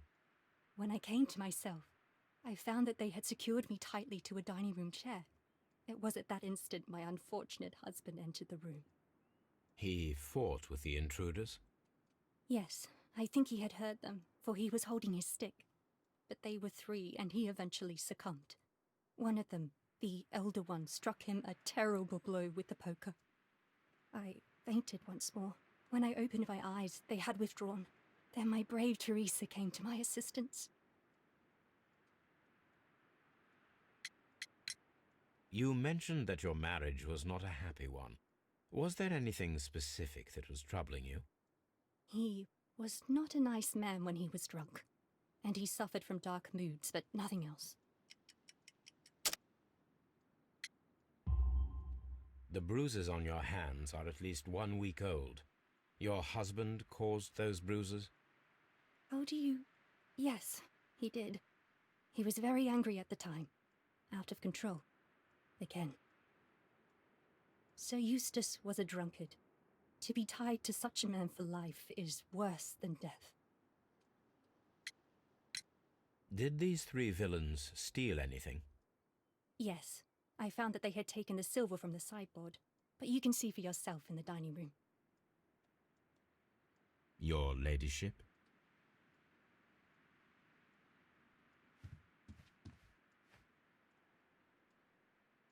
Teresa, I would like to hear your testimony. Certainly, sir.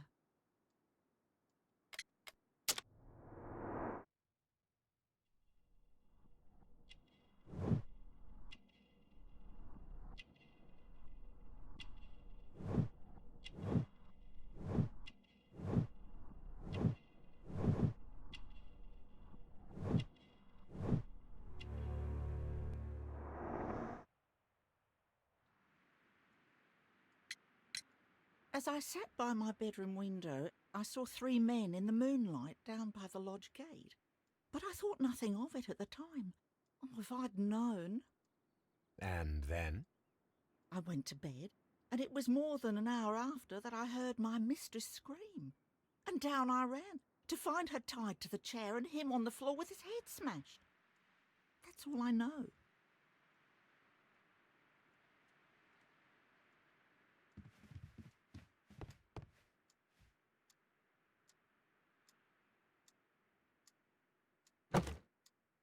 This photograph of Lady Brackenstall and her maid Teresa was taken at a port, but which one?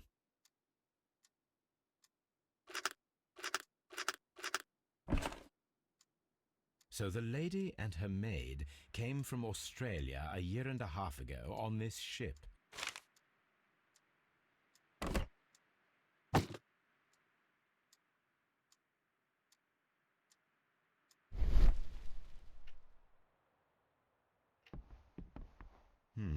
These scratches are most definitely made by the picture frame.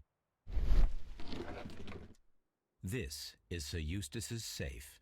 There may be something important inside. I must ask Lady Brackenstall to open it.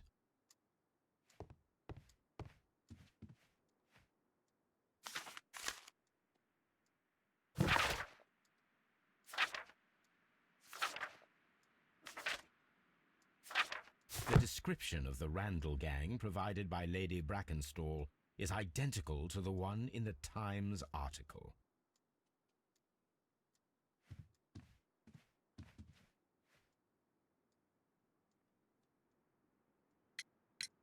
Lady Brackenstall, could you open this wall safe? No, it is my husband's safe. I do not know the combination. We have to open it. Your ladyship? Let us try to open this safe. This safe can be cracked. I only have to pay attention. The dial will vibrate when it is set to the correct number.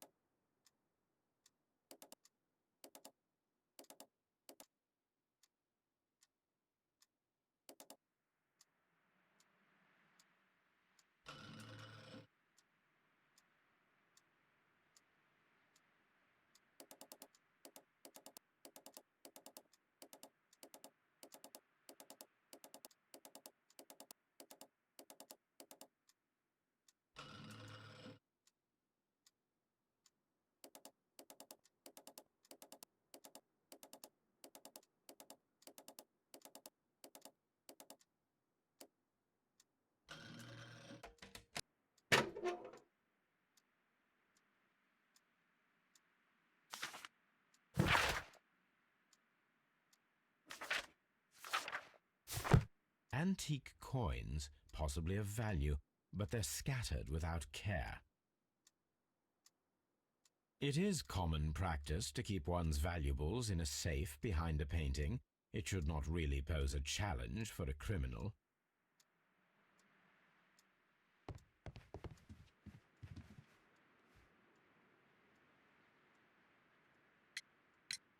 Sir Eustace's doctor speaks of his violent behaviour. Yes, Sir Eustace was an extremely violent man. A detestable human being, to be more precise. It is true that he once threw a decanter at me, and all because I dared to stand up to him in defence of my mistress. Sly devil. God forgive me that I should speak of him so now that he's dead, but a devil he was, if ever one walked the earth. We met him only 18 months ago. She'd only just arrived in London. Yes, it was her first voyage. She'd never been from home before.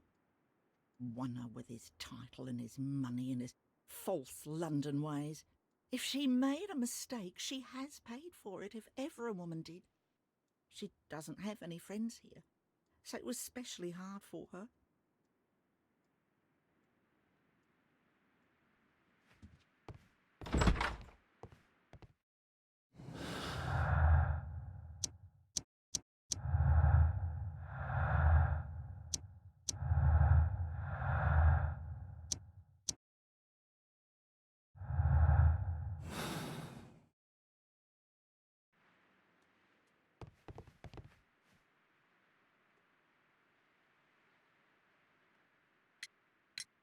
What do you know about Sir Eustace, Inspector? What was his reputation? A charming man when sober, but an absolute demon when he was drunk. In such moments he was apparently capable of anything. Why, once he splashed fuel on Lady Brackenstall's dog and set it alight. Another day he threw a decanter of wine at Miss Wright's head. The alcohol seemed to madden him. To the point that we were forced to intervene several times to avoid a scandal. The body is still in the dining room where the murder took place. You should examine the body of Sir Eustace Brackenstall. So, Watson, what have you learned from examining Sir Eustace's body? Well, I can confirm that the death was instant. Sir Eustace was facing his attacker when he received the blow to his head. There are no other apparent injuries. That must be the murder weapon.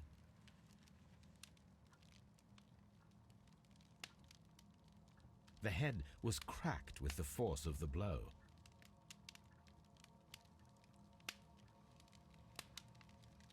It is covered in blood. Sir Eustace might have struck his head upon it while falling from the blow. That is one possible explanation. Quite a large stick, a formidable weapon. Barefoot, he had therefore been in bed and did not have time to fully dress. The death was a fur trader's cabin.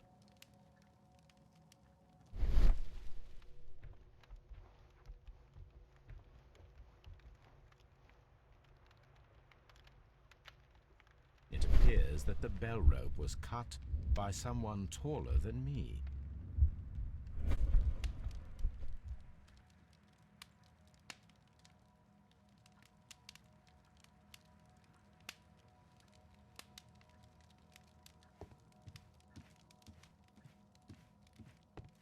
A deer hunt. A fur trader's cabin. A hunting scene.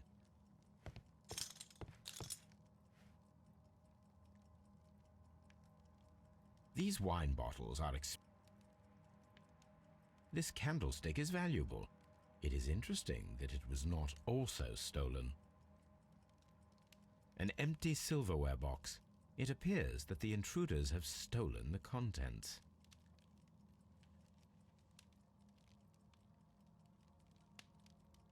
A bottle of wine is missing here. The criminals did not thoroughly ransack the house.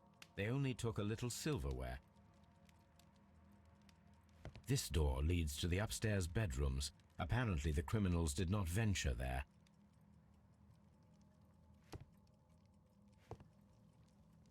Sailor's knots. That's interesting. This rope was handled by the murderers. We need a scent hound to follow their trail. I will take it with me. This is the chair that Lady Brackenstall was tied to.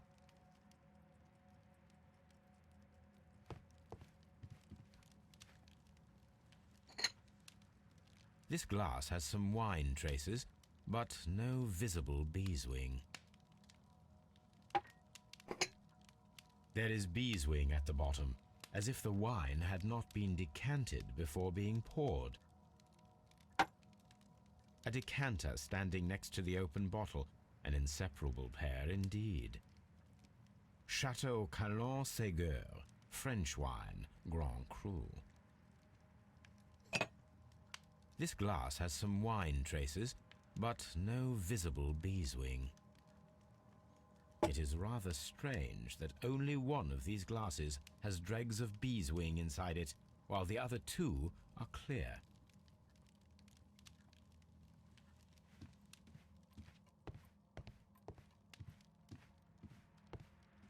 Antique hunting weapons. The hunting scene.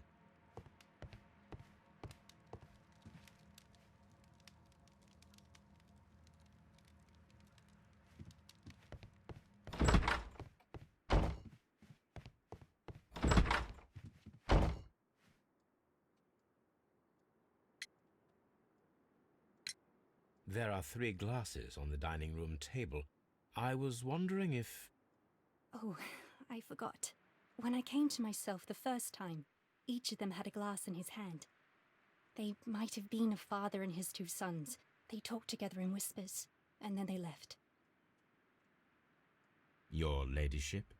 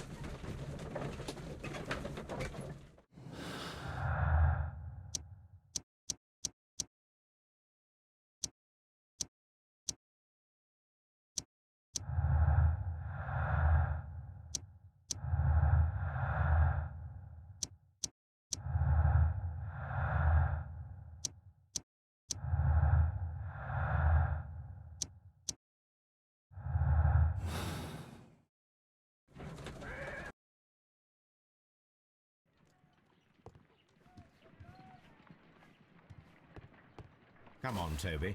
We need the best nose in the British Empire on this case.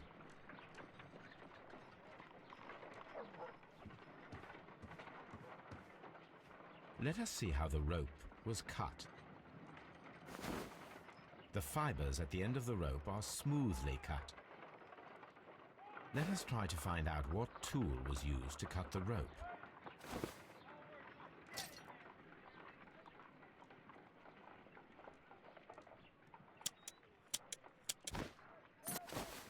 The fibers from this cut appear to be different.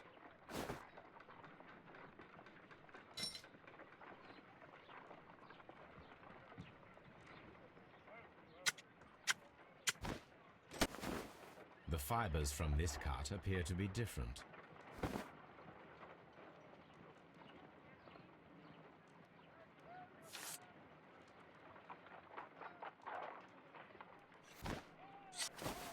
If I cut the rope with a knife, it matches the original.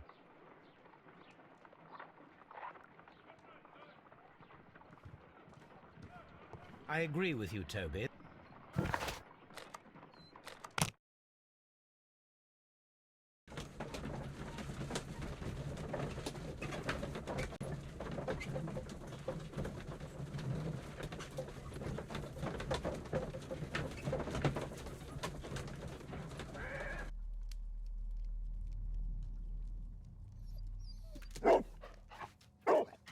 search, Toby.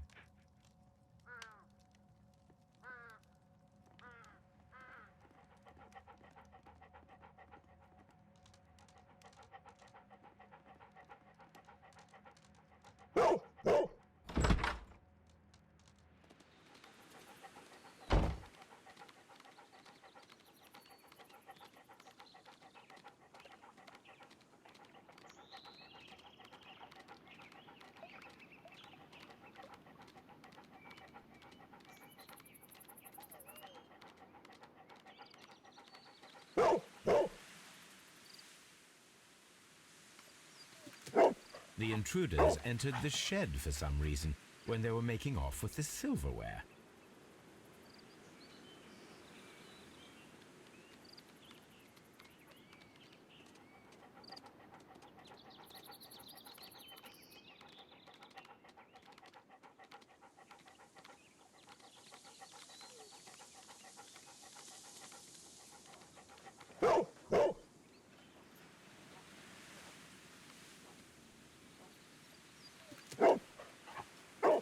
The scent leads to the well. I should check it.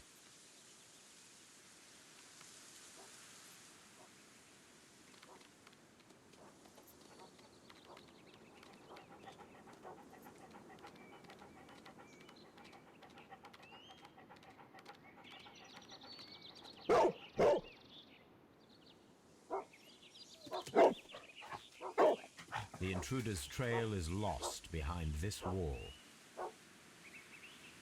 The criminals left the house through the French window.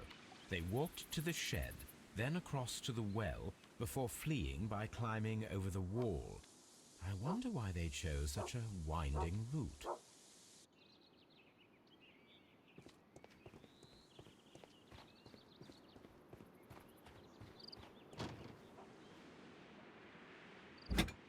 This hook might be useful. Bags of seed. Some empty bags were recently moved. Small gardening tools, nothing of great interest. This old suitcase sounds hollow. It must be empty.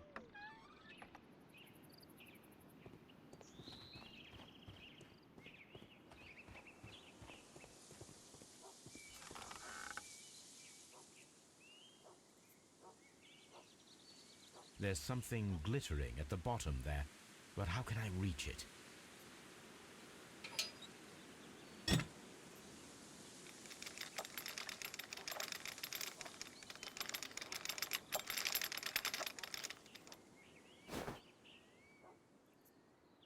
Silverware. This is hardly a coincidence.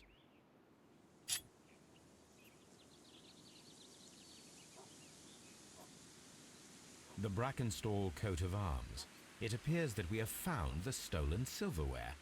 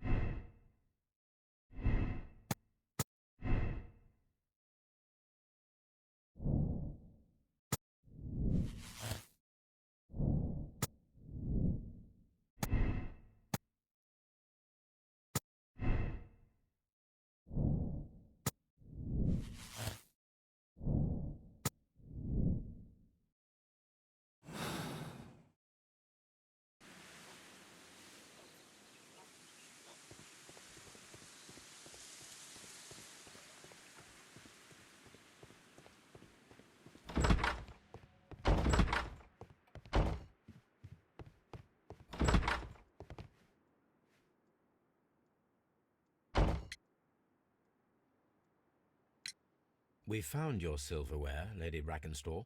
It had not been taken very far. Is that true? I am very thankful to you, Mr. Holmes. Your ladyship?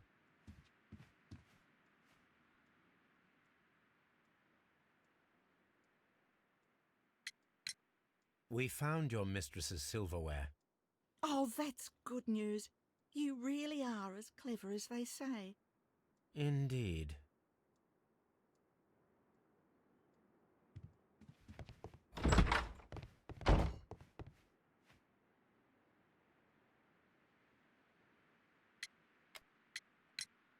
Inspector, I have recovered the stolen silverware. You are a wizard, Mr. Holmes. And where is it? In the garden well. Excuse me? Unique, isn't it? Rather absurd. What is the point of stealing silverware and then throwing it down into a well? Perhaps it was used as a temporary hiding place, or simply the thieves wanted to get rid of it. It is up to us to solve this mystery.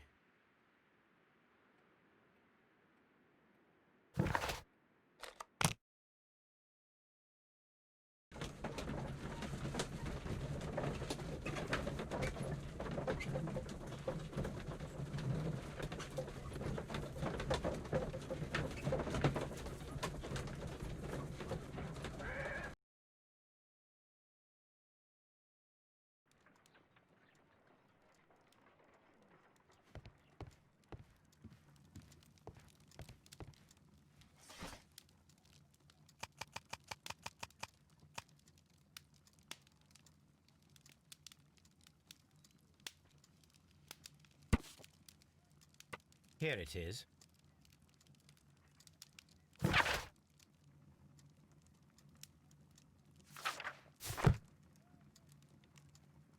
The shipping company, the Adelaide, Southampton, London line, and its address. Interesting. It must be the place where they keep the records, including the one for the crew of the Rock of Gibraltar. I think that if you pretend you're from Scotland Yard, they'll give it to you without any problems. But I have another solution. I'll call in the specialist.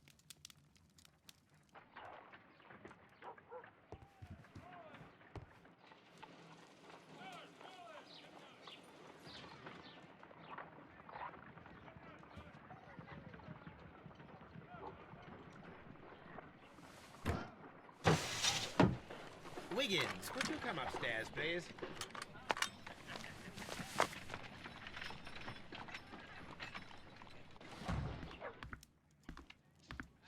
At your service, Mr. Holmes. I need a register, my young friend. If you could borrow it, there will be half a guinea for every one of you. I need the crew list of the Rock of Gibraltar in 1893 and their current employment.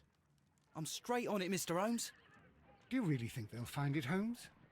My secret police is better than the Yard in many ways.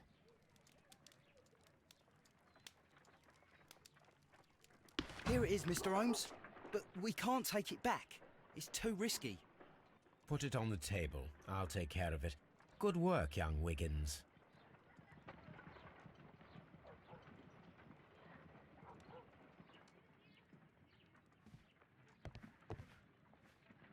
This list shows the senior officers of the Rock of Gibraltar, on which Lady Brackenstall and her maid made their voyage. Lady Brackenstall does not know anyone in England. This must mean that someone on this list is our mysterious visitor. And these are the lists of the senior officers of the Adelaide, Southampton, London line ships. Let us find out who was in London upon November the 7th. This officer is still at sea, therefore he cannot be involved. This list shows the senior officers of the Rock of Gibraltar, on which Lady Brackenstall and her maid made their voyage. Lady Brackenstall. This officer is still at sea.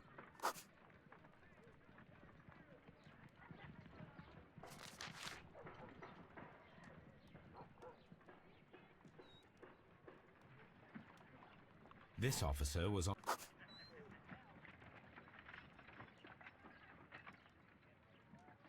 This officer was on a ship that sailed...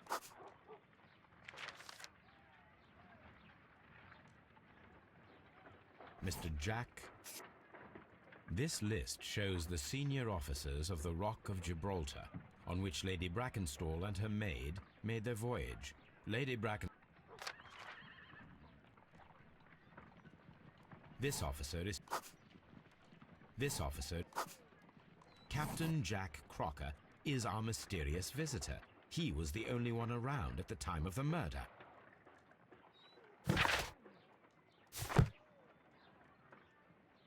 This Crocker, do you think... It would be interesting to meet him. Our young friend should be able to find him.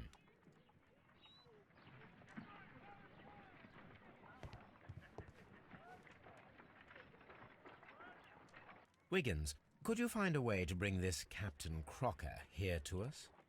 Here? Holmes, that could be dangerous. No problem, Mr. Holmes.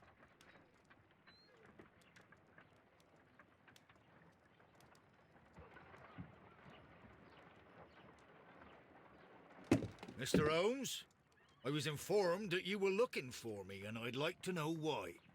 Yes, it is important that we talk. You will soon understand why.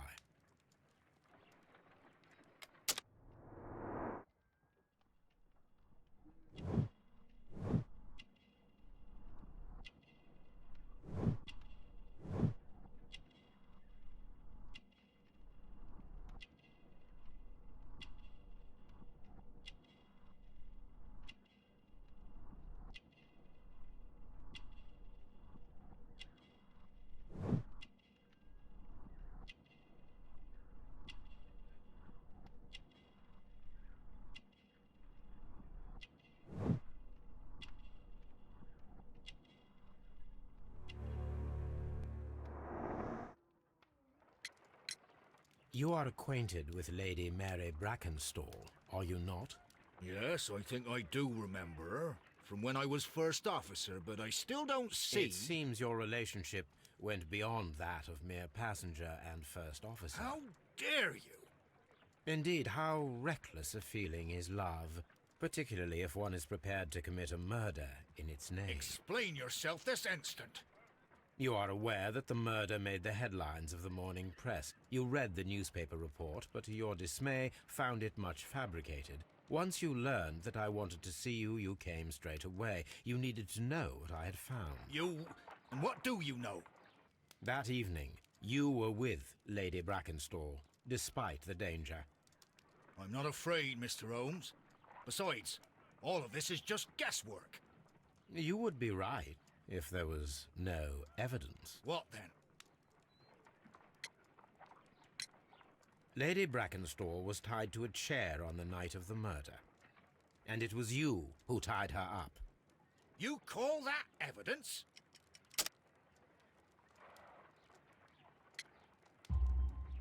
Yes, as she was tied with a sailor's knot. Your handiwork. So, it's a sailor who's done it. That proves nothing, Mr. Holmes. I'm not the only sailor in London right now. Your theory is flawed anyway. On the night of the murder, I was aboard the Sharp. I was supervising the repair of a porthole. At night? It was an emergency. There was a leak. You can ask the ship's carpenter. He can confirm. I'm sure that he can. Perfect. In that case, we have nothing more to talk about. Good evening, gentlemen. Holmes, what should we do now? Would you like to check his alibi? No. There is no doubt that these men will testify in his favor, and there will be no way to check. So, what then?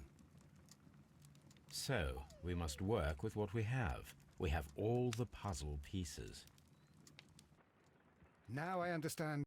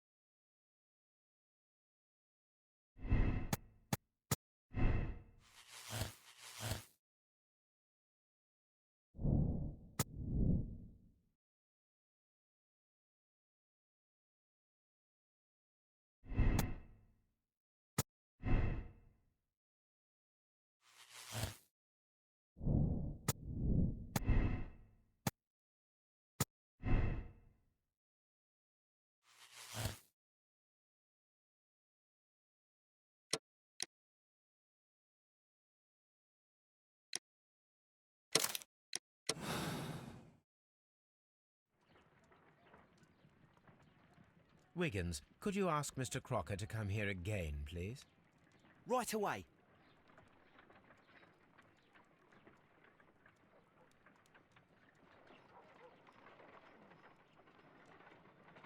Why did you make me come here again, Mr. Holmes? It is over. I know that it was you who killed Sir Eustace Brackenstall. What? I know, because of the height at which the rope was cut. The knife used was a sea knife. The knots were sailor's knots, and not least the sheer force that was put behind the killing blow. And because you are the only one who knows Lady Mary Brackenstall in London. And because you love her. It's true.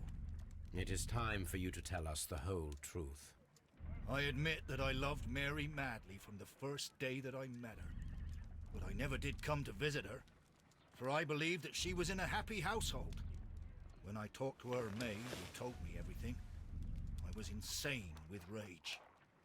I was due to set sail for 6 months away. I wanted only to see her again. But it turned into a damnable nightmare when he barged in. He dared raise his hand to her. He was not even worthy of licking her boots. Oh, I regret nothing. I admit I killed the monster out of love for her. She will forgive me if she is able. Lady Brackenstall already forgave you. She said nothing. Mary. But that makes her an accomplice as well as her maid. It places her in danger yet again. Mr. Holmes. You would not have managed to protect her. Till I die, do you hear me? Here is a letter that sets everything clear, and it is the one that should be disclosed to the police. I am the only culprit. Mary had nothing to do with it. Now it is time to end this.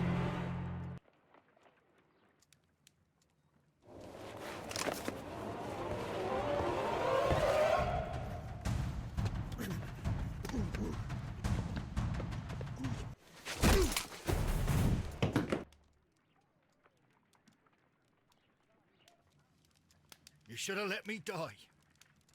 How can I live if Mary suffers? I am sorry, Captain Crocker, but there has been quite enough death in this case.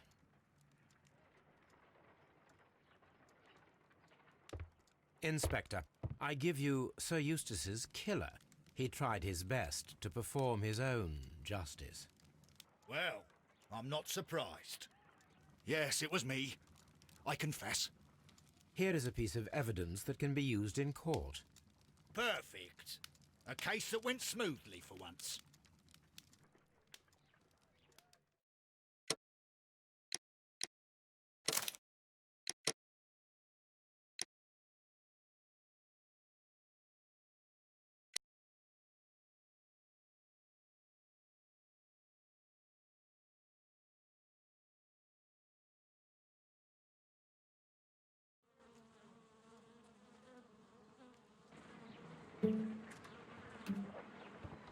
Holmes, for heaven's sake, whatever's going on?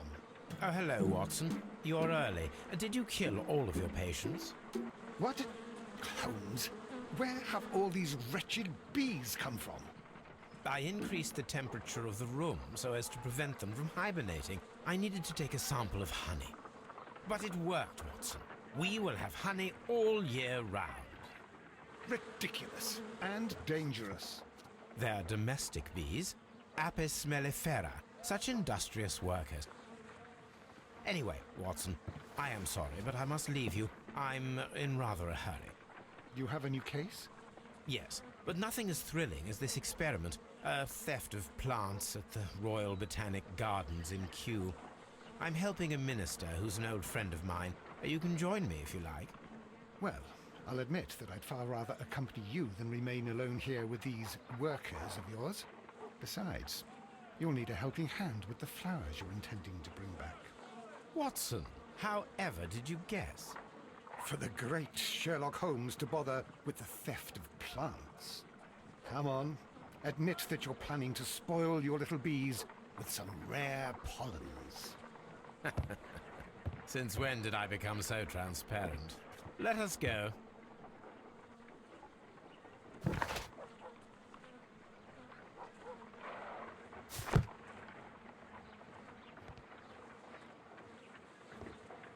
Oh dear, Toby. I wasn't aware that you were Watson's new literary agent.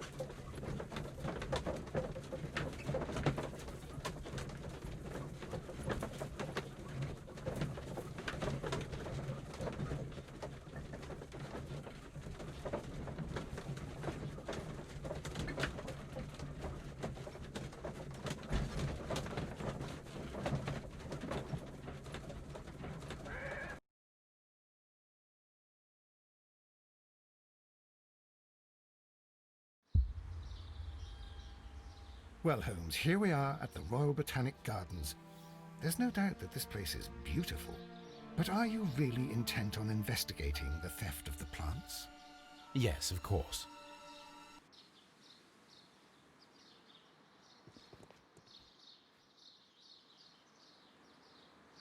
Don't touch anything else, is that clear? Just go and get a bucket of fertilizer. And without turning it over this time.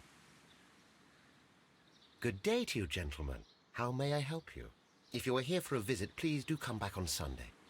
I am afraid that it cannot wait. My name is Sherlock Holmes, and this is my friend and colleague, Dr. Watson.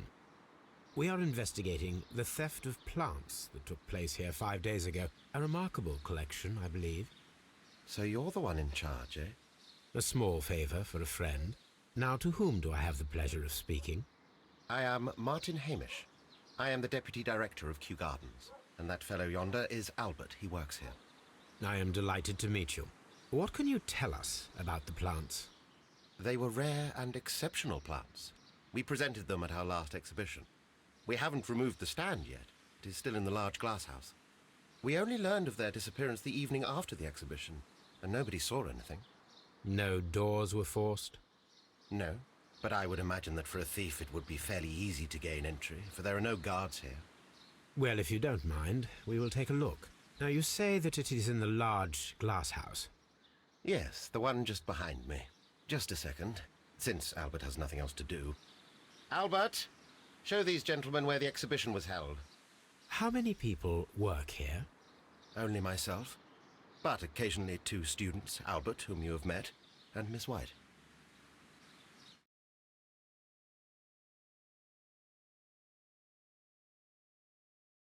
Here it is.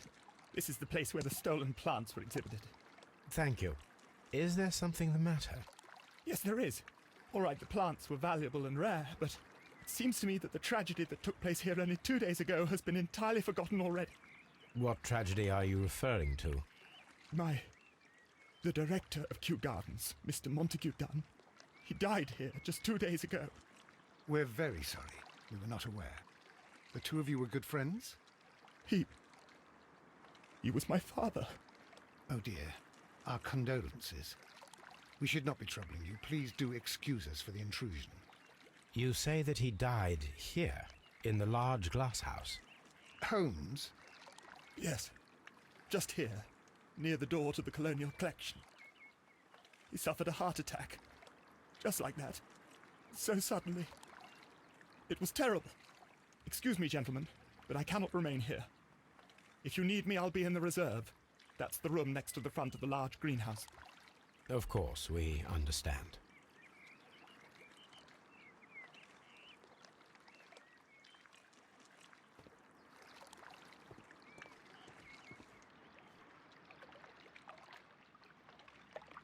Here is a list of the stolen plants.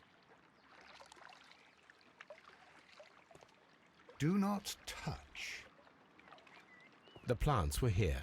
All of them were stolen.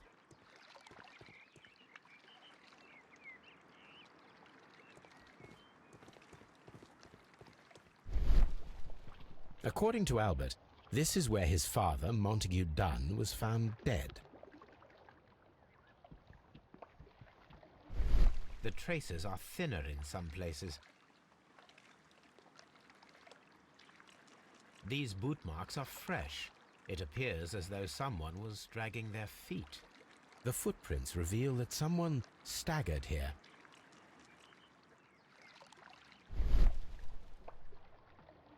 The door was smashed at shoulder height. This door handle is new. It was recently changed.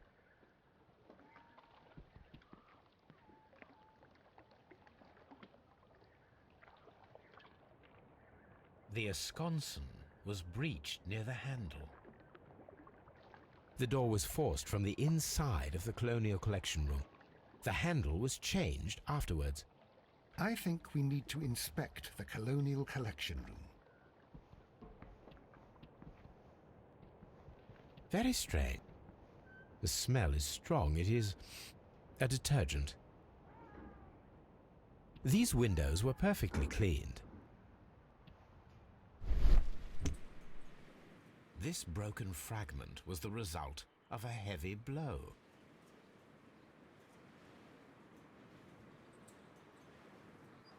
A fragment of marble, most likely chipped from a statue or sculpture. Part of this greenhouse was emptied and thoroughly cleaned.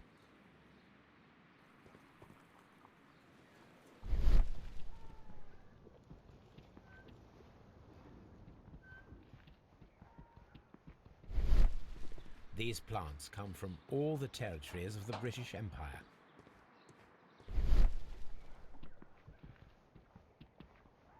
According to this, they have light and moisture control in some parts of the building.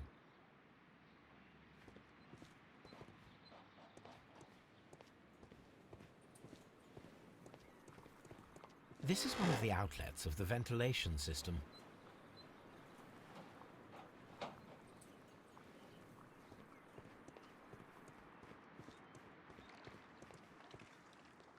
This sign is broken. Something heavy was dropped upon it. Blood. Someone fell violently against this sign, and they were injured in the clash, most likely a head wound.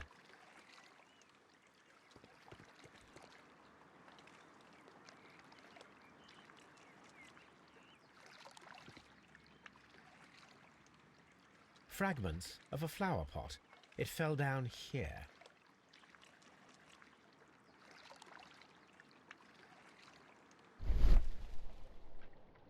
Soil. It should have come from a flower pot. Soil. It should have come from a flower pot. This pot was broken fairly recently. A flower pot recently fell down from these shelves and was misplaced. All the clues around here are quite suspicious. I need my imagination to make sense of it all.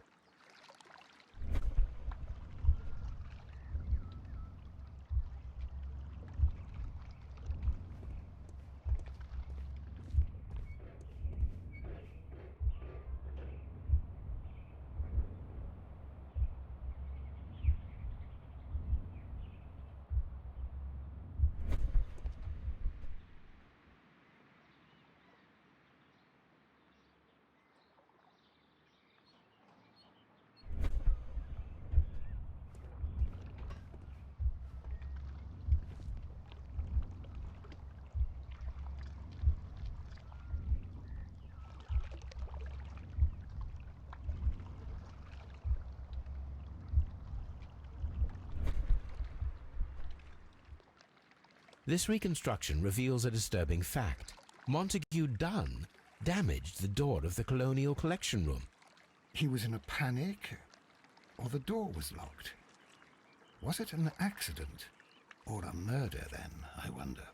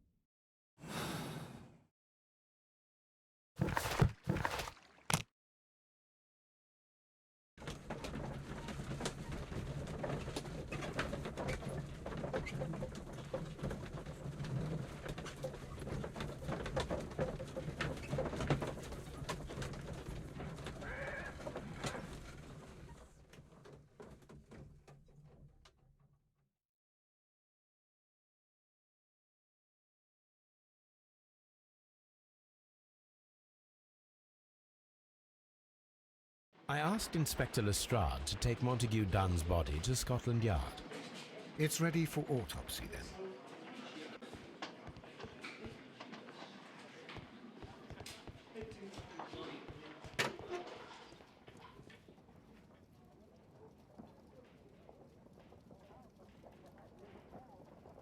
A beautiful feather pen of a good make. This watch is of great value. A membership card for the London Crest Club.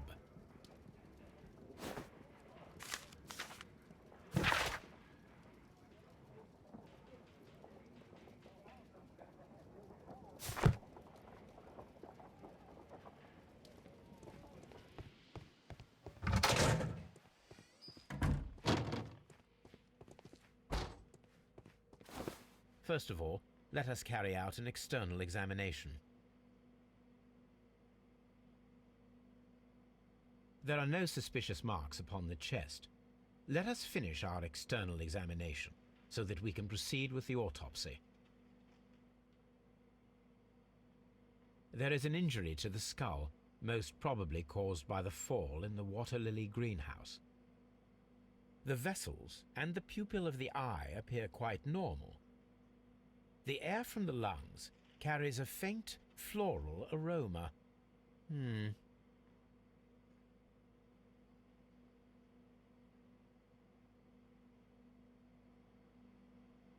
Nothing suspicious here.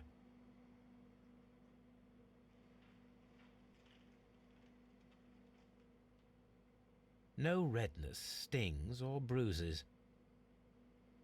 Now, let us examine the internal organs.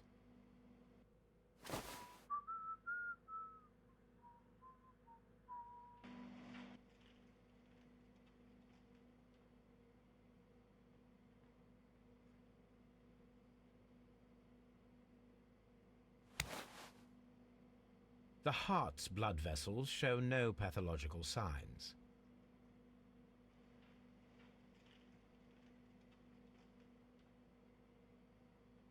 The heart tissue shows no visible pathological signs.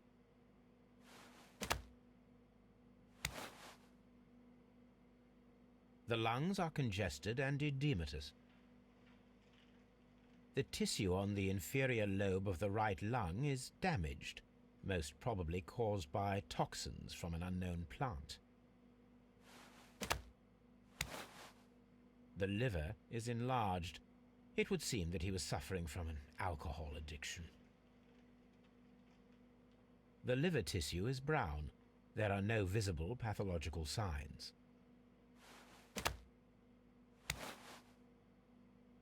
The stomach tissues show no visible pathological signs. There is a small amount of content. It appears that he breakfasted lightly, only a short while before his death.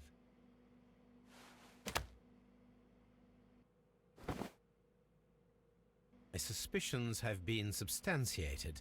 Montague Dunn, the director of Kew Gardens, died from poisoning. Plant poisoning, to be more exact. You mean... Yes, it is murder. We should inform Lestrade. Yes, but do remember, Watson, that I discovered the murder. The challenge is mine. The challenge, Holmes?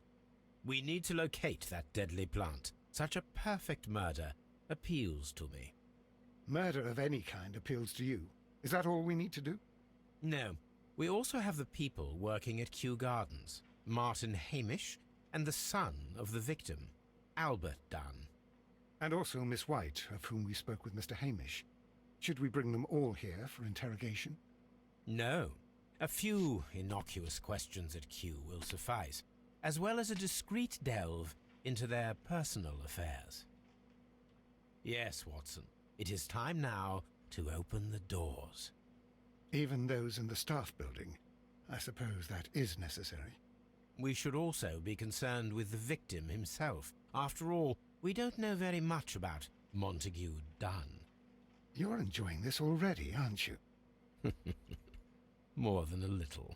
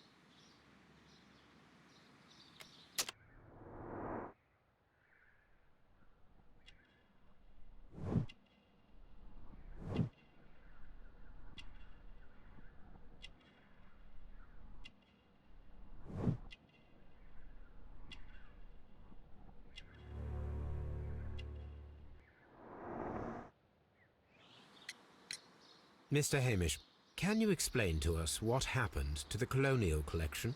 It seems somewhat depleted. But, oh, most likely maintenance work, tidying up. You're not sure, then? But you're the deputy director. Well, I am busy. I cannot be everywhere at once.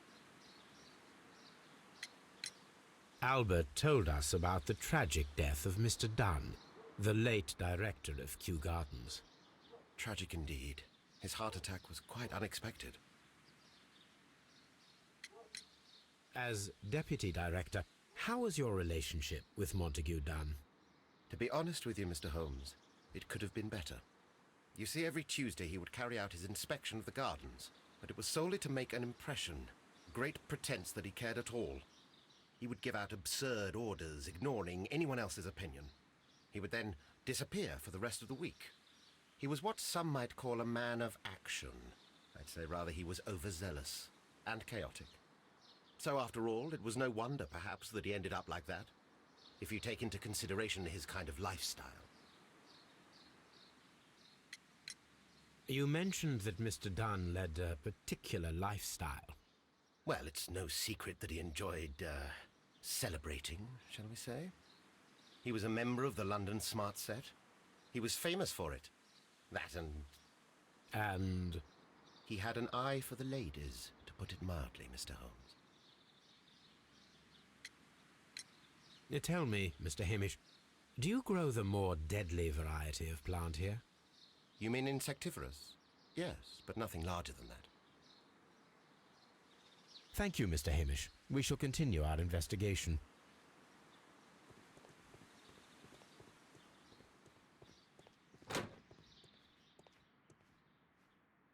Can I help you, gentlemen?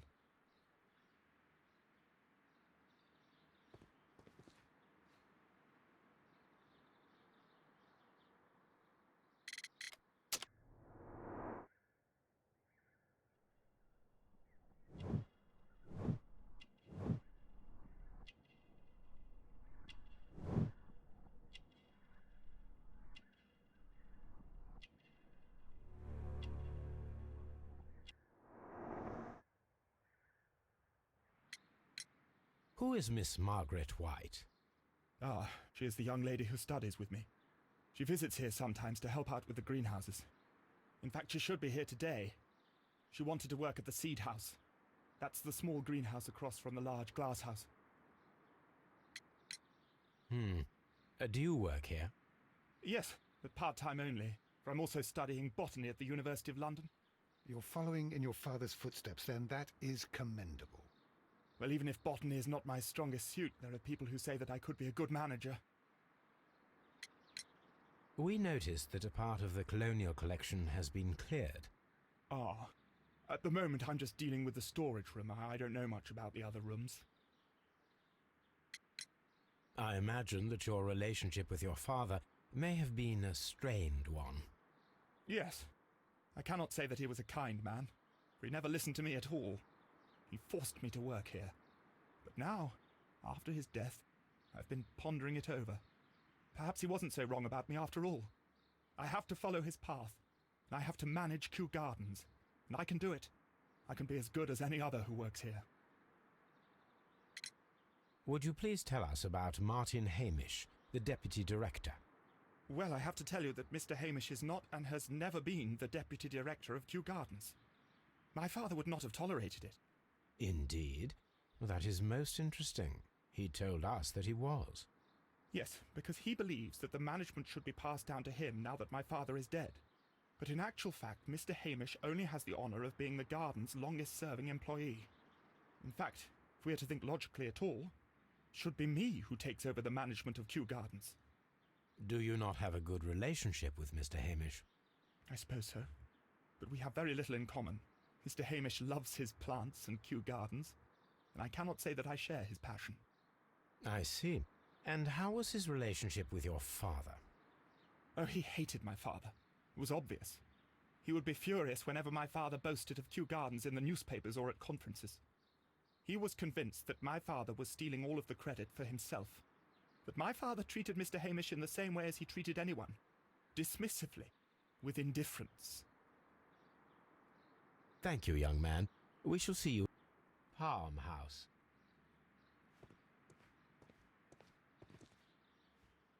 A task list for Albert, compiled by Martin Hamish.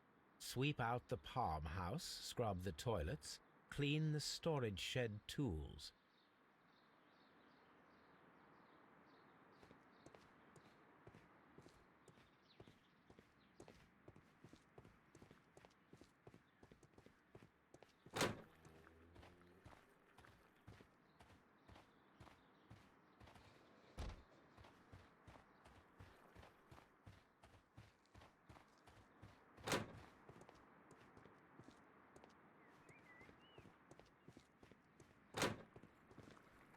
Water lily greenhouse.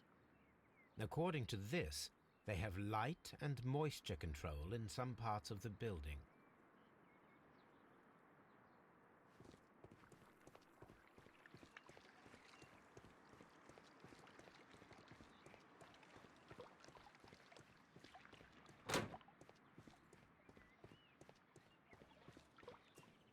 Dry tropics.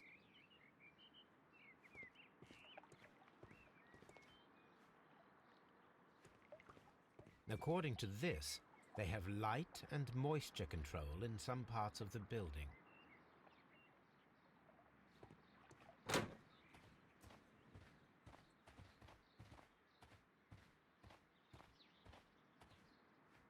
These flower pots are beautiful. They are intended to be used for exhibition purposes.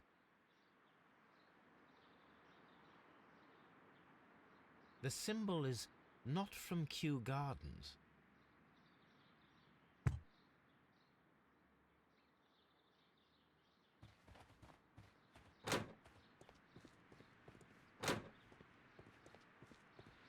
There is a smell of burning.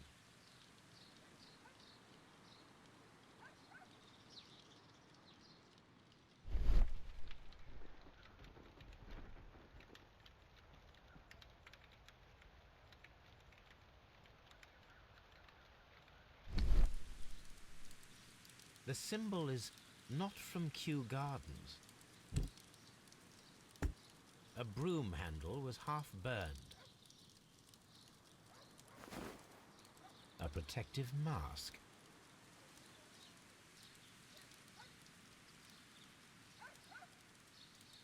Someone set it alight, but it did not burn. The remains of a picture frame. A door handle? Why would anyone throw such a thing in the fire? The door handle to the colonial collection and that of the fireplace are made of the same material. The plants were set alight fairly recently. Some have not completely burned.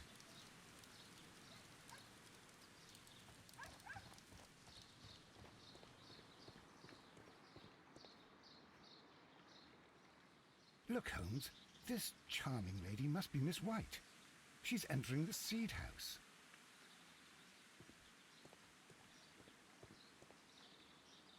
Colonial collection.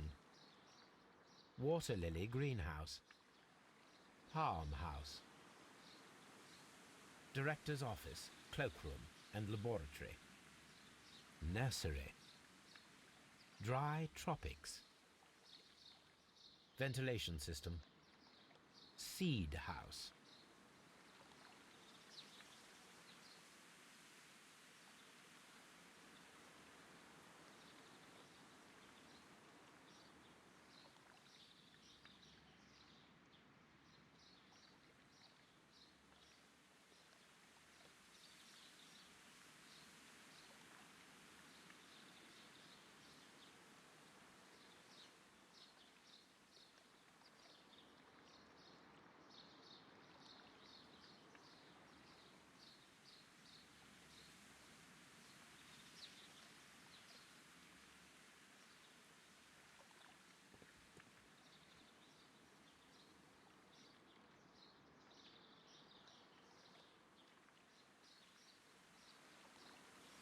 Reserve.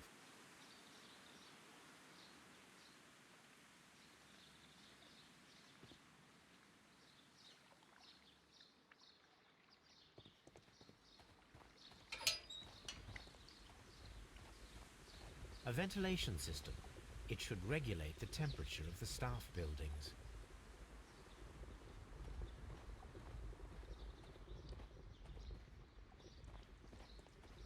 A water tank.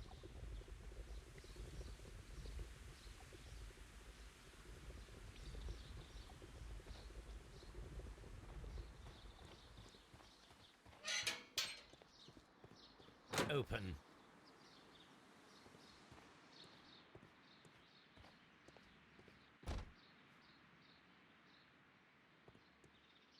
Good day to you, miss. You have some very beautiful plants here. Why, thank you, sir. And good day to you too. But... Oh, I do beg your pardon. My name is Dr. John Watson.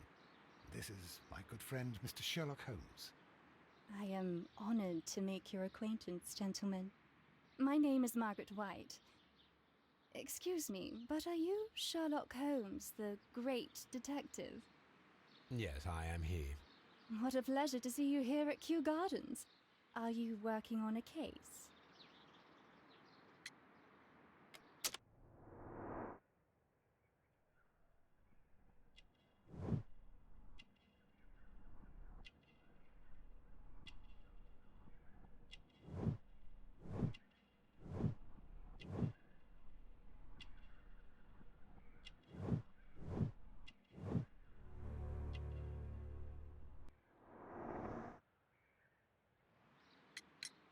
Yes, a theft of plants that took place here a few days ago after their most recent exhibition. Oh yes, of course. I quite forgot about that. Oh, it's quite understandable that you might forget about the theft of the plants, miss, after the tragedy that took place here. Yes.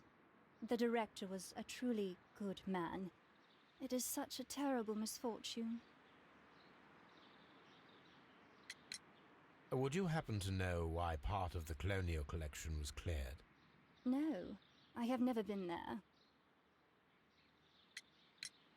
Do you work here? Part-time only. I am a biology student at the London University.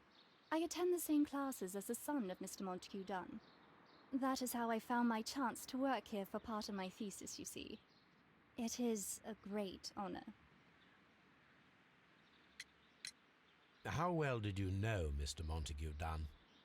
He was a master, a great leader. I saw him almost as a spiritual father. He had an exceptional nature? Oh yes, indeed. He was always so active and so optimistic and very nice to me. Although he could behave harshly towards his son. Why so? He loved his son dearly and wanted the very best for him.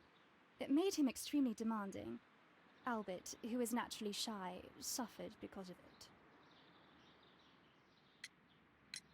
Most of the doors in Kew Gardens are locked. Do you have a key to this room? Oh, yes. Albert gave me a set of duplicate keys. He agreed I might carry out my studies without disturbing him. It is only temporary. Thank you, miss. None of the 3 people who work at Kew Gardens know why half of the colonial collection was cleared. So, someone is lying. It is obvious.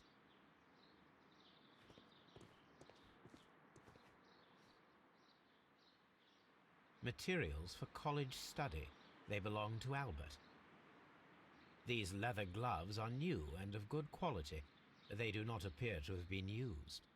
This place serves as Albert's office.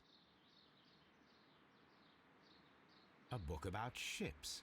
Nothing at all to do with plants. From here, we are unable to see the interior of the colonial collection room. This is one of the outlets of the ventilation system.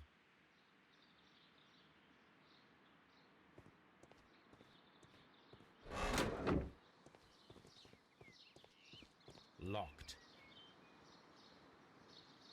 Locked.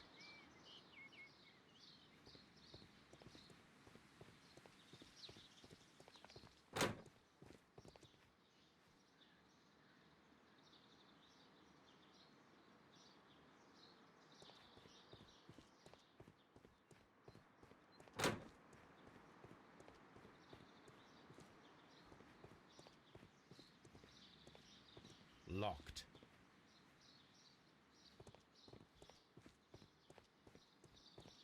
Locked.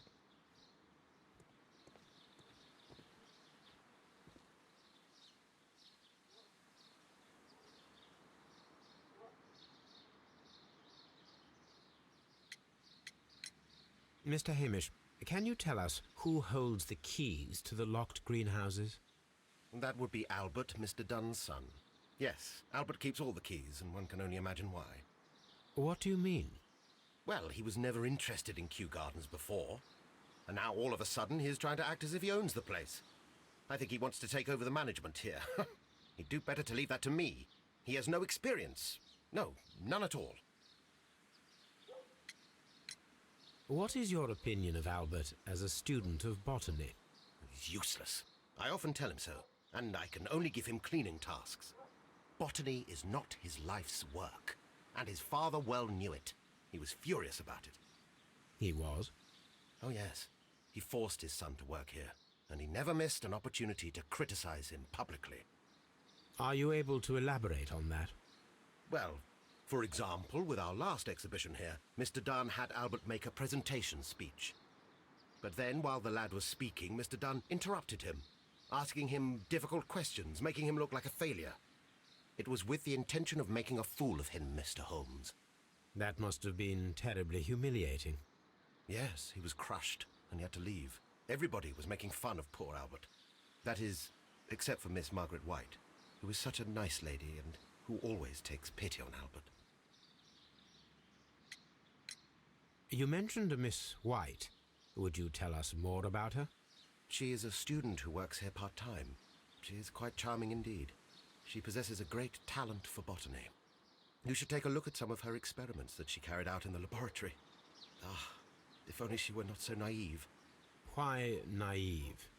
The way she used to flutter around Mr. Montague Dunn. And why, he couldn't help but be flattered by all her attention. How could an intelligent woman such as Miss White not see through his game? I can only scratch my head and wonder. Thank you, Mr. Hamish. We shall continue our investigation.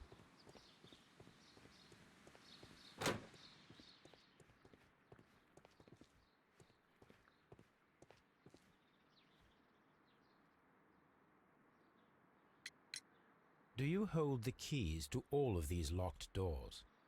Yes, you can have them. But I cannot give you the keys to the cloakroom. The employees' effects are private. I am sure you understand. Thank you, young man. We shall see you again soon.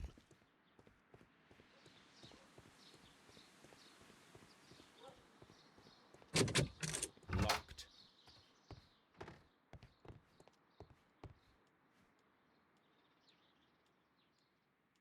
Newspapers discussing Kew Gardens.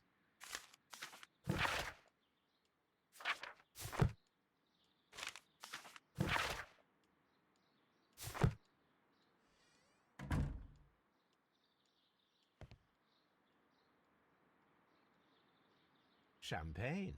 Montague Dunn had good taste. French wine. A remarkable vintage.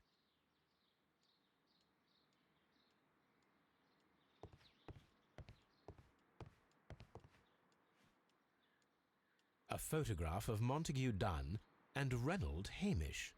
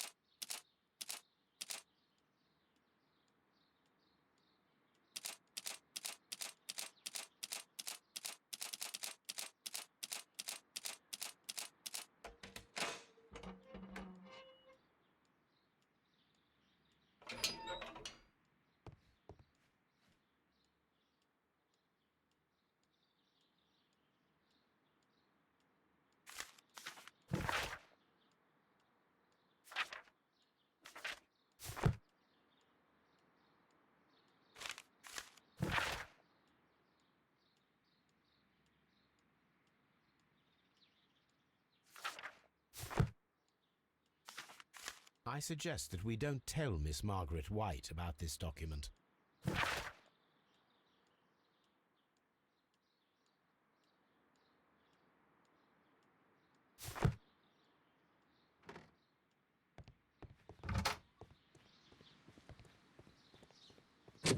Locked. This is a table for experiments. It resembles my own. Only this one is kept in good order, Holmes.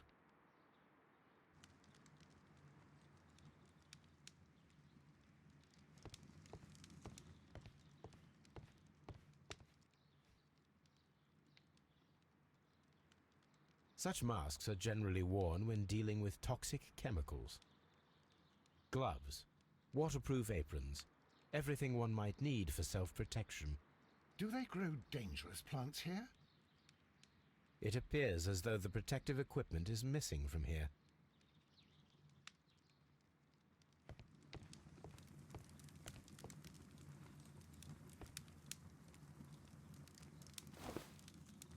A botany book. This student's book belongs to Albert.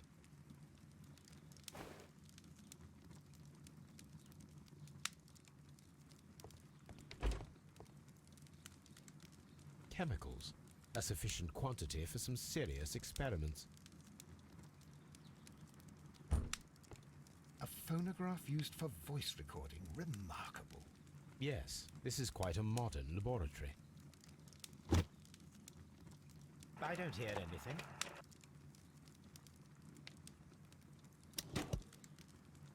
Martin Hamish's perception of plants.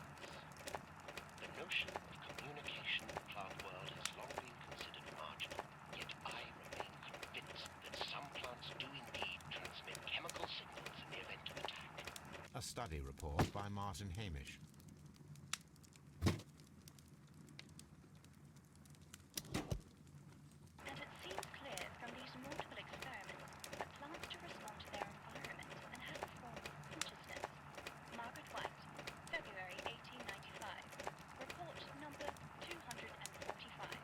Study report.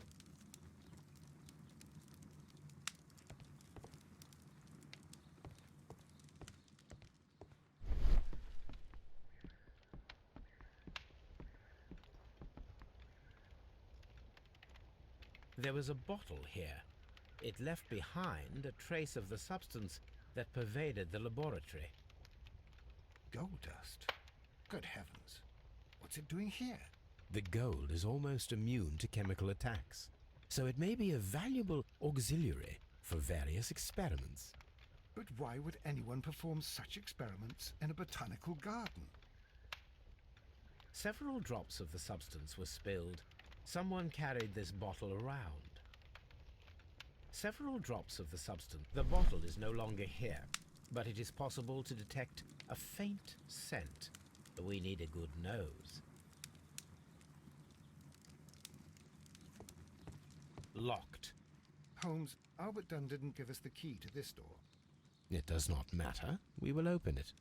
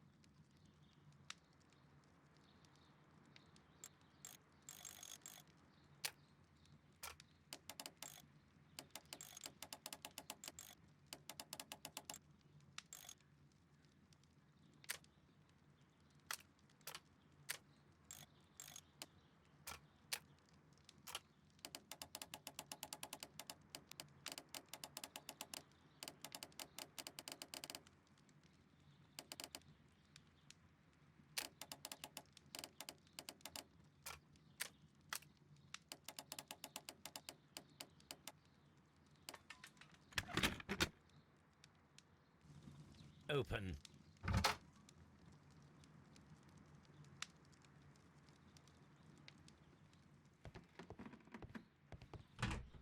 Martin Hamish's locker.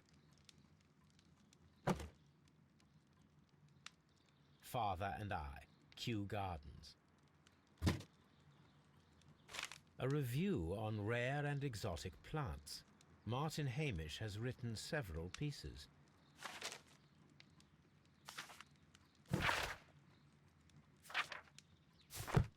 Martin Hamish studied chemistry. Interesting. Albert's locker. Specialist articles on shipyards and ship construction. Albert Dunn has a great passion for shipbuilding and the sea. A rejection letter from the British Royal Naval College. Specialist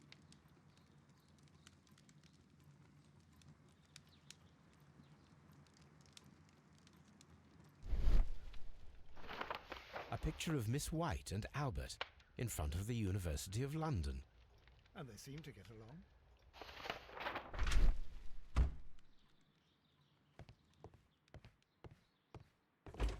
Miss White's locker.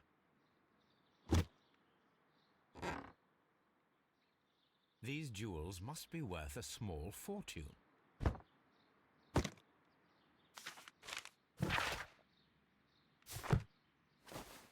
A vanity purse.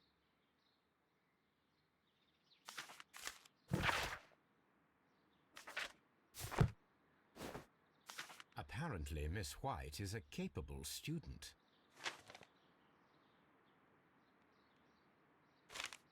A draft of the letter that Miss White sent to her parents.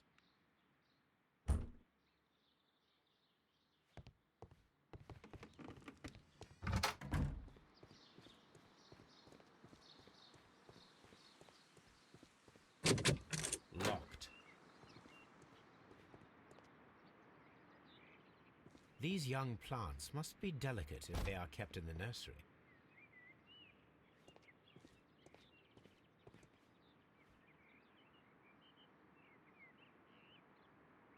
A glasses case.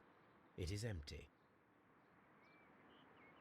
A thesis, written by Martin Hamish. This area serves as Martin Hamish's office. We can see the interior of the Colonial Collection Room from this window. This poster is for an exhibition that Martin Hamish was directing, but it had nothing to do with Kew Gardens. This certificate belongs to Martin Hamish. He won a horticultural competition.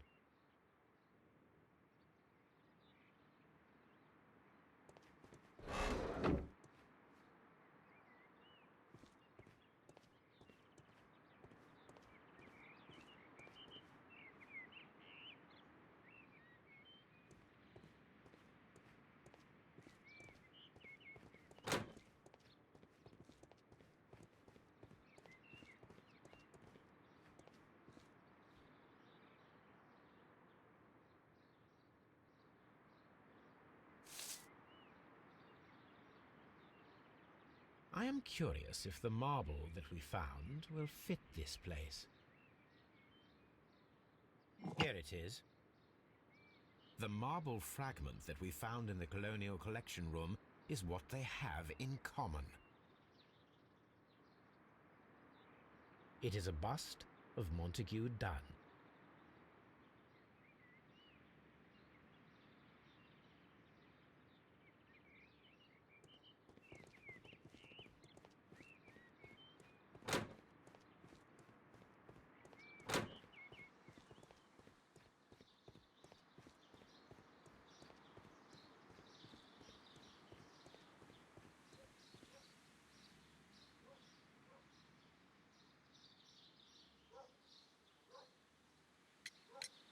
Mr. Hamish, was someone from your family connected with Kew Gardens? Family? No. I'm the only one with a passion for botany. I do not think so. This photograph of you and your father at Kew Gardens suggests the opposite. But you have no right to. Do tell us more about your father. He was, indeed, the greatest botanist of his time in the British Empire. He worked together with Montague Dunn until the end of his life. He brought me in at the age of 12. Did he get on well with Mr. Dunn? No, I couldn't say that. They expanded Kew Gardens together, that was all. And it was all my father's work, for Dunn always lived the high life. So Mr. Dunn was not helping your father? Oh, yes, he provided the financial support. And as far as he was concerned, that fulfilled his role. But the worst of it was, he declared himself as the master of Kew Gardens. Fame meant nothing to my father, so it was easy for Mr. Dunn to take all the credit. There is a bust of Montague Dunn in the nursery. A bust? Oh, that old thing. Further proof of that outrageous ego of his. But why in that room, in particular? Oh, I don't know. It has always been there.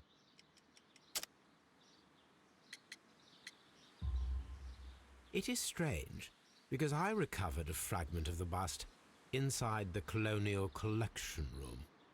Really? Oh, well, so I am mistaken. It ought to have been removed during the cleanup. This room is so small. Do you know who moved it? I have no idea. Surely Mr. Dunn requested it. Do you have any more questions like this? Because fragments of rock are not my responsibility. Evidently. Thank you, Mr. Hamish. We shall continue our investigation.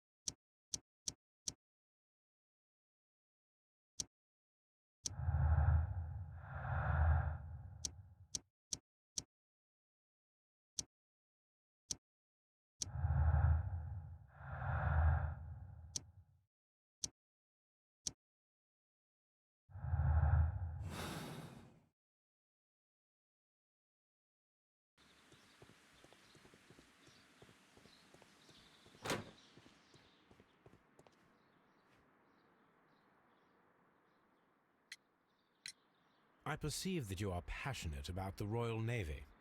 Passionate? No, not really. I like ships, that is all. Are you quite sure? You do not seem to be so interested in plants. It's difficult, that's all. My future is here. It has never been about anything else.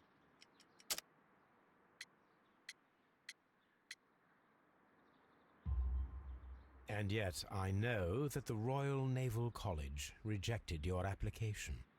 Ah, you truly are as clever as they say. Yes, that's correct. And in fact, my father was strongly against the idea. He did his best to ruin my plans, although I almost did succeed. But my dreams were shattered, Mr. Holmes. Thank you, young man. We shall see you again.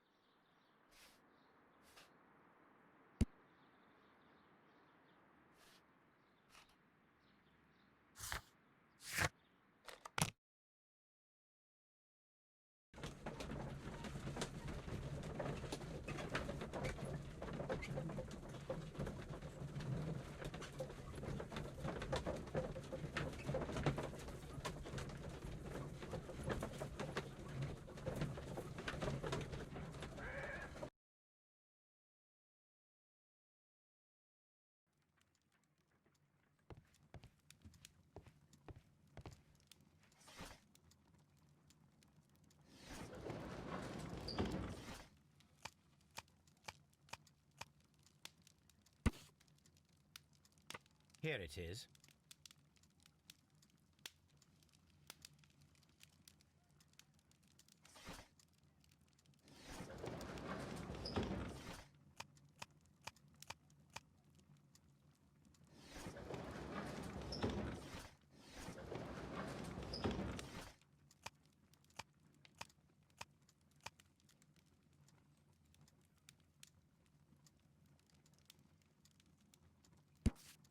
Here it is.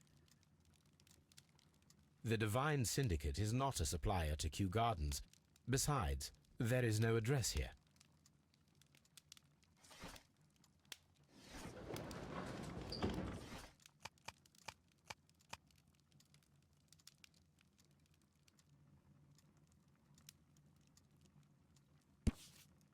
Here it is.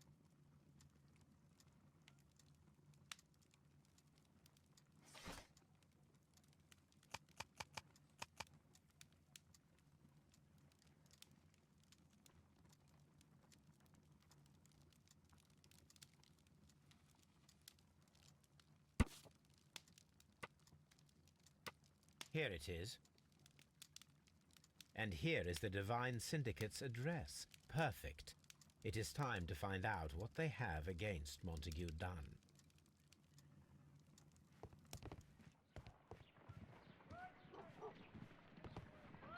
Come on, Toby. We have some work for you to do. Let us go to Kew Gardens.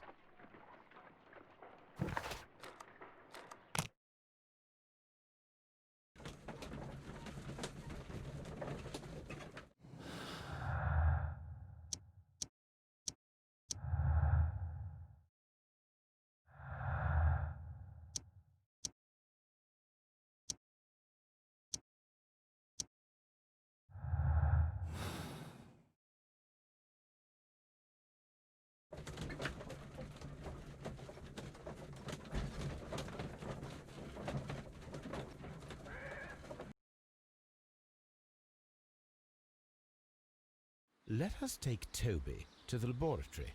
He will pick up the scent of this mysterious substance. Search, Toby. Search.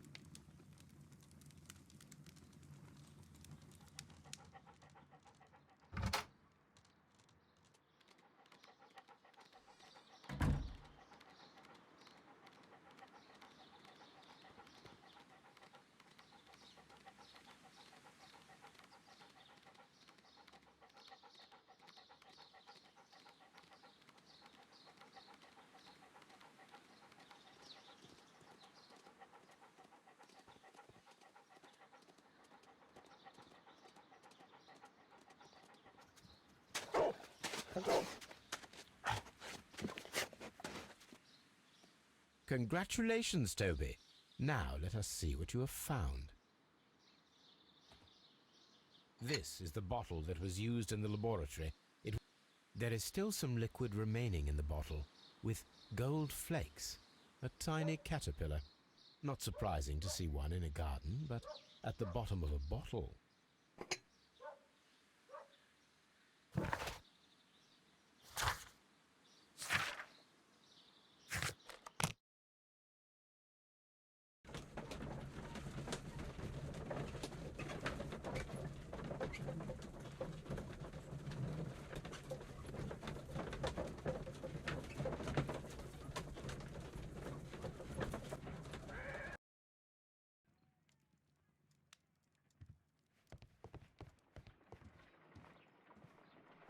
Let us determine just what we have found here.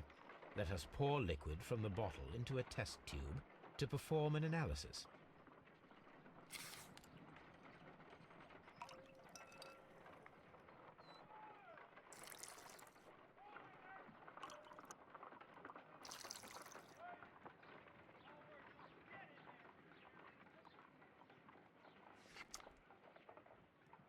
A colorless, water-based liquid. Quite a strong floral aroma. Holmes? What are you doing? It has a bitter taste. What if it's poisonous? Did you ever see poison stored in enormous jars like that? Anyway, there is a doctor nearby. So what do you think it is? It is some kind of organic compound. Let us vaporize the liquid and see what happens.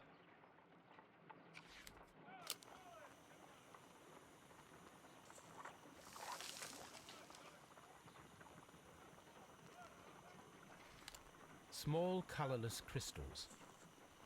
Colorless, tiny crystals that are soluble in water, with a floral smell and a bitter taste. Watson, Could you pass me that small bottle, please? Of course. Here you are. Holmes, do you know what it is? Wagner's reagent. There was a label on the bottle that you passed to me. No, Holmes, I meant the bottle that we found. Let me add the reagent and see if there is any sediment, and then I shall tell you. I need to take a pip.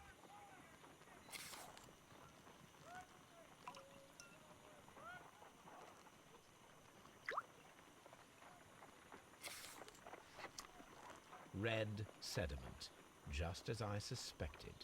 This liquid is of organic origin. It contains some alkaloid. Most likely it is unstable, and that is why there is a quantity of gold dust to prevent contamination.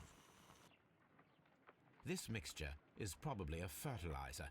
Someone was carrying out unusual experiments in the garden's laboratory.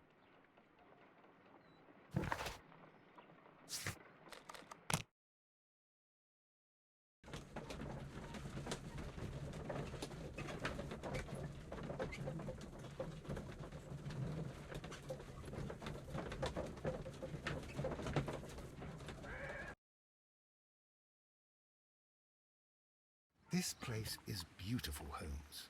Its atmosphere is remarkably soothing. Let us find someone who could help us.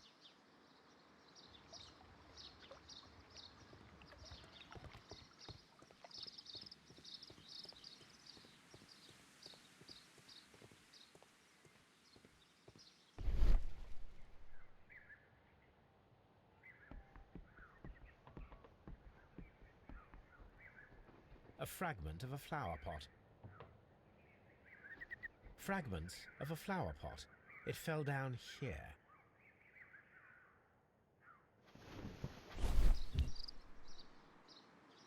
The Kew Gardens symbol.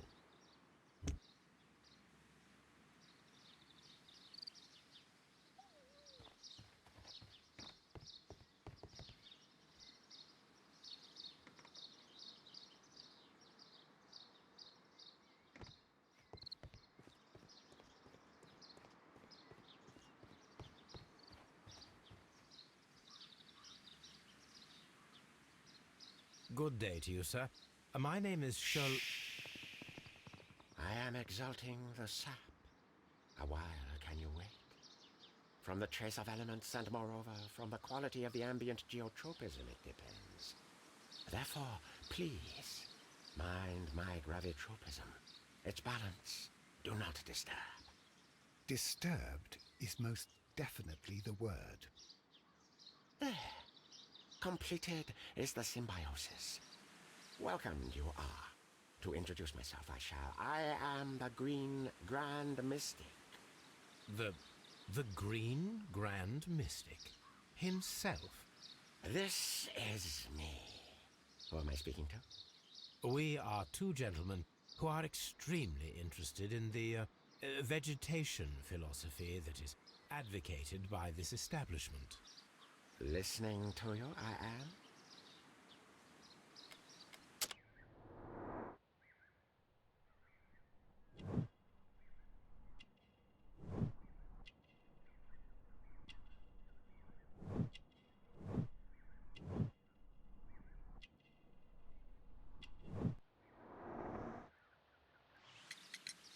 Do you have friends at Kew Gardens? None. Not worthy there. Nevertheless, we have seen Kew Gardens flower pots in your yard. How could they happen to be there? What? Our sacred place you permitted yourself to search. Sacrilege. No, really now. There was a theft of plants at Kew Gardens a matter of days ago, and we believe the pots we found here may be connected with it. Please tell us, were you involved? No. Those plants were ours. They had stolen them from us. How so? Their director, Dump, I believe. Done. Yes, that's what I said. He borrowed from us 3 of our sisters for the exhibition at his green fly-infested gardens. But he never gave them back to us. Excuses and imbecility. So we went in and saved them. I see. So, if you stole those rare plants from them, then it means... Ah, I get it. Bravo, Holmes. I think the case is solved. No, we did not steal. We saved. Well, as a matter of fact, we were unable to find our 3 plants. I beg your pardon. And yet you took all of the exotic plants from the stand. They had disappeared. It was the least we could do. They stole our sisters, and so we stole theirs. We should like to take a look around, to immerse ourselves in the wisdom that emanates from here. It is a school of anastomosis, the divine scholastic syndicate for vegetation veneration and meditation. You may say, the divine syndicate. Glory to the eukaryotic. Only true devotees, those whose hearts are ready to spermatophize in sharing of knowledge, are permitted to physically enter our vegetable kingdom and its wisdom. And to be permitted, you must earn it. Yes. Green Grand Mystic, we are ready to become devotees and gain access to your temple. What is the name of our Lord, our God King?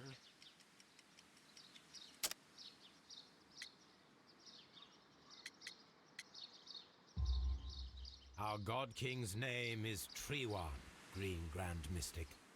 Oh la, good, good, I like you. Here is the holy key to the wisdom place. Holy donation can you make whenever you so wish. Thank you so much. I pray you to taste our fertilizer substance. From the burdens of life it helps to free. But of course. Raw sap, it is called. It is near the entrance. Well, we will leave you to your meditation.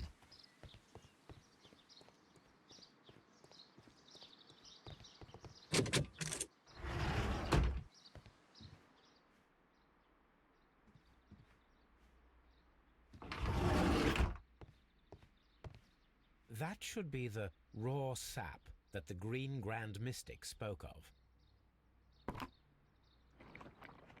It is rather delicious, and of an excellent quality. My word, Holmes. Their sap is like a form of cocaine.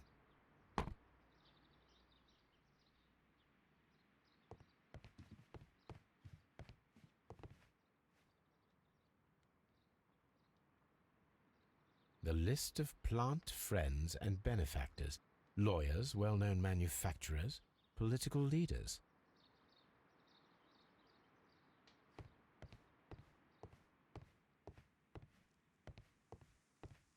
This must be Treewan, the Divine Syndicate's god.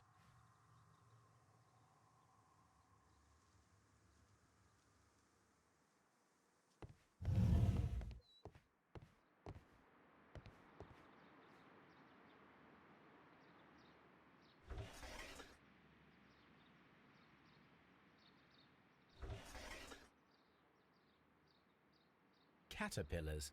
They are raised as food for certain plants. Let's take them.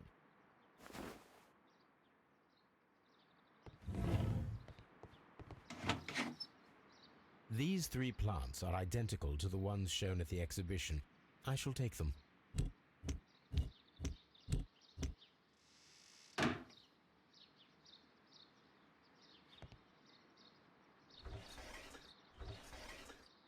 A tropical plant.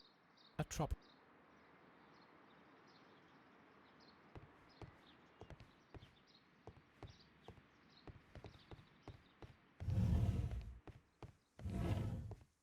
This door is locked, but I can try to open it.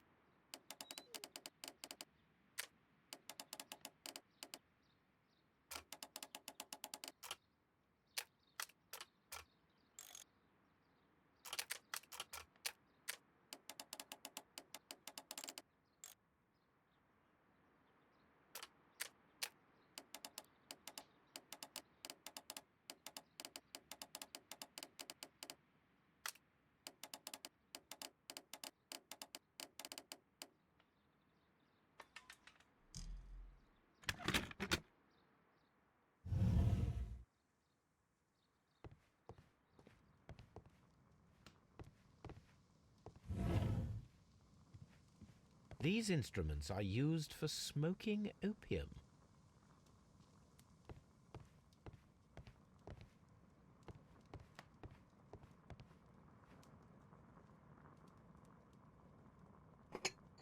This substance is an alkaloid, the same as in the bottle we found in the bushes at Kew Gardens. This cabinet is full of chemicals. They are the same as the ones we found in the laboratory at Kew Gardens. That would be enough to perform the most difficult of chemical experiments. A vast amount of opium.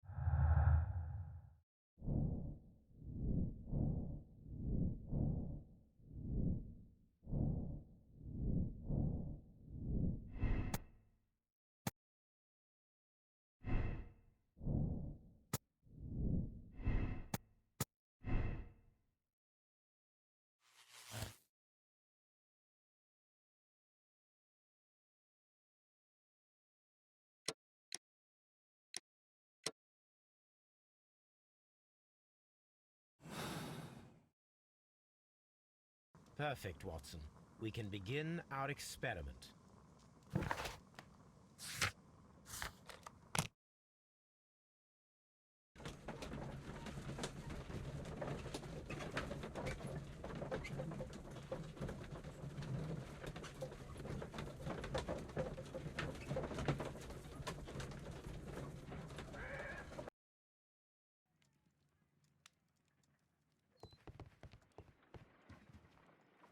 I imagine that one of these plants would be capable of releasing a toxic vapor. I need to find out exactly how it could be done. I shall begin now. Watson, if you are at all optimistic to have dinner this evening, then I'd recommend that you put on the gas mask.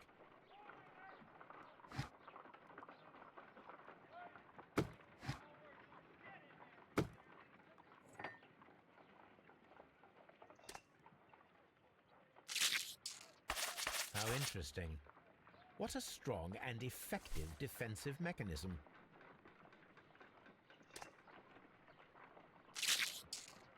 I find the behavior of predators utterly fascinating.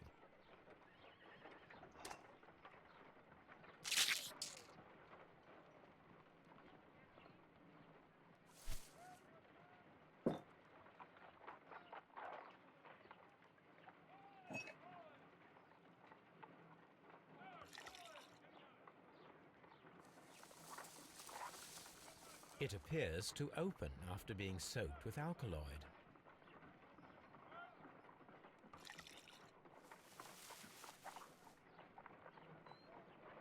This plant becomes inactive after being drenched with alkaloid. This plant becomes inactive after being drenched with alkaloid.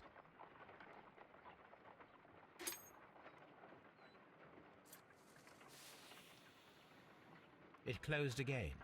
I believe I saw a small cloud of gas. I wonder what secrets this plant is hiding.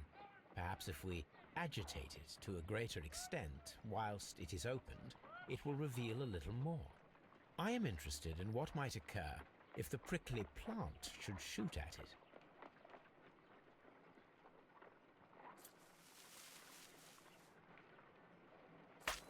It appears to... My word! It shot a spike at me after I stabbed it with a pin. I imagined that its reaction would be ferocious if I increased the strength of my attack.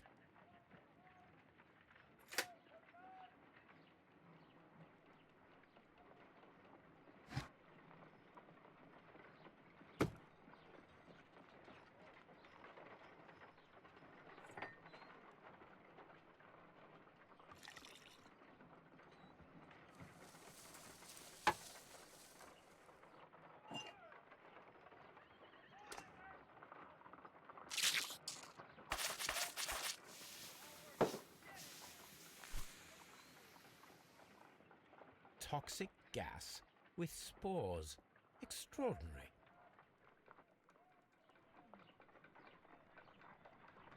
The plants would be capable of killing only if they were directly next to the victim and stimulated at precisely the right moment.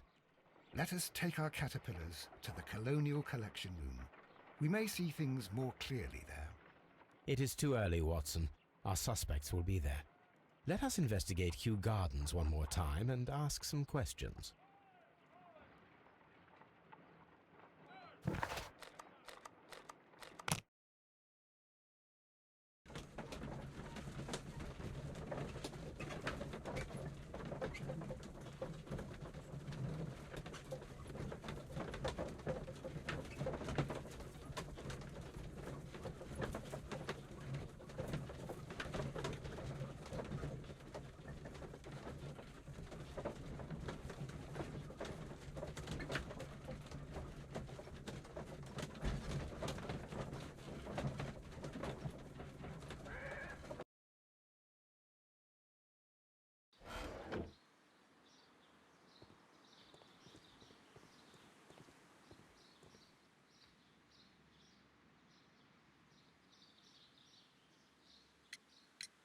Can you tell me if you saw Mr. Montague Dunn on the day of his death?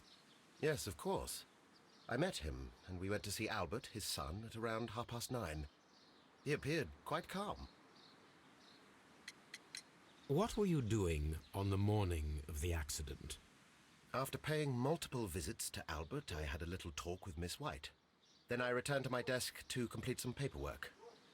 Suddenly, I observed that Mr. Dunn was not feeling well, so I ran immediately to fetch Albert. I clearly remember that it was around 10:30, for I was late that morning. Are you aware of the Divine Syndicate? The Divine what? Is this a joke? No, I am quite serious. What a ridiculous name. Anyway, I have never heard of this syndicate. Thank you, Mr. Hamish. We shall continue our investigation.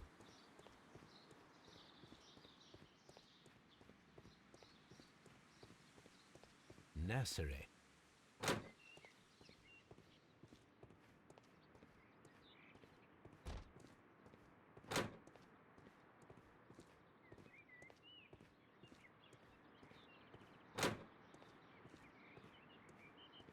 The seeds of plant species are stored here. Locked. Seed house.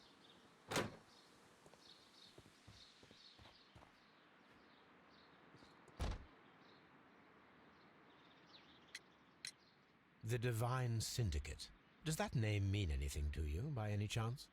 Not at all. But it is a very pretty name. Can you tell me what Mr. Dunn was doing upon the day of his death? I can, but there is nothing very special to say. I was in the laboratory when I saw Mr. Dunn heading towards me. Tuesday is the day of his weekly visit. It was supposed to be at 9, but he was 10 minutes late, as usual. And then? Well, he came in to say good morning. Then I saw him spend 2 or 3 minutes by the plants outside the laboratory.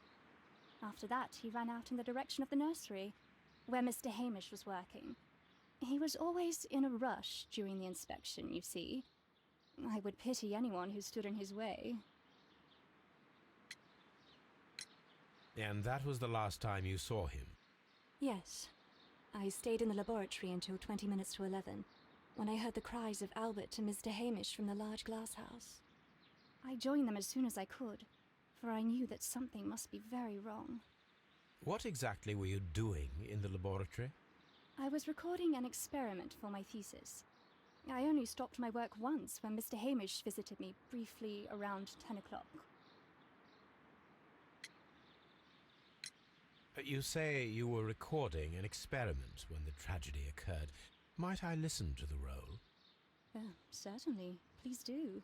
You will find it in the laboratory. It is number 320. Thank you, miss.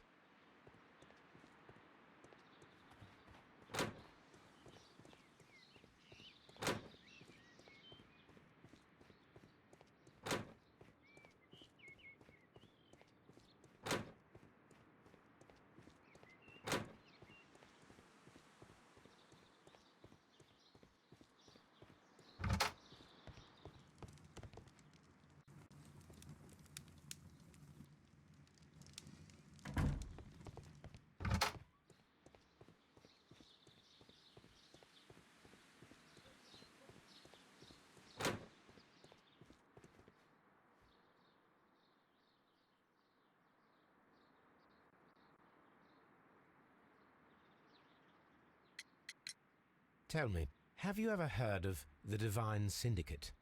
No, I cannot say that I have. Your father's death does seem highly suspicious. What were your movements here on that day? Suspicious? Well, I was working in the seed house, taking care of Lysa something, or Lear Pontus, or... No, wait. Ah, these Latin names. And I spent so many hours trying to memorize them. Did you see your father that day? Yes. He came here with Mr. Hamish for his weekly visit. There was nothing unusual about that. And then? Nothing. They stepped out to the backyard. It was perhaps 20 minutes before 10 o'clock. Then about 10 minutes later, I saw my father heading for the dry tropics room while Mr. Hamish returned here. And Mr. Hamish and Miss White, what were they both doing that morning? Mr. Hamish visited me a couple of times. I also saw him returning from talking with Miss White, and that was at 10 minutes past 10. But then he ran back here to me to tell me that my father was feeling unwell. We hurried across to the water lily room, and I found my father lying dead on the floor. Oh my God. Thank you, young man. We shall see you again soon. Everyone has gone, Holmes. The way is clear.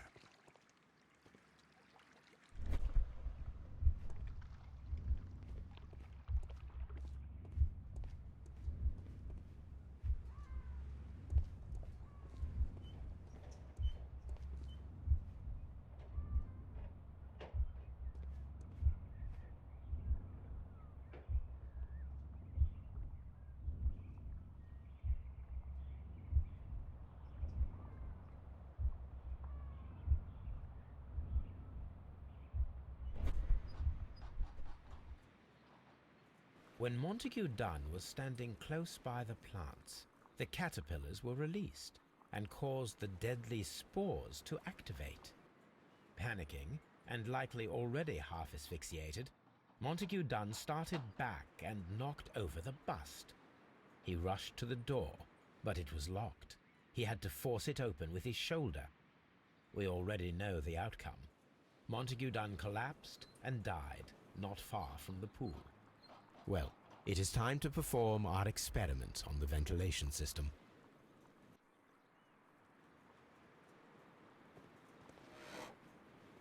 The caterpillars could only fall from the ventilation duct. Our caterpillars are in place. I'll activate the ventilation system so that they fall down. Watson, stay here and observe. All right, Holmes.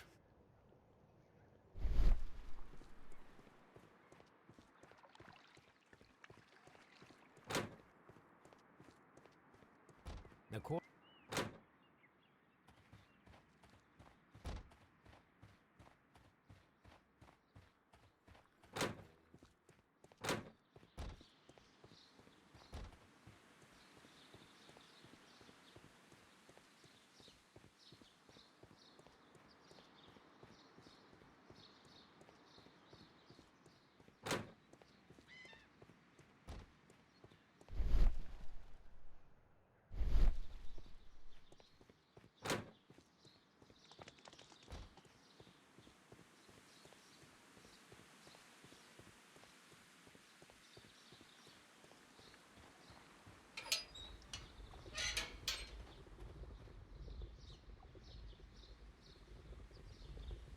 before starting the engine, the power is on. The engine cannot be...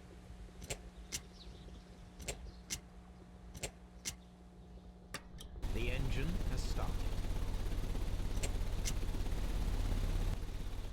The ventilation system is working.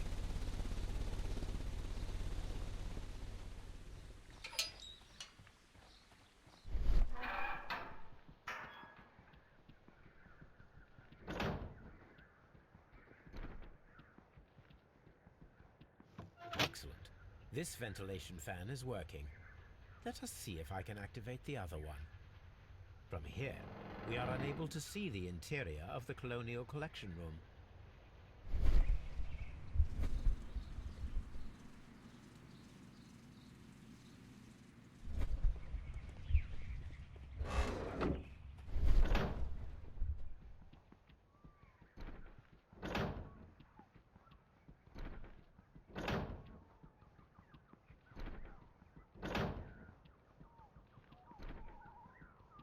We can see the interior of the Colonial Collection Room from this window. Perfect. Now I just need to find Watson to check the result. It works perfectly, Holmes. Bravo. Now, if you could just help me to get rid of these caterpillars. Perfect. Now we know how the murder of Montague Dunn was carried out, by activating both Albert's and Mr. Hamish's fans. But only from Mr. Hamish's workplace would it be possible to see when Montague Dunn entered the Colonial Collection Room.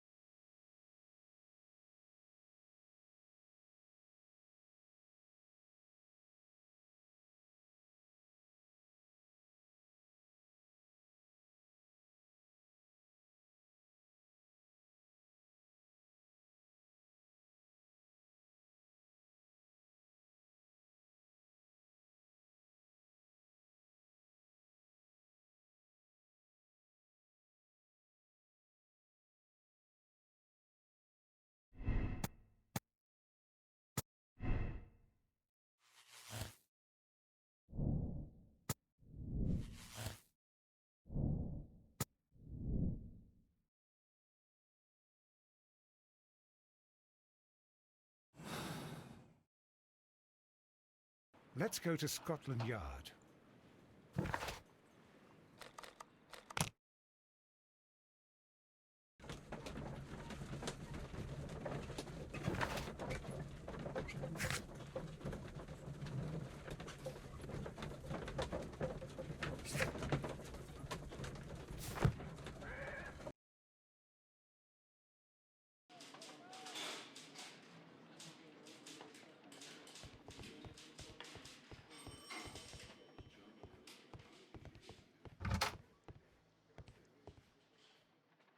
Inspector, I believe that Martin Hamish is guilty of the murder of Montague Dunn. Aha! I knew it. I'll send the lads around to arrest him. Very good. I shall wait to hear from you.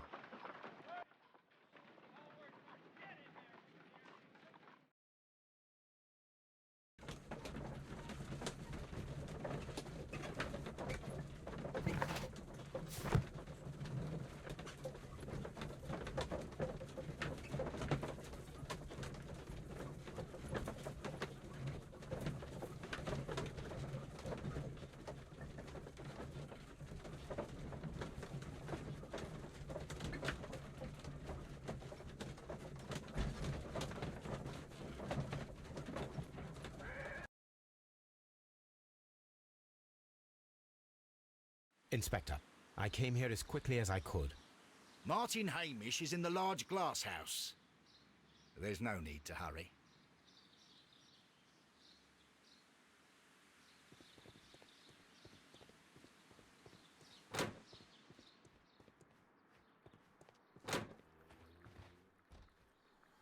Holmes, my God! Yes, we found him like that. Our messing around with the ventilation system didn't go unnoticed. Mr. Hamish realized that we knew. Inspector, could you arrange the body, please? I should like to examine it.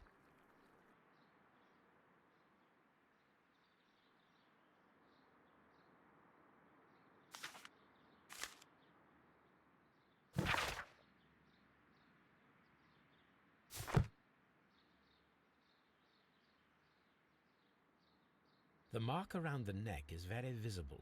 He died instantly.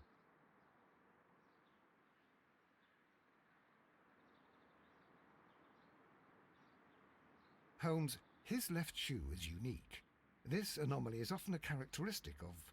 A club foot. Bravo, Watson. That is the key element of this case.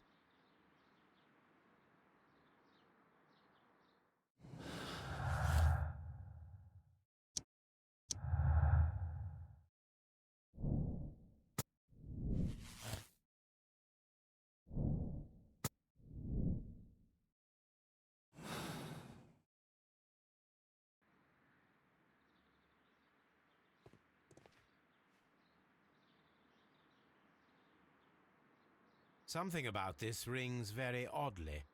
Why do you say that, Mr. Holmes?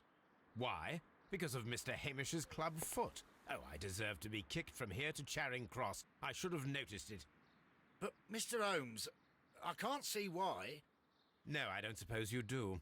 You must recall that Mr. Dunn was locked inside the Colonial Collection Room by the murderer. If it was Mr. Hamish, he would have had to run up to his workplace to trigger the fan situated above it, taking into consideration the condition of his foot. Well, it is still possible. Perhaps, but it is rather strange that such a person as Mr. Hamish decided to base his plan on the speed of his gait. You mean to say that somebody helped him? So the suicide is questionable? Correct. Mr. Hamish accuses only himself in his letter, and so the investigation stops. Possibly an accomplice, then? That idea had not occurred to me, Mr. Holmes. I have another idea, Inspector. Thanks to the testimony that we have collected, we are able to rebuild the events as they took place that day. With a timeline, such as we did in the Jack the Ripper case. Precisely. The map at the entrance of Kew Gardens should help us with our timeline. Let us analyze the facts and statements so that we may recreate the events of that morning.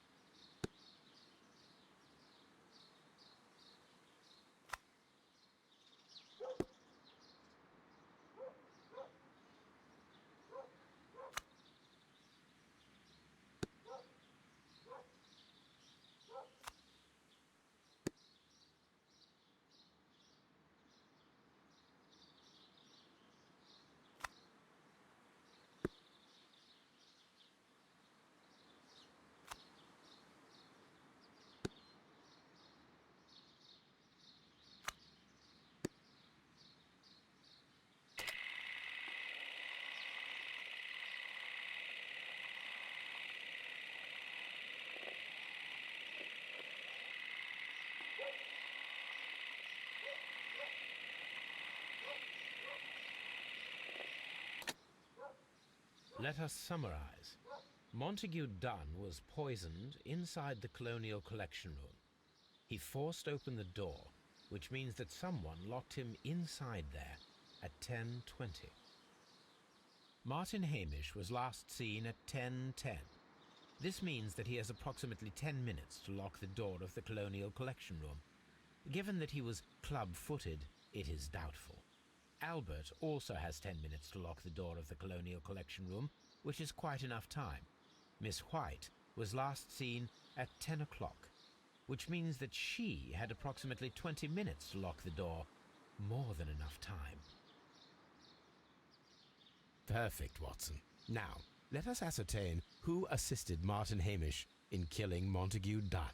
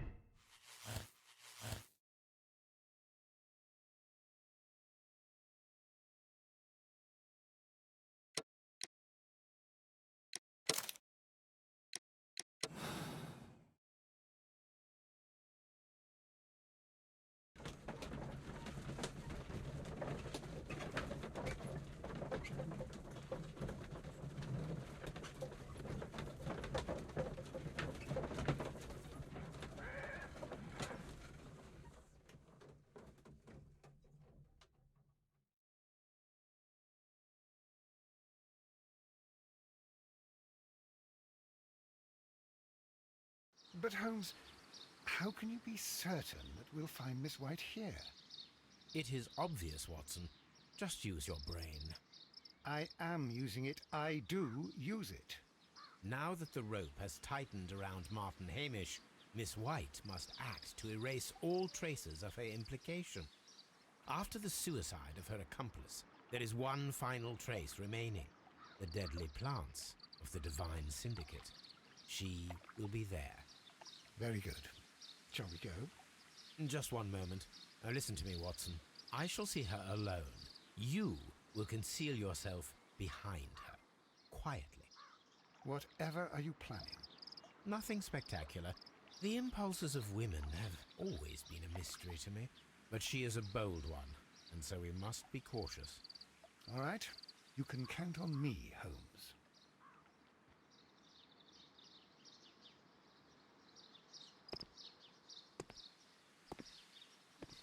Mr. Holmes, good day to you. You do not seem surprised, Miss White. Well, I was expecting you. Not for too long, I believe. So please tell me, as it is still unclear, who planned the murder? Was it you? You were wrong, Mr. Holmes. It was Martin Hamish, then. You managed to convince him to take on a more prominent role. You could not be further from the truth. You think that you can fool me? You don't care what I think. It is difficult to care about someone who is capable of pushing a man to his suicide. It is over, Miss White. The police will be here any minute. Over, perhaps. One moment you were here, and the next, you were on the other side. The other side? No! Stop!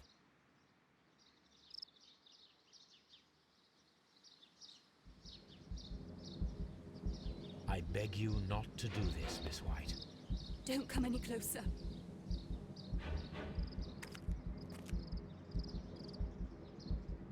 Please remain calm. We can help you. Not one step further. Don't try to stop me. Stop this foolishness. You cannot truly want to die. No, it's too late.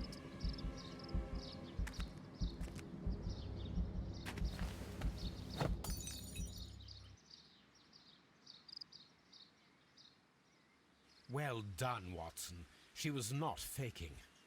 Miss White, you have no right to take your own life. Dr. Watson? Did you just save me? Or worse?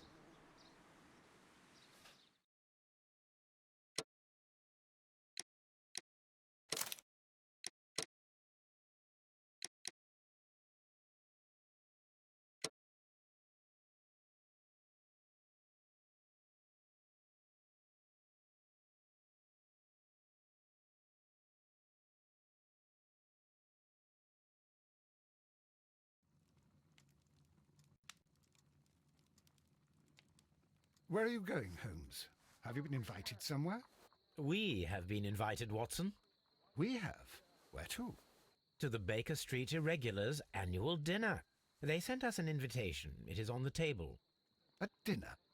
How could those street urchins afford anything like that? I can't understand your interest in them, Holmes. They're dirty. They wouldn't hesitate to steal your wallet. Watson, you should be excited. It is a secret dinner. Its location changes every year. Read the menu. Sounds mouth-watering. All right. We, the secret police of Baker Street, invite you, Sherlock Holmes, and Dr. Watson to our annual dinner. Menu, entree, frozen rat head salad. Is this a joke? Not at all. Pray continue. Main course, sow's udder in Danny Nutcracker's way. Ah, sounds disgusting, Holmes. Hedgehog goulash. Street turnips in homemade juice. And it goes on. Ah, I can hear them on the stairs now. Oh, we can't go there. We can't eat that. Watson, you'll hurt the feelings of those poor children. We have to go. Oh, Mr. Holmes. It is fine, Mrs. Hudson. Mr. Holmes! Wiggins, Dr. Watson is getting ready. He will be delighted to join us. You don't look well, my young man. Is there something wrong? Don't tell me the dinner is cancelled. Mr. Holmes, it's my brother Leighton. He's in a prison cell. They say he's killed 2 men. You have to help us, Mr. Holmes, because I know he didn't do it. Where is he now? From what I've heard, they took him to the yard, and they gave him a good beating already. You know what they're like. They'll hang him. They won't look any further. Holmes, we have to help him. Well, and forget about the dinner. Wiggins, I'll take the case. You're fantastic, Mr. Holmes. I'll be waiting for you at the crime scene. You'll be there, right? It's on Half Moon Street in Whitechapel. Very well.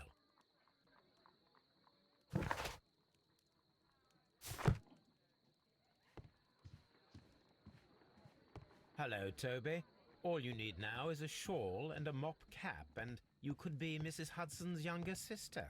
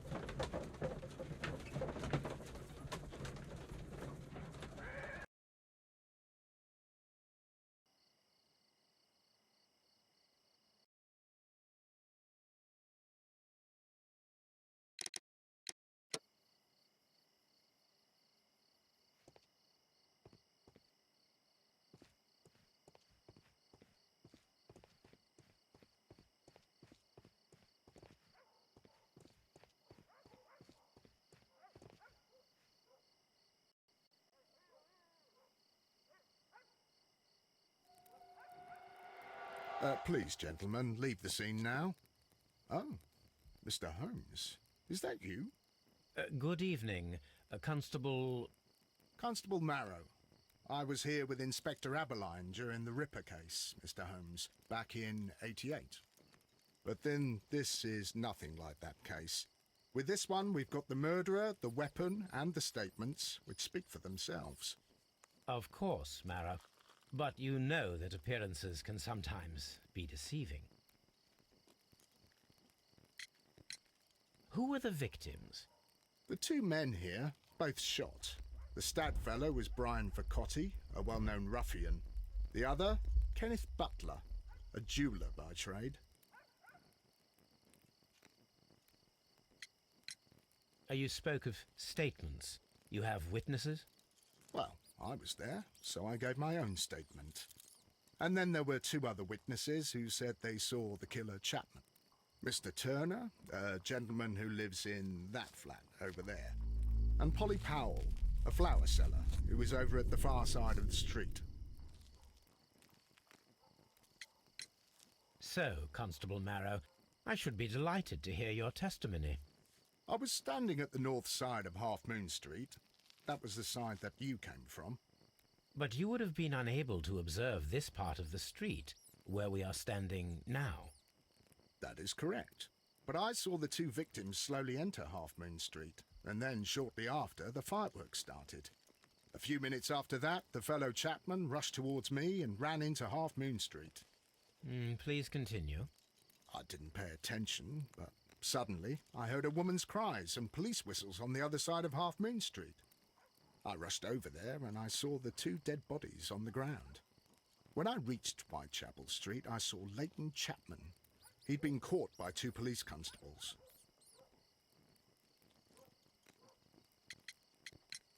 Did you hear the shots? I didn't hear any shots.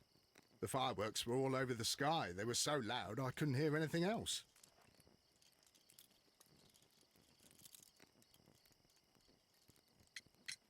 Constable Marrow, what else caught your attention while you were running through Half Moon Street? I saw nothing but rats, and I took the time to light every corner with my lamp. What were the fireworks in honor of, Constable? Well, today's Queen Victoria's birthday, Mr. Holmes. Yes, I appear to have lost track of the days. It is May now, of course. Did you happen to look up at Mr. Turner's window when you were on Half Moon Street at that time? Yes, I saw that the window was open, but no one was there. It was dark in the room. Constable, your statements have been of great...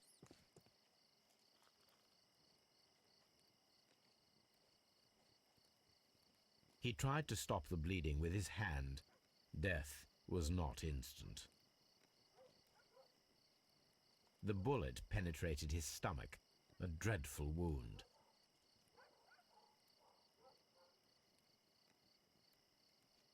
A tattoo from Westgate Prison. Vercotti must have done some time there.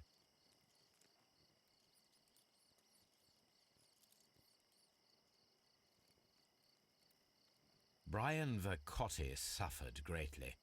What a terrible way to die.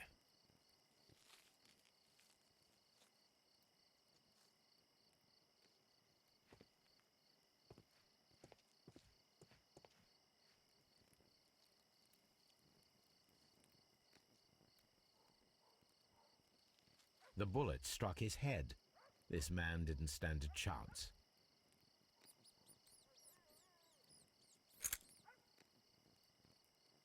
This is an ordinary key. I wonder what kind of door it opens.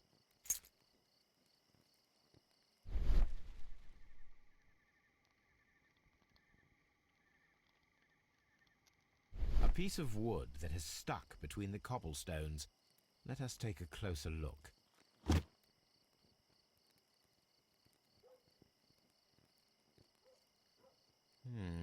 This shard of wood is quite new.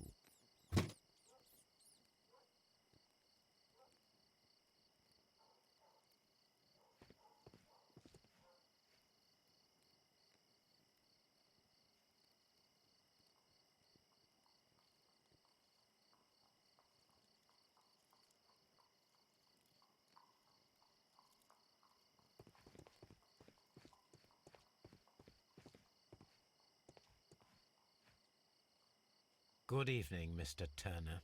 I heard Constable Marrow reply to you as Mr. Holmes. Are you that detective gentleman? I've heard of you. And well, I know things about this evening. Excellent. Might we hear your story?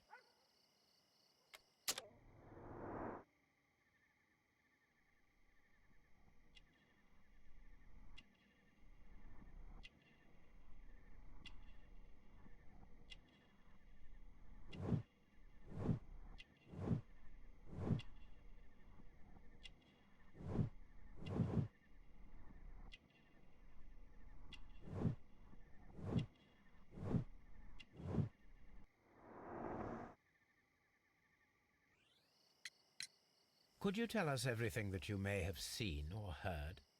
I was already in bed when the fireworks started. A few moments after, I clearly heard 2 gunshots from outside. Please continue. I quickly got up and I grabbed a lamp from my nightstand and I rushed towards the window. I looked down and I saw 2 bodies. And there was a man with a gun who was standing nearby. Where exactly? Well, near this body. Did he notice you? I don't think so. He rushed towards Whitechapel Street without looking around. Were the 2 shots you heard consecutive? Yes, there was a very short pause between them, and they sounded different somehow. It seemed to me that the second shot was louder than the first. That is an interesting comment. Mr. Turner, did you see anyone else in the street? No, I saw no one but that man, the murderer, the fellow they caught.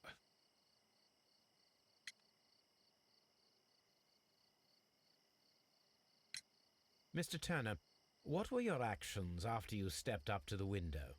I was afraid that the man with a gun might return, so I stayed close to the window till I saw the policeman coming in the Half Moon from Whitechapel. Then I walked out to tell them everything I saw. You have helped us a great deal, Mr. Turner.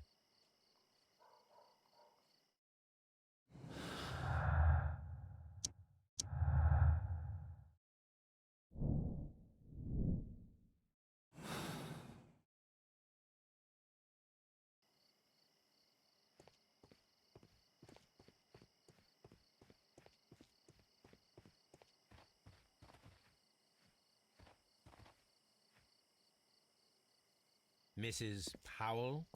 What do you want? My name is Sherlock Holmes. I'm assisting the police with their investigation of the crime that took place this evening. Well, I've already gave my testimony, but very well. Could you tell us everything that you may have seen or heard? Yes. I was selling my flowers as usual, and then the fireworks began, in honour of Queen Victoria. I enjoyed those. But then, all of a sudden, a young lad ran out of Half Moon Street and stopped just by me. He had a gun in his hand.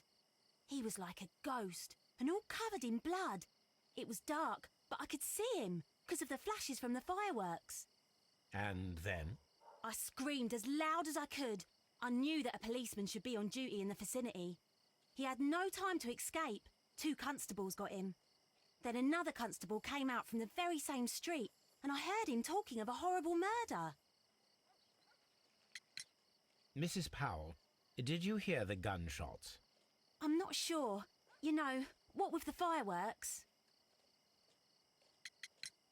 Did you see anyone else leaving Half Moon Street prior to or at the time of the crime? No, sir, I did not. Even with all the fireworks, I was very attentive, as I'm always on the lookout for customers. My thanks to you, Mrs. Powell.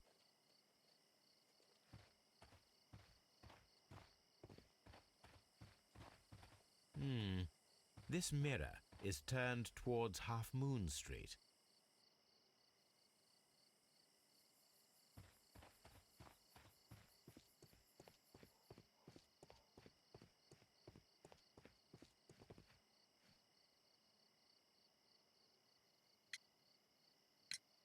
Mr. Turner, You have stated that you remained close by your window after the crime, is that correct? Oh, yes, Mr. Holmes. I stayed at my window until the policeman arrived to examine the dead bodies.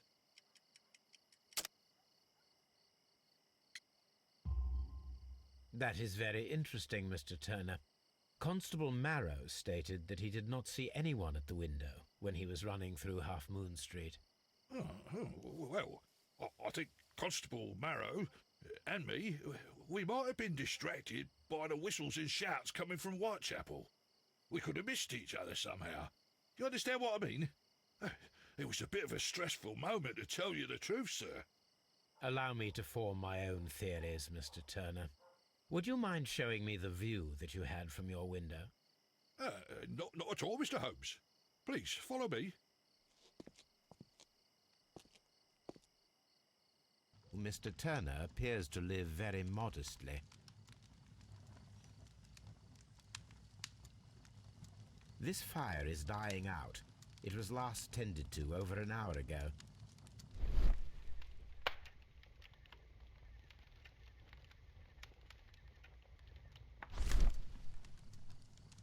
The papers are almost entirely burned. I am unable to see what's written here.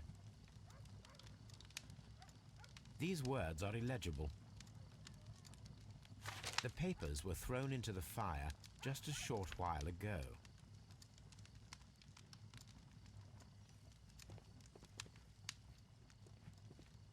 Mr. Turner was roused from his bed by the sound of gunshots.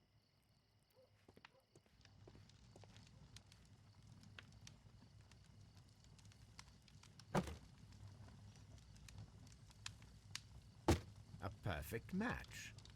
So, Mr. Turner broke his stick when it became stuck between the cobblestones. He did not mention that he was so near to the victims.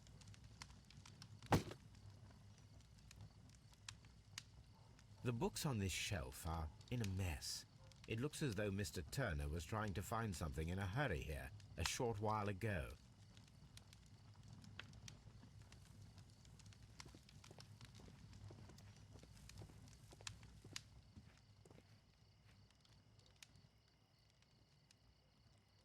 This kitchen knife is quite sharp.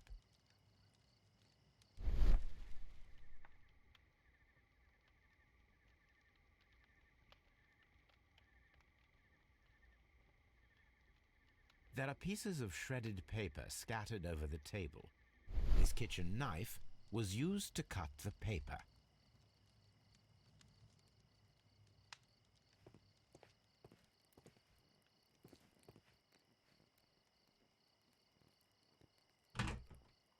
So, that's the view Mr. Turner had when he opened the window. The dead body of Kenneth Butler. Brian Vercotti's contorted corpse. Mr. Turner had a perfect view of the crime scene. He saw the bodies clearly, and Leighton Chapman standing over them.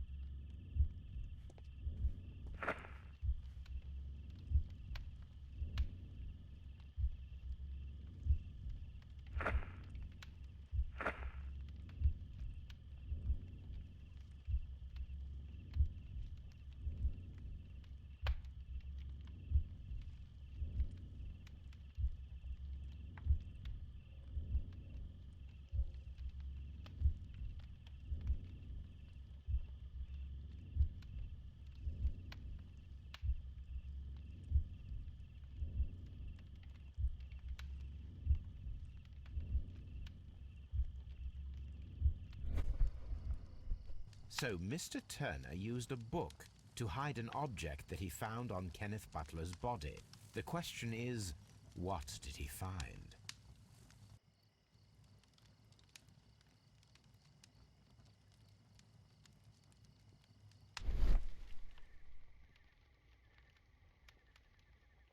I can see prints from greasy fingers upon the cover of this book.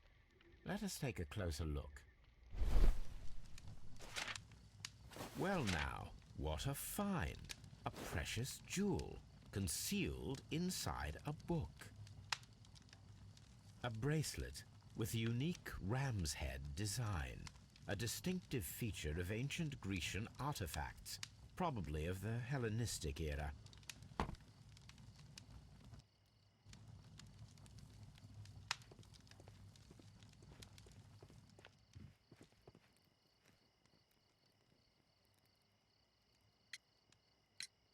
Mr. Turner, how would it be possible for a man of advanced years, such as yourself, to rush from his bed to the window in a matter of seconds, as you have stated? Well, I'm able to move very quickly, despite my age. And when the situation requires it, Mr. Holmes. I highly doubt that, Mr. Turner. I observe that you suffer a severe limp due to your injured right leg. It would have taken at least 10 seconds for you to approach the window. That means you could have easily missed something or someone in Half Moon Street during that time. You're right, Mr. Holmes. I could have missed something. But it did seem to me that everything happened so quickly. Oh, time can pull tricks on you. And what of everything else that you told us? Mr. Turner, it is vital that we have your complete and true statement. Mr. Holmes, I do assure you that the other things I said were most sincere. Mr. Turner, you were not sincere with me. Not then, and not now. But Mr. Holmes... This, Mr. Turner, does not look like anything that a poor man might possess. It is worth more than the home that you live in. I can explain. No, merely correct me if I am wrong. You saw Leighton Chapman through the window, but you also noticed a glittering object on the ground, this precious jewel. You walked down and took the bracelet from the body of Kenneth Butler, and when you heard the whistles, you hurried away. That broke your walking stick. It caught fast between the cobbles. Constable Marrow was unable to see you in the window as you were climbing up the stairs on your way back to your flat. Upon returning home, you hid the precious jewel inside a book. Mr. Holmes, please don't send me to prison. I didn't do anything bad. I'm just a poor man. When I chanced upon the bracelet, I saw it as an opportunity to make a little money. I was desperate. I only took the bracelet, that's all, I swear. You made a mistake by lying to me. But you are not a criminal. I believe that. Although I must return this bracelet to its rightful owner.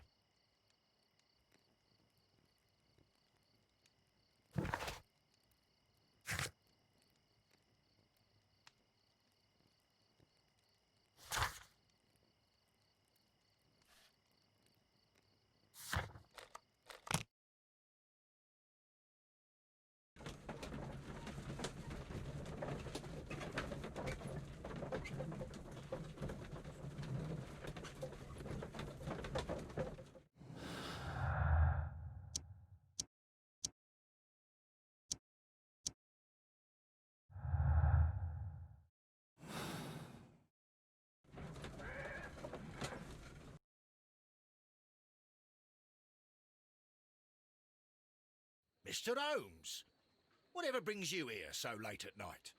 I'm interested in the case of young Leighton Chapman. He was arrested earlier this evening and accused of a double murder.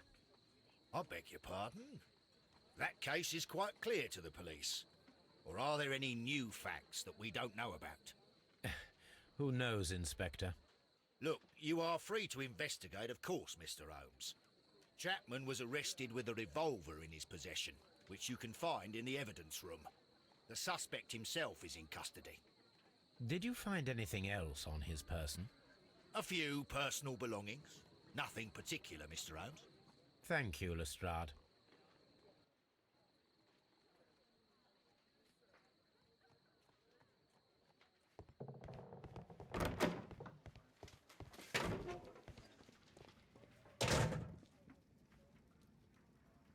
A cheap watch, bought with his own money, no doubt.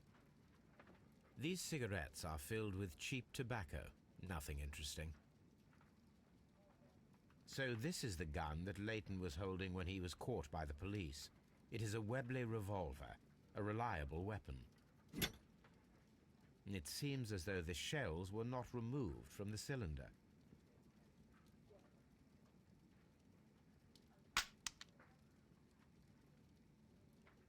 Two out of the 6 shells have been fired. There were 2 shots.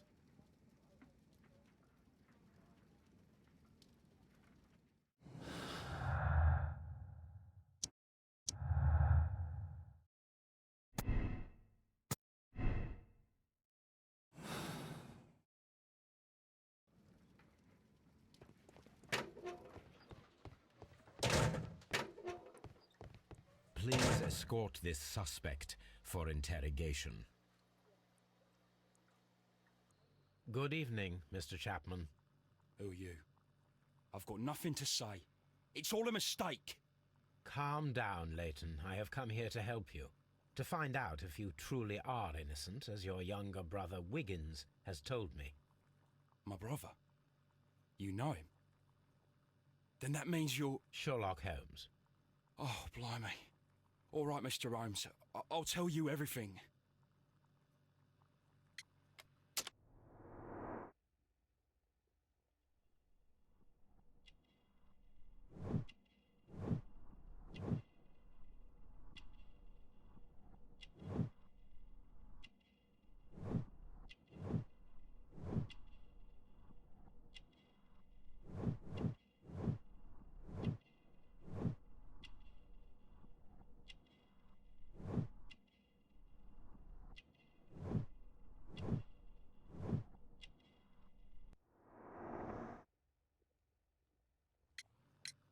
Good. Tell me your account of what happened. I left my work, and I hurried up to see the fireworks in Whitechapel. I was late, so I decided to cut through Half Moon Street. I saw the first fireworks light up in the sky. I bumped into a constable on a corner before entering Half Moon. Then suddenly, what with all the firework flare, I saw 2 men. They were both lying flat in the middle of the street. I stopped where I was. I thought about turning back to the police, but as I was thinking of that, I saw a third person. He was leaning over the body that was furthest from me. The second I saw him, he raised his head, and he stared at me.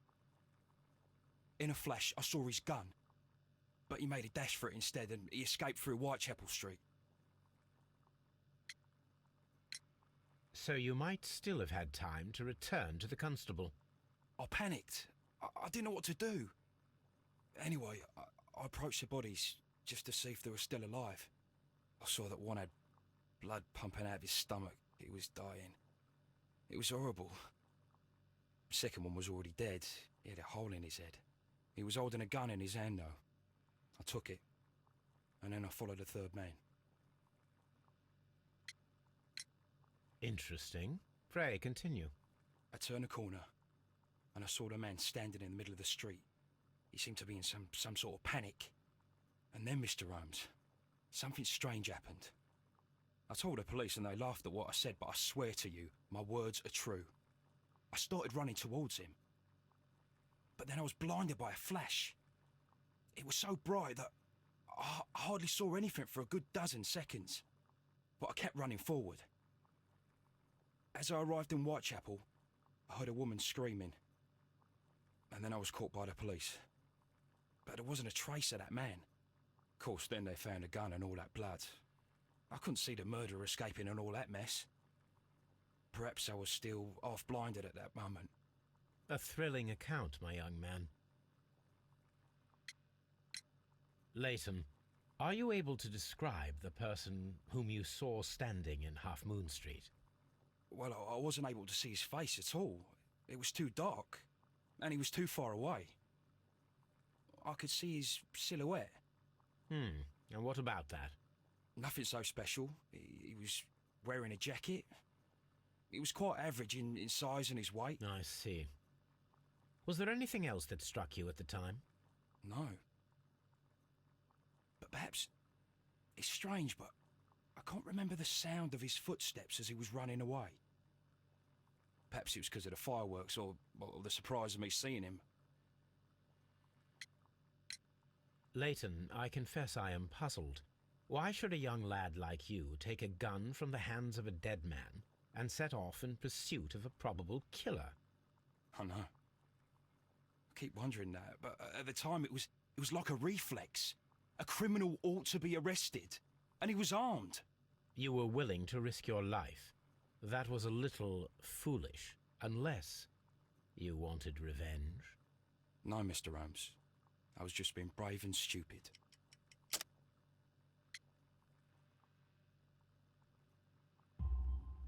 I'm sure that you were, but I believe that you may have recognized one of the victims, Brian Vercotti. You knew that gentleman well, did you not? However could you know that? You have a typical tattoo of the Westgate Brotherhood upon your hand. I observed exactly the same mark upon Mr. Vercotti. You came to know him from your sharing a past prison sentence. Am I correct, Mr. Chapman? God. You're right, Mr. Holmes.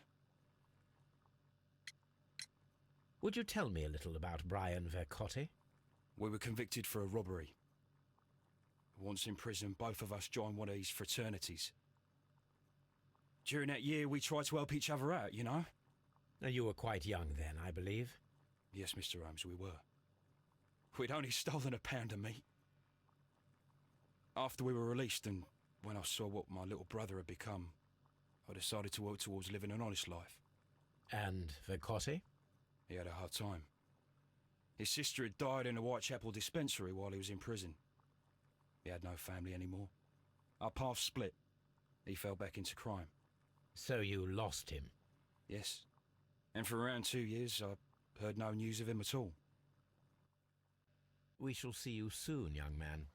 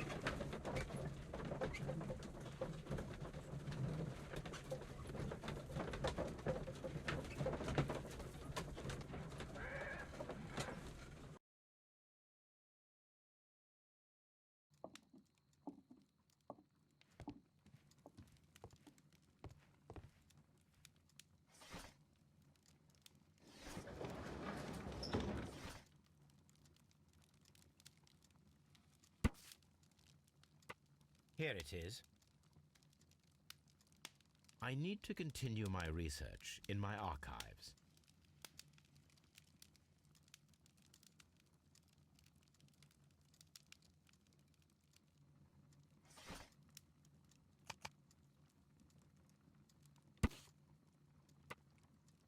Here it is. One of the victims, Kenneth Butler, was involved in the story of the stolen Hellenistic treasures. A visit to his pawn shop should tell me more.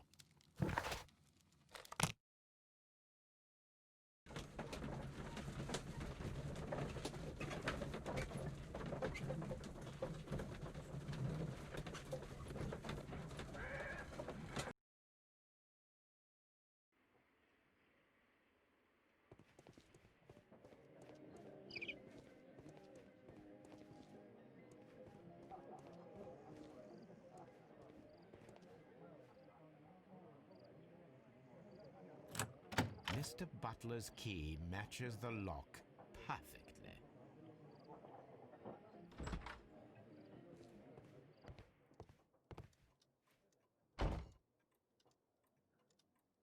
Crampons and a sharp ice axe would only be brought here by a mountaineer.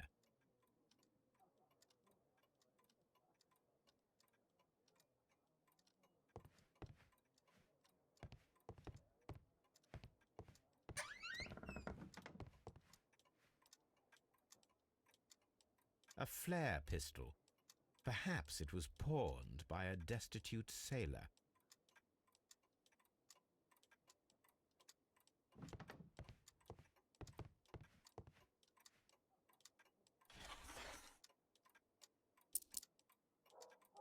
The ram's heads.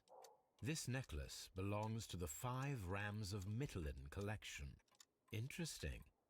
That means that Kenneth Butler owned a part of this collection all this time, 10 years after the theft.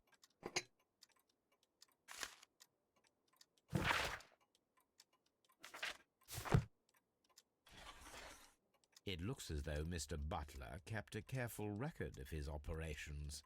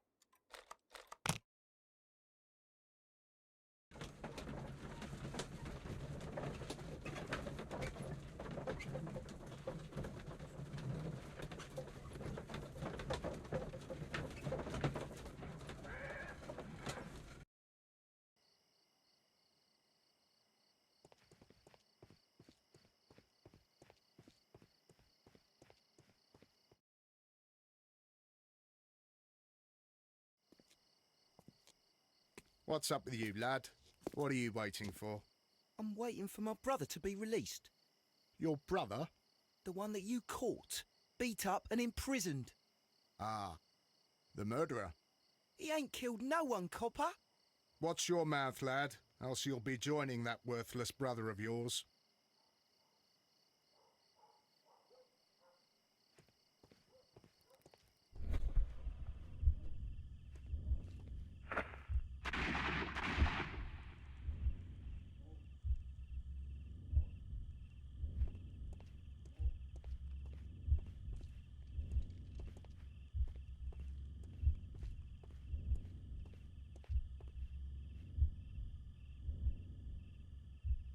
I am unable to see any higher.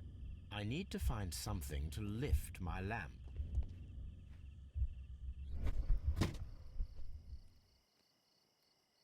This should be useful.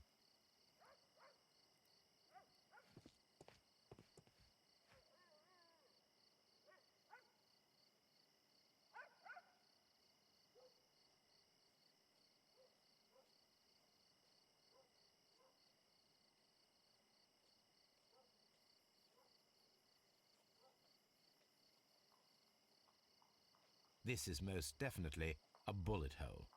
The brick cracks are fresh. Watson, there was a 3rd shot fired in this street.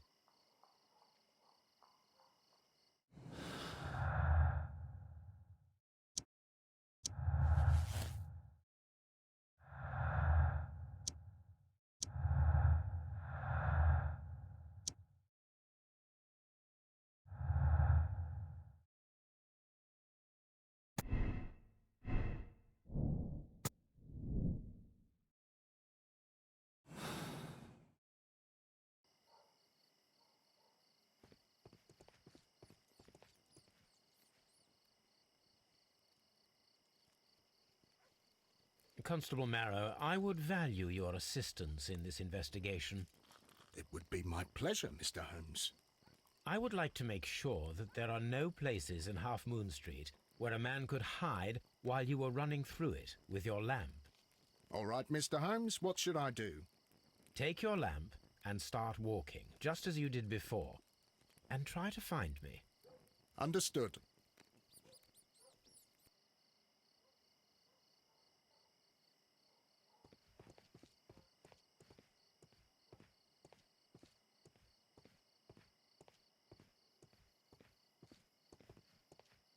I can see you very well, Mr. Holmes. All right, Constable. Let's try again. I'll find another place to hide.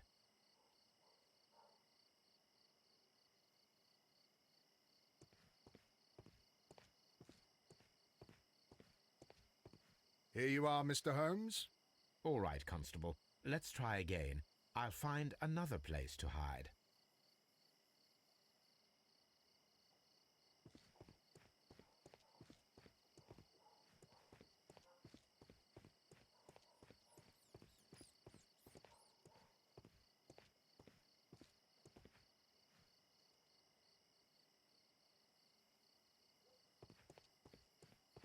Mr. Holmes, it wasn't difficult to find you at all. It is obvious now. No one could escape Constable Marrow's lamp while hiding in the street.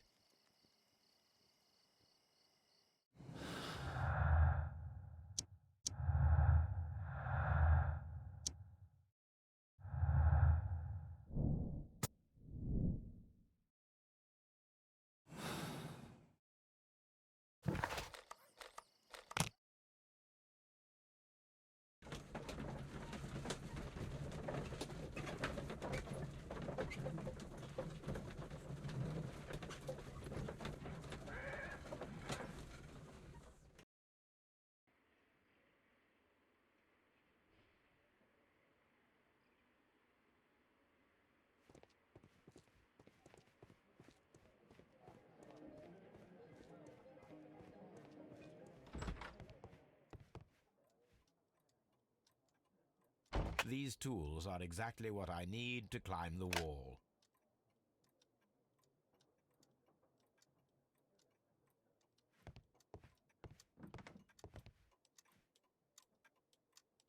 This is exactly what we need in order to imitate the flash of the fireworks.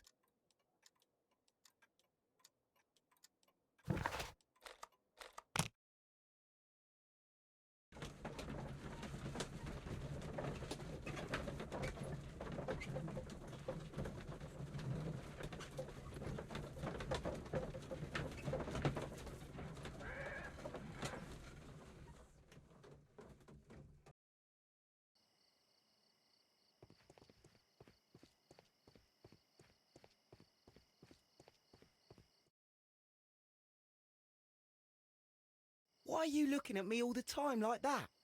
I'm just watching you, lad.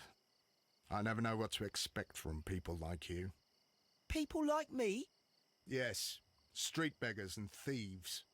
I ain't a thief. Oh, no? Then where did you get whatever it is that you're gnawing on? I very much doubt that you bought it. What ain't seen can't hardly be stolen.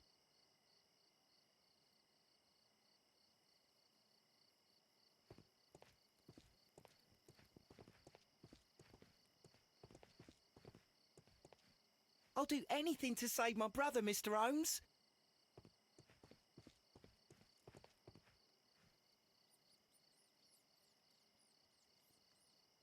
Constable Marrow, Watson, I would like to perform another kind of reenactment with your help. I'm listening, Mr. Holmes. I want to check if Leighton's testimony can be trusted. If someone could vanish into thin air at a specific moment. But Holmes, I don't see how. I am going to be the mysterious gentleman whom Leighton followed. I will stand exactly where he saw him before he was blinded by the flash. Watson, you will be Leighton.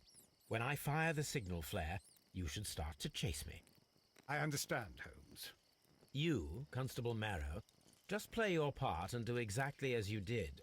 Just, please, wait 5 seconds after the signal flare. I doubt that Polly Powell would have screamed any earlier. As you say, Mr. Holmes. Let us begin, then. Catch me if you can.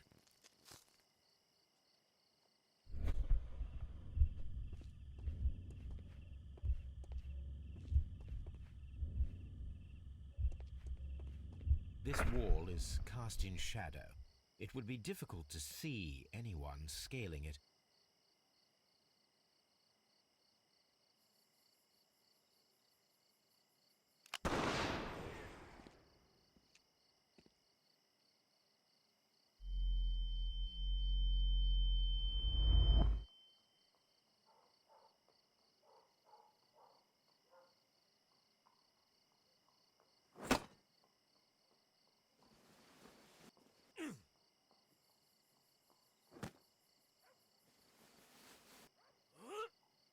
I can barely see anything.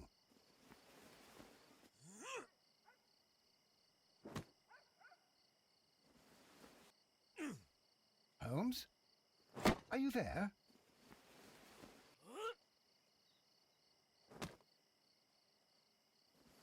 Where is he? My God, a man can't just disappear like that.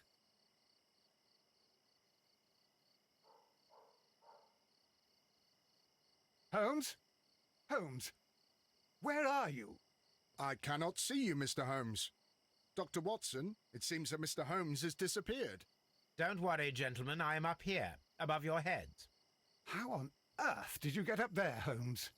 I am using crampons and a climbing axe, although the person we are looking for did not leave any traces of such tools. Constable, is there any way to get to the top of this building? Yes, Mr. Holmes, I can show you. The door to the building can be found from Whitechapel Street. Gentlemen, I am on my way down.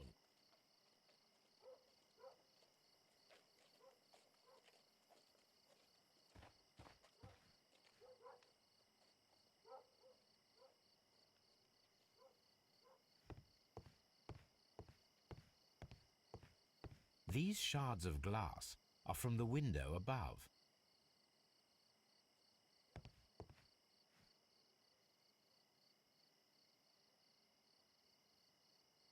It's empty.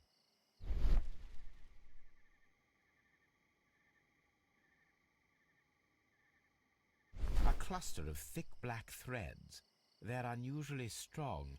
I should examine them under the microscope. Someone broke through the window to get inside the attic, but in his haste he ripped his jacket.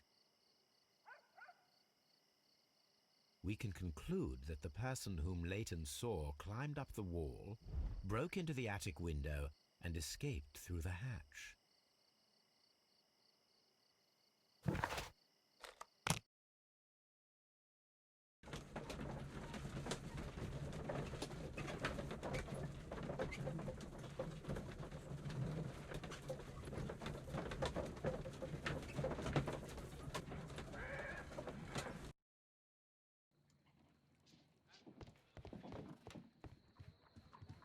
Hello, Toby. All you... Let us take a closer look.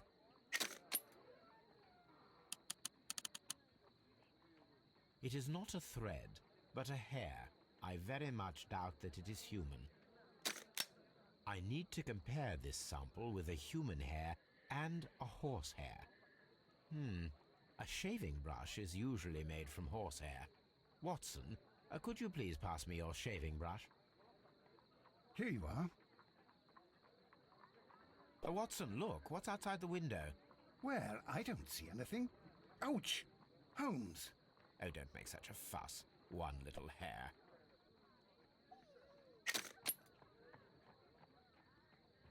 Human hair is significantly thinner than the black sample. The horse hair is thinner than the hair that we found. So, this black hair belongs to an animal, and it is larger than a horse. A hair from a large and exotic animal. My analysis table. It is useful for my work.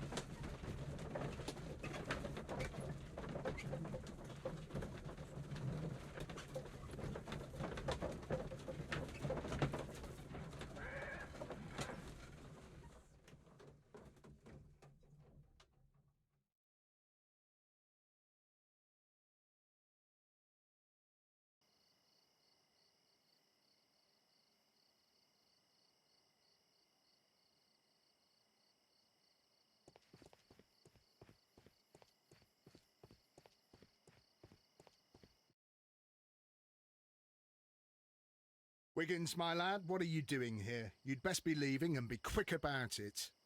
I've done nothing wrong. You'd learn more by watching Mr. Holmes. He knows exactly what he's doing, not like you. Oi, watch your tongue.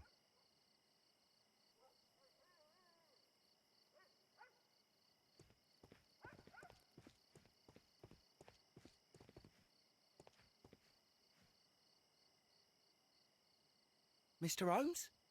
We have good news for you, Wiggins. The investigation has proven very interesting so far. We found facts and details that confirm your brother's innocence. I knew it, Mr. Holmes. But for now, Wiggins, we need your help. Anything you like, Gov. I need you to locate a circus that has stopped over in London. It needs to have disposed of at least one exotic animal, a very large one. You can count on me, Mr. Holmes.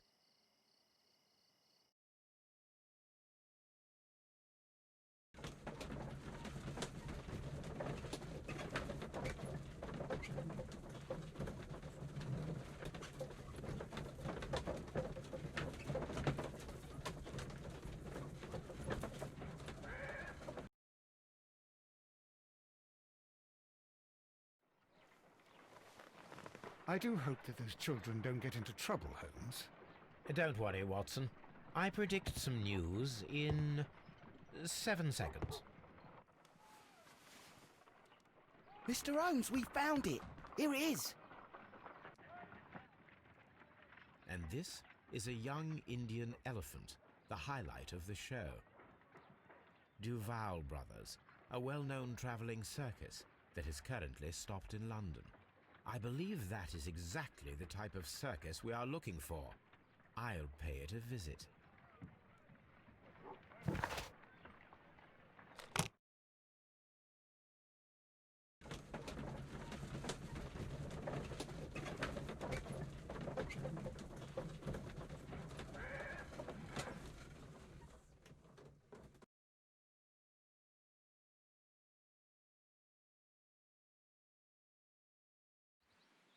Hey, you! Stop right there. Good morning, sir. Pardon me, but why am I not allowed to walk around here? Because it's private. Well, I only wanted to meet the artistes. Hmm? You're wanting to apply for... Nah. You don't look like the type of, artistic lockpicker that we're looking for. You might be surprised. What? Nah. I don't think so. Clear off.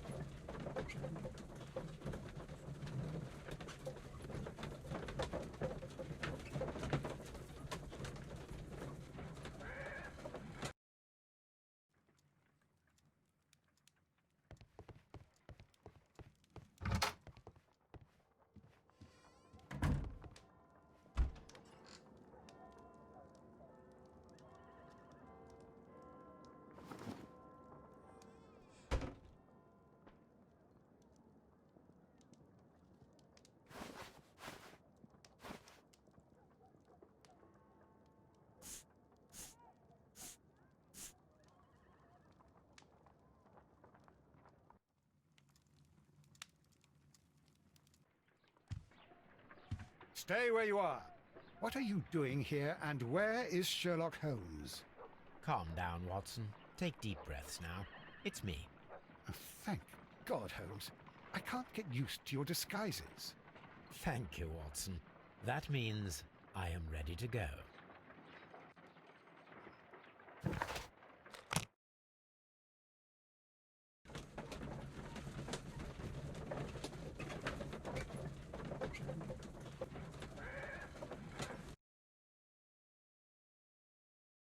Who are you?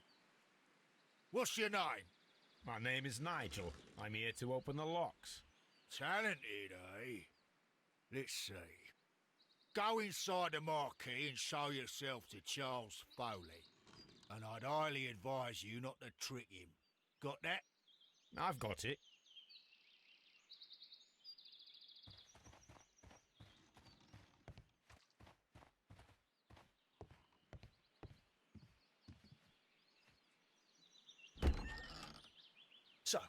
everything is here, just as you asked. And what about the money? Some of the barrels are wet. Transportation issues, it couldn't be helped. Whatever. We'll be here after midnight to pick up the supplies. I want to be paid first. No.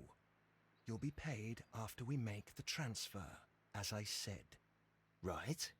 I hope that no one saw you. The police are on the lookout. Of course not. I'm a professional. Glad to hear it. Be ready for tonight, then.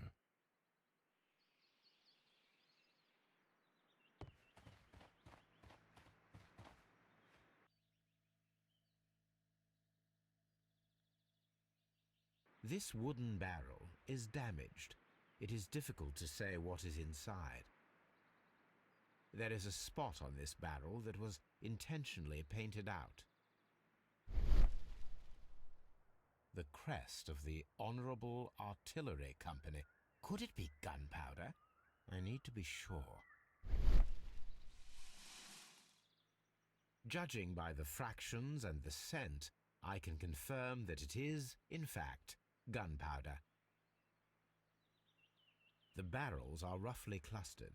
It seems as though they were brought here in a hurry.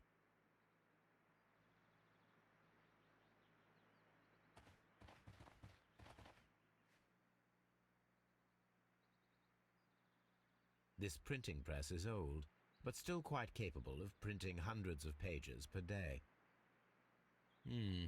There are enough posters to paste across half of London's walls. From lambs into lions, those are words of encouragement and defiance. That's a picture of a contemporary gentleman wearing a Robin Hood hat. Interesting. This poster was clearly made to fire up rebellion amongst the people.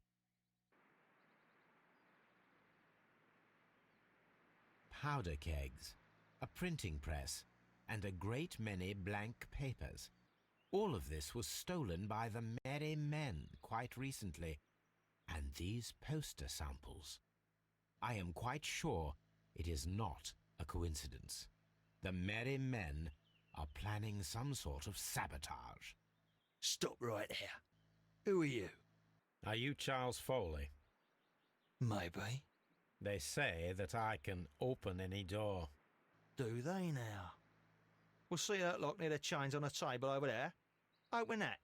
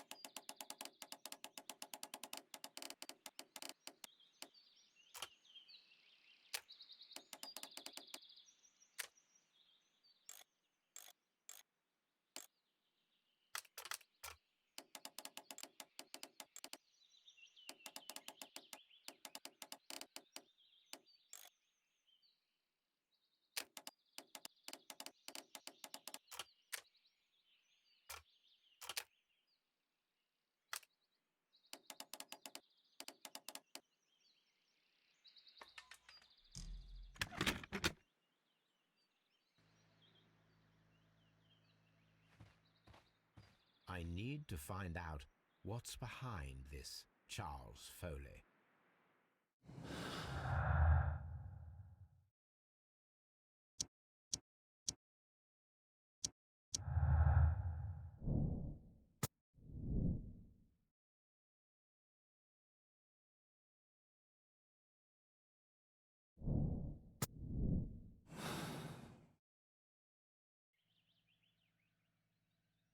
Oh. Well, they're right. What's your name? Nigel Shirley, from York. Nigel from York. Never heard anything about you. How'd you hear about me? It's a long story. I met your brother, Vincent the Butcher Foley, in prison. He told me all about his betrayal and all about you. Before I was released, he told me that you might find a job for me one day and pay me some money for me craft. Well, he died 7 days ago in prison. I'm sorry to hear that. That's all right. The traitor has paid the blood price for it. And you'll do the job anyway, because I need a talented lockpicker. I know just where to search for his legacy. It's all about the Hellenistic treasures, isn't it? Osh, you fool. Now, listen up. You'll come with us tonight, and you better mind yourself. Us? Wait, who's coming then? Billy, Jack and me. And what will I get for that? We'll share the loot. The one you seem to know about. Right. Wait for us at the abandoned manor house on the corner of Ladbroke Grove and Kensington Park Road at midnight. Deal.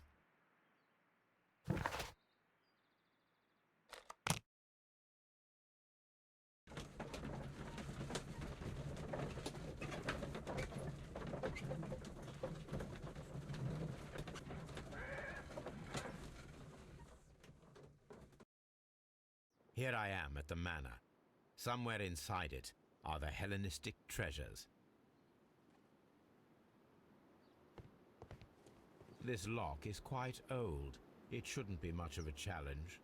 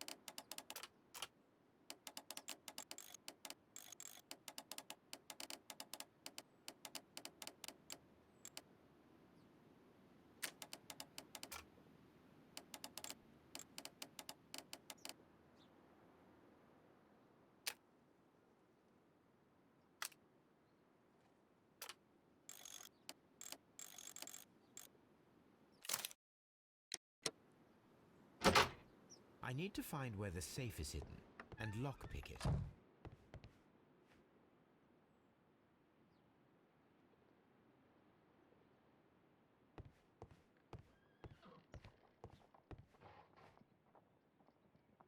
This cupboard is an absolute mess.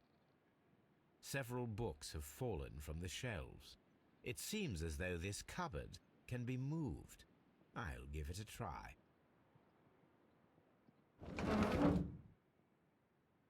So, that's the lock I must open tonight. Let me see.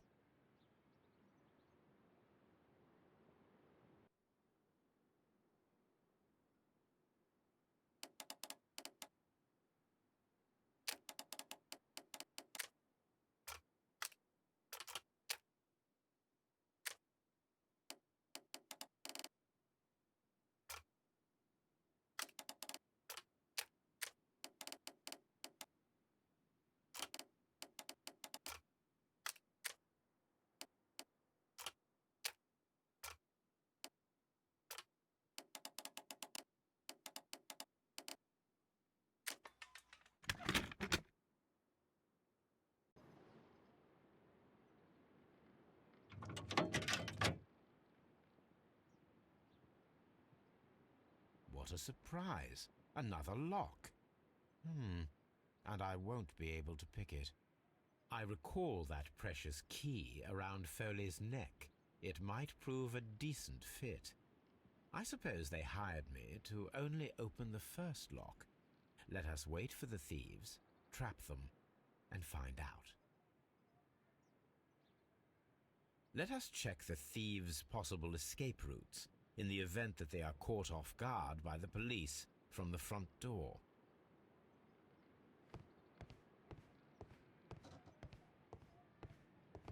This door is a perfect means of escape in an emergency.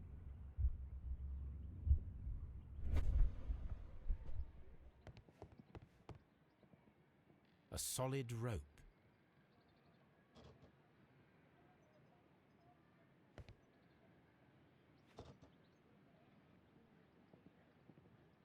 This should be useful.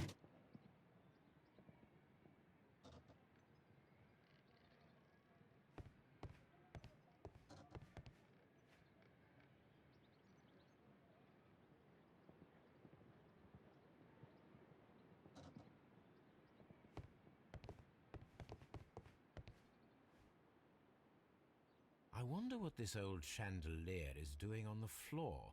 It looks as though it was poorly attached. I suppose that the thieves already tried to open the lock with this formidable hammer, but they were unsuccessful.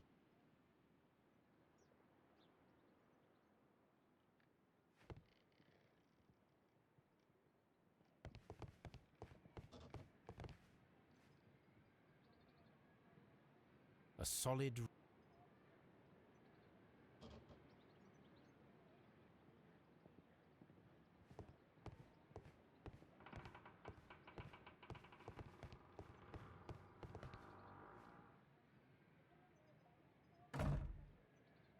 The door is now blocked.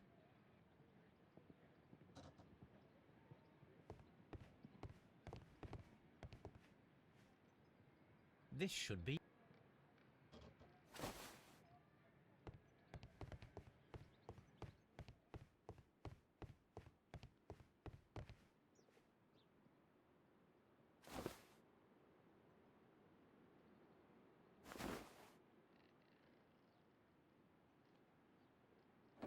If anyone takes the hammer, the rope will uncoil and make the chandelier fall.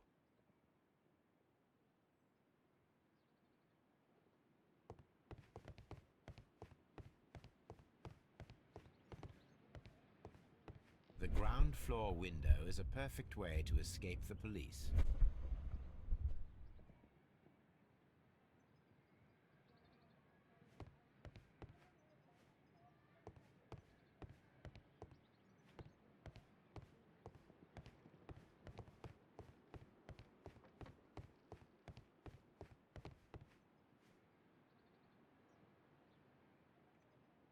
Oh, that's a...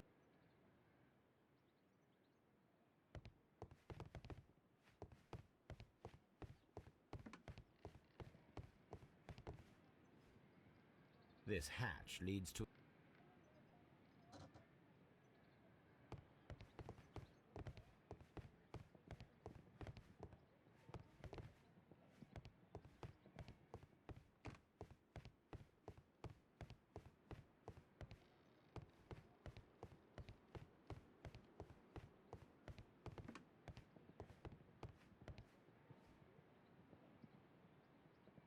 This works very well.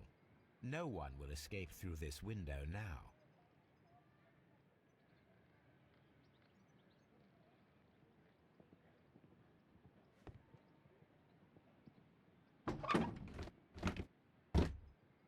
There is no ladder.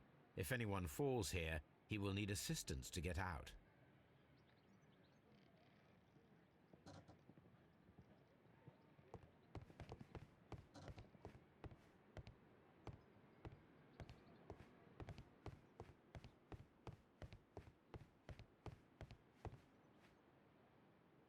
This should be useful.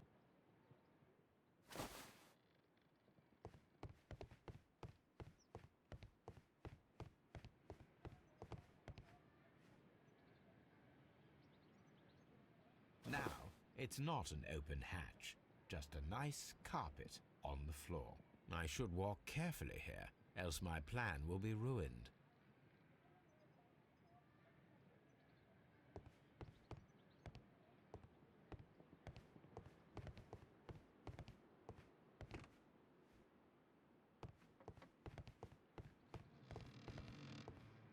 Although this window is high above the ground, it would be possible for one of the thieves to attempt to use it for their escape. This should be useful.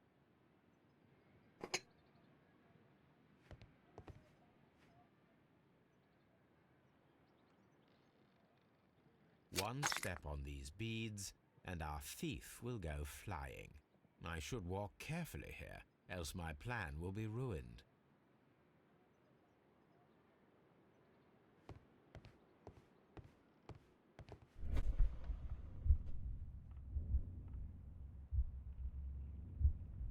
Any thief who finds his way upstairs will roll down very quickly.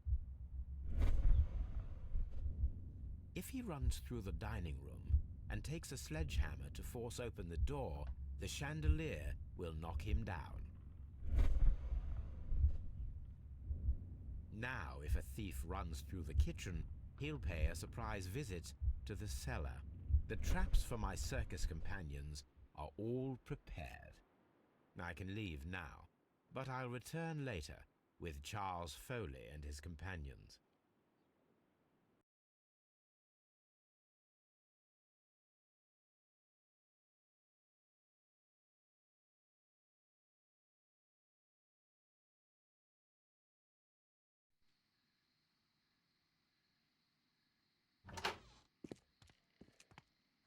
Police! Police!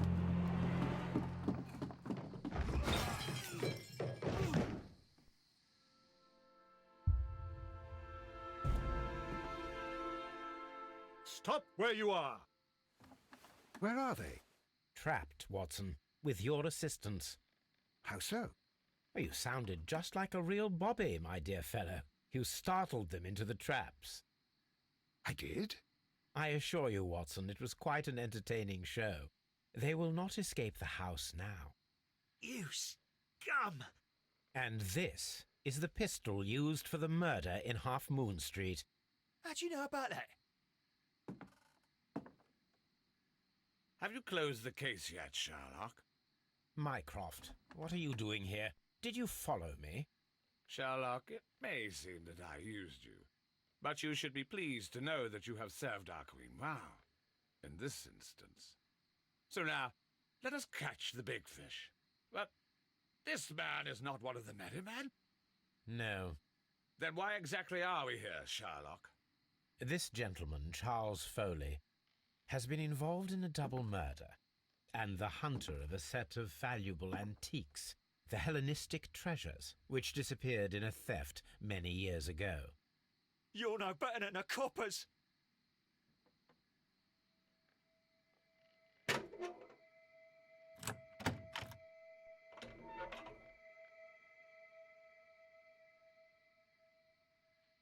Holmes, that is incredible. The Hellenistic treasures. Indeed. Nothing but trifles. Where are the merry men? I don't know why you are asking me, Mycroft. They are yours to find. I'll see you soon, dear brother.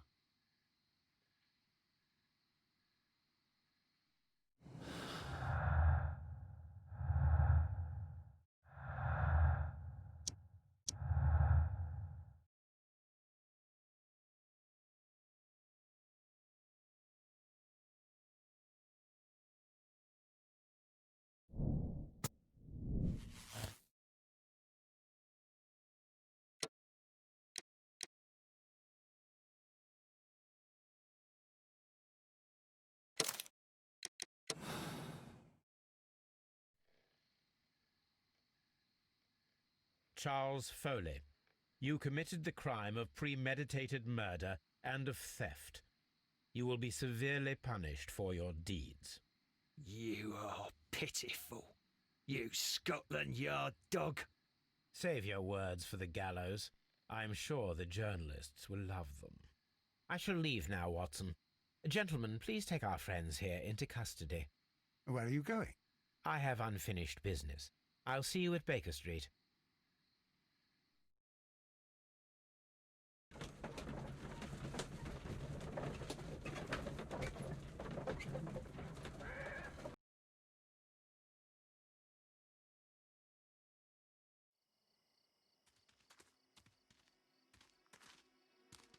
Be careful with the lamps. Don't bring them too close to the barrels. Good evening, gentlemen. Who's there? That is of no importance. What matters is who you are and the plans that you have here. So you can stop us from carrying them out? Eventually, yes. Hey, careful. You'll blow us all up. I'm listening. We are a group known as the Merry Men. But I suppose you knew that already. We are the men who've already lost everything of value in their lives.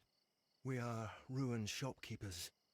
We are workers who were fired from their jobs. Honest people who were robbed. We were forced out from our homes and thrown onto the street.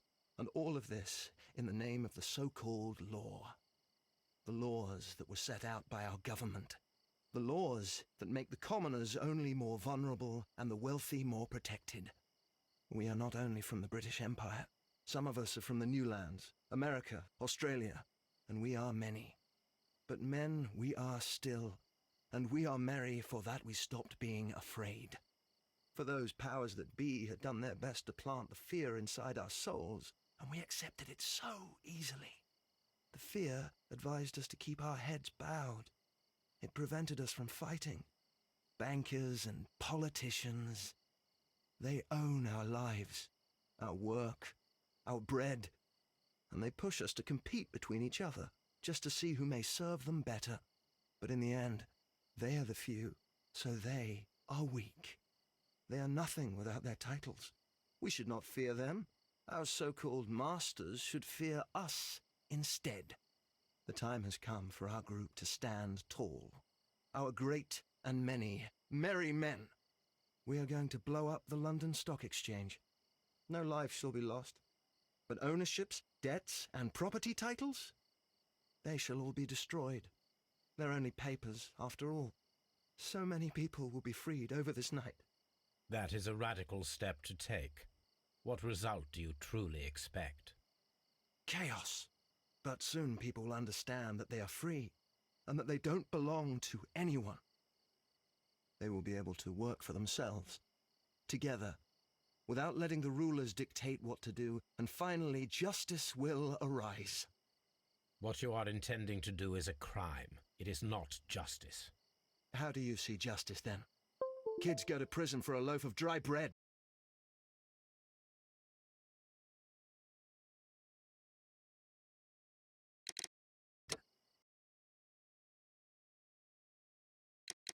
And how many lords do you see punished for stealing from their people, sending them to their deaths in mines or overseas to fight for land?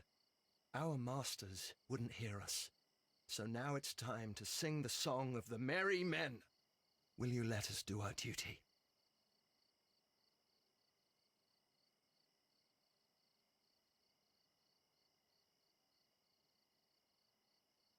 When people fight the order, they are too blind to see the consequences that throw society into chaos. I shall stop your actions, but not you. Run. Now!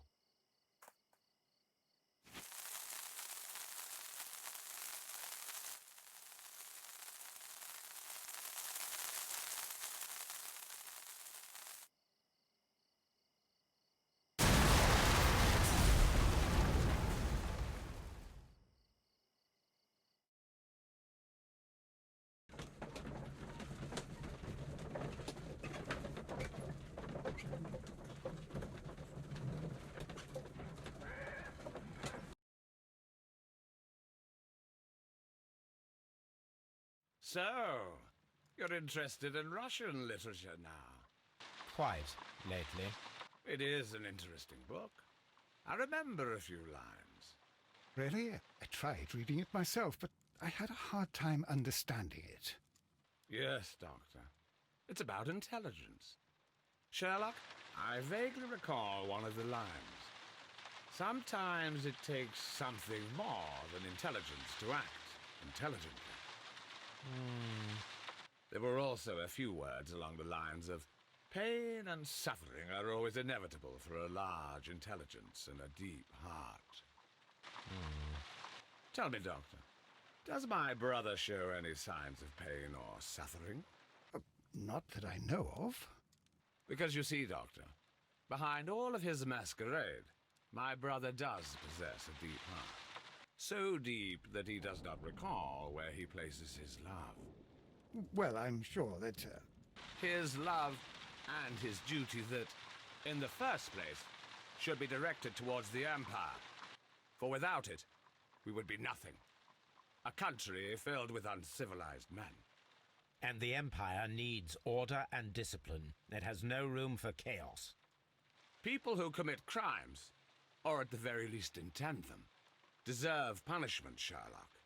Without justice, there can be no civilization. But we serve the truth, not justice. Your truth, Doctor, that may prove immoral.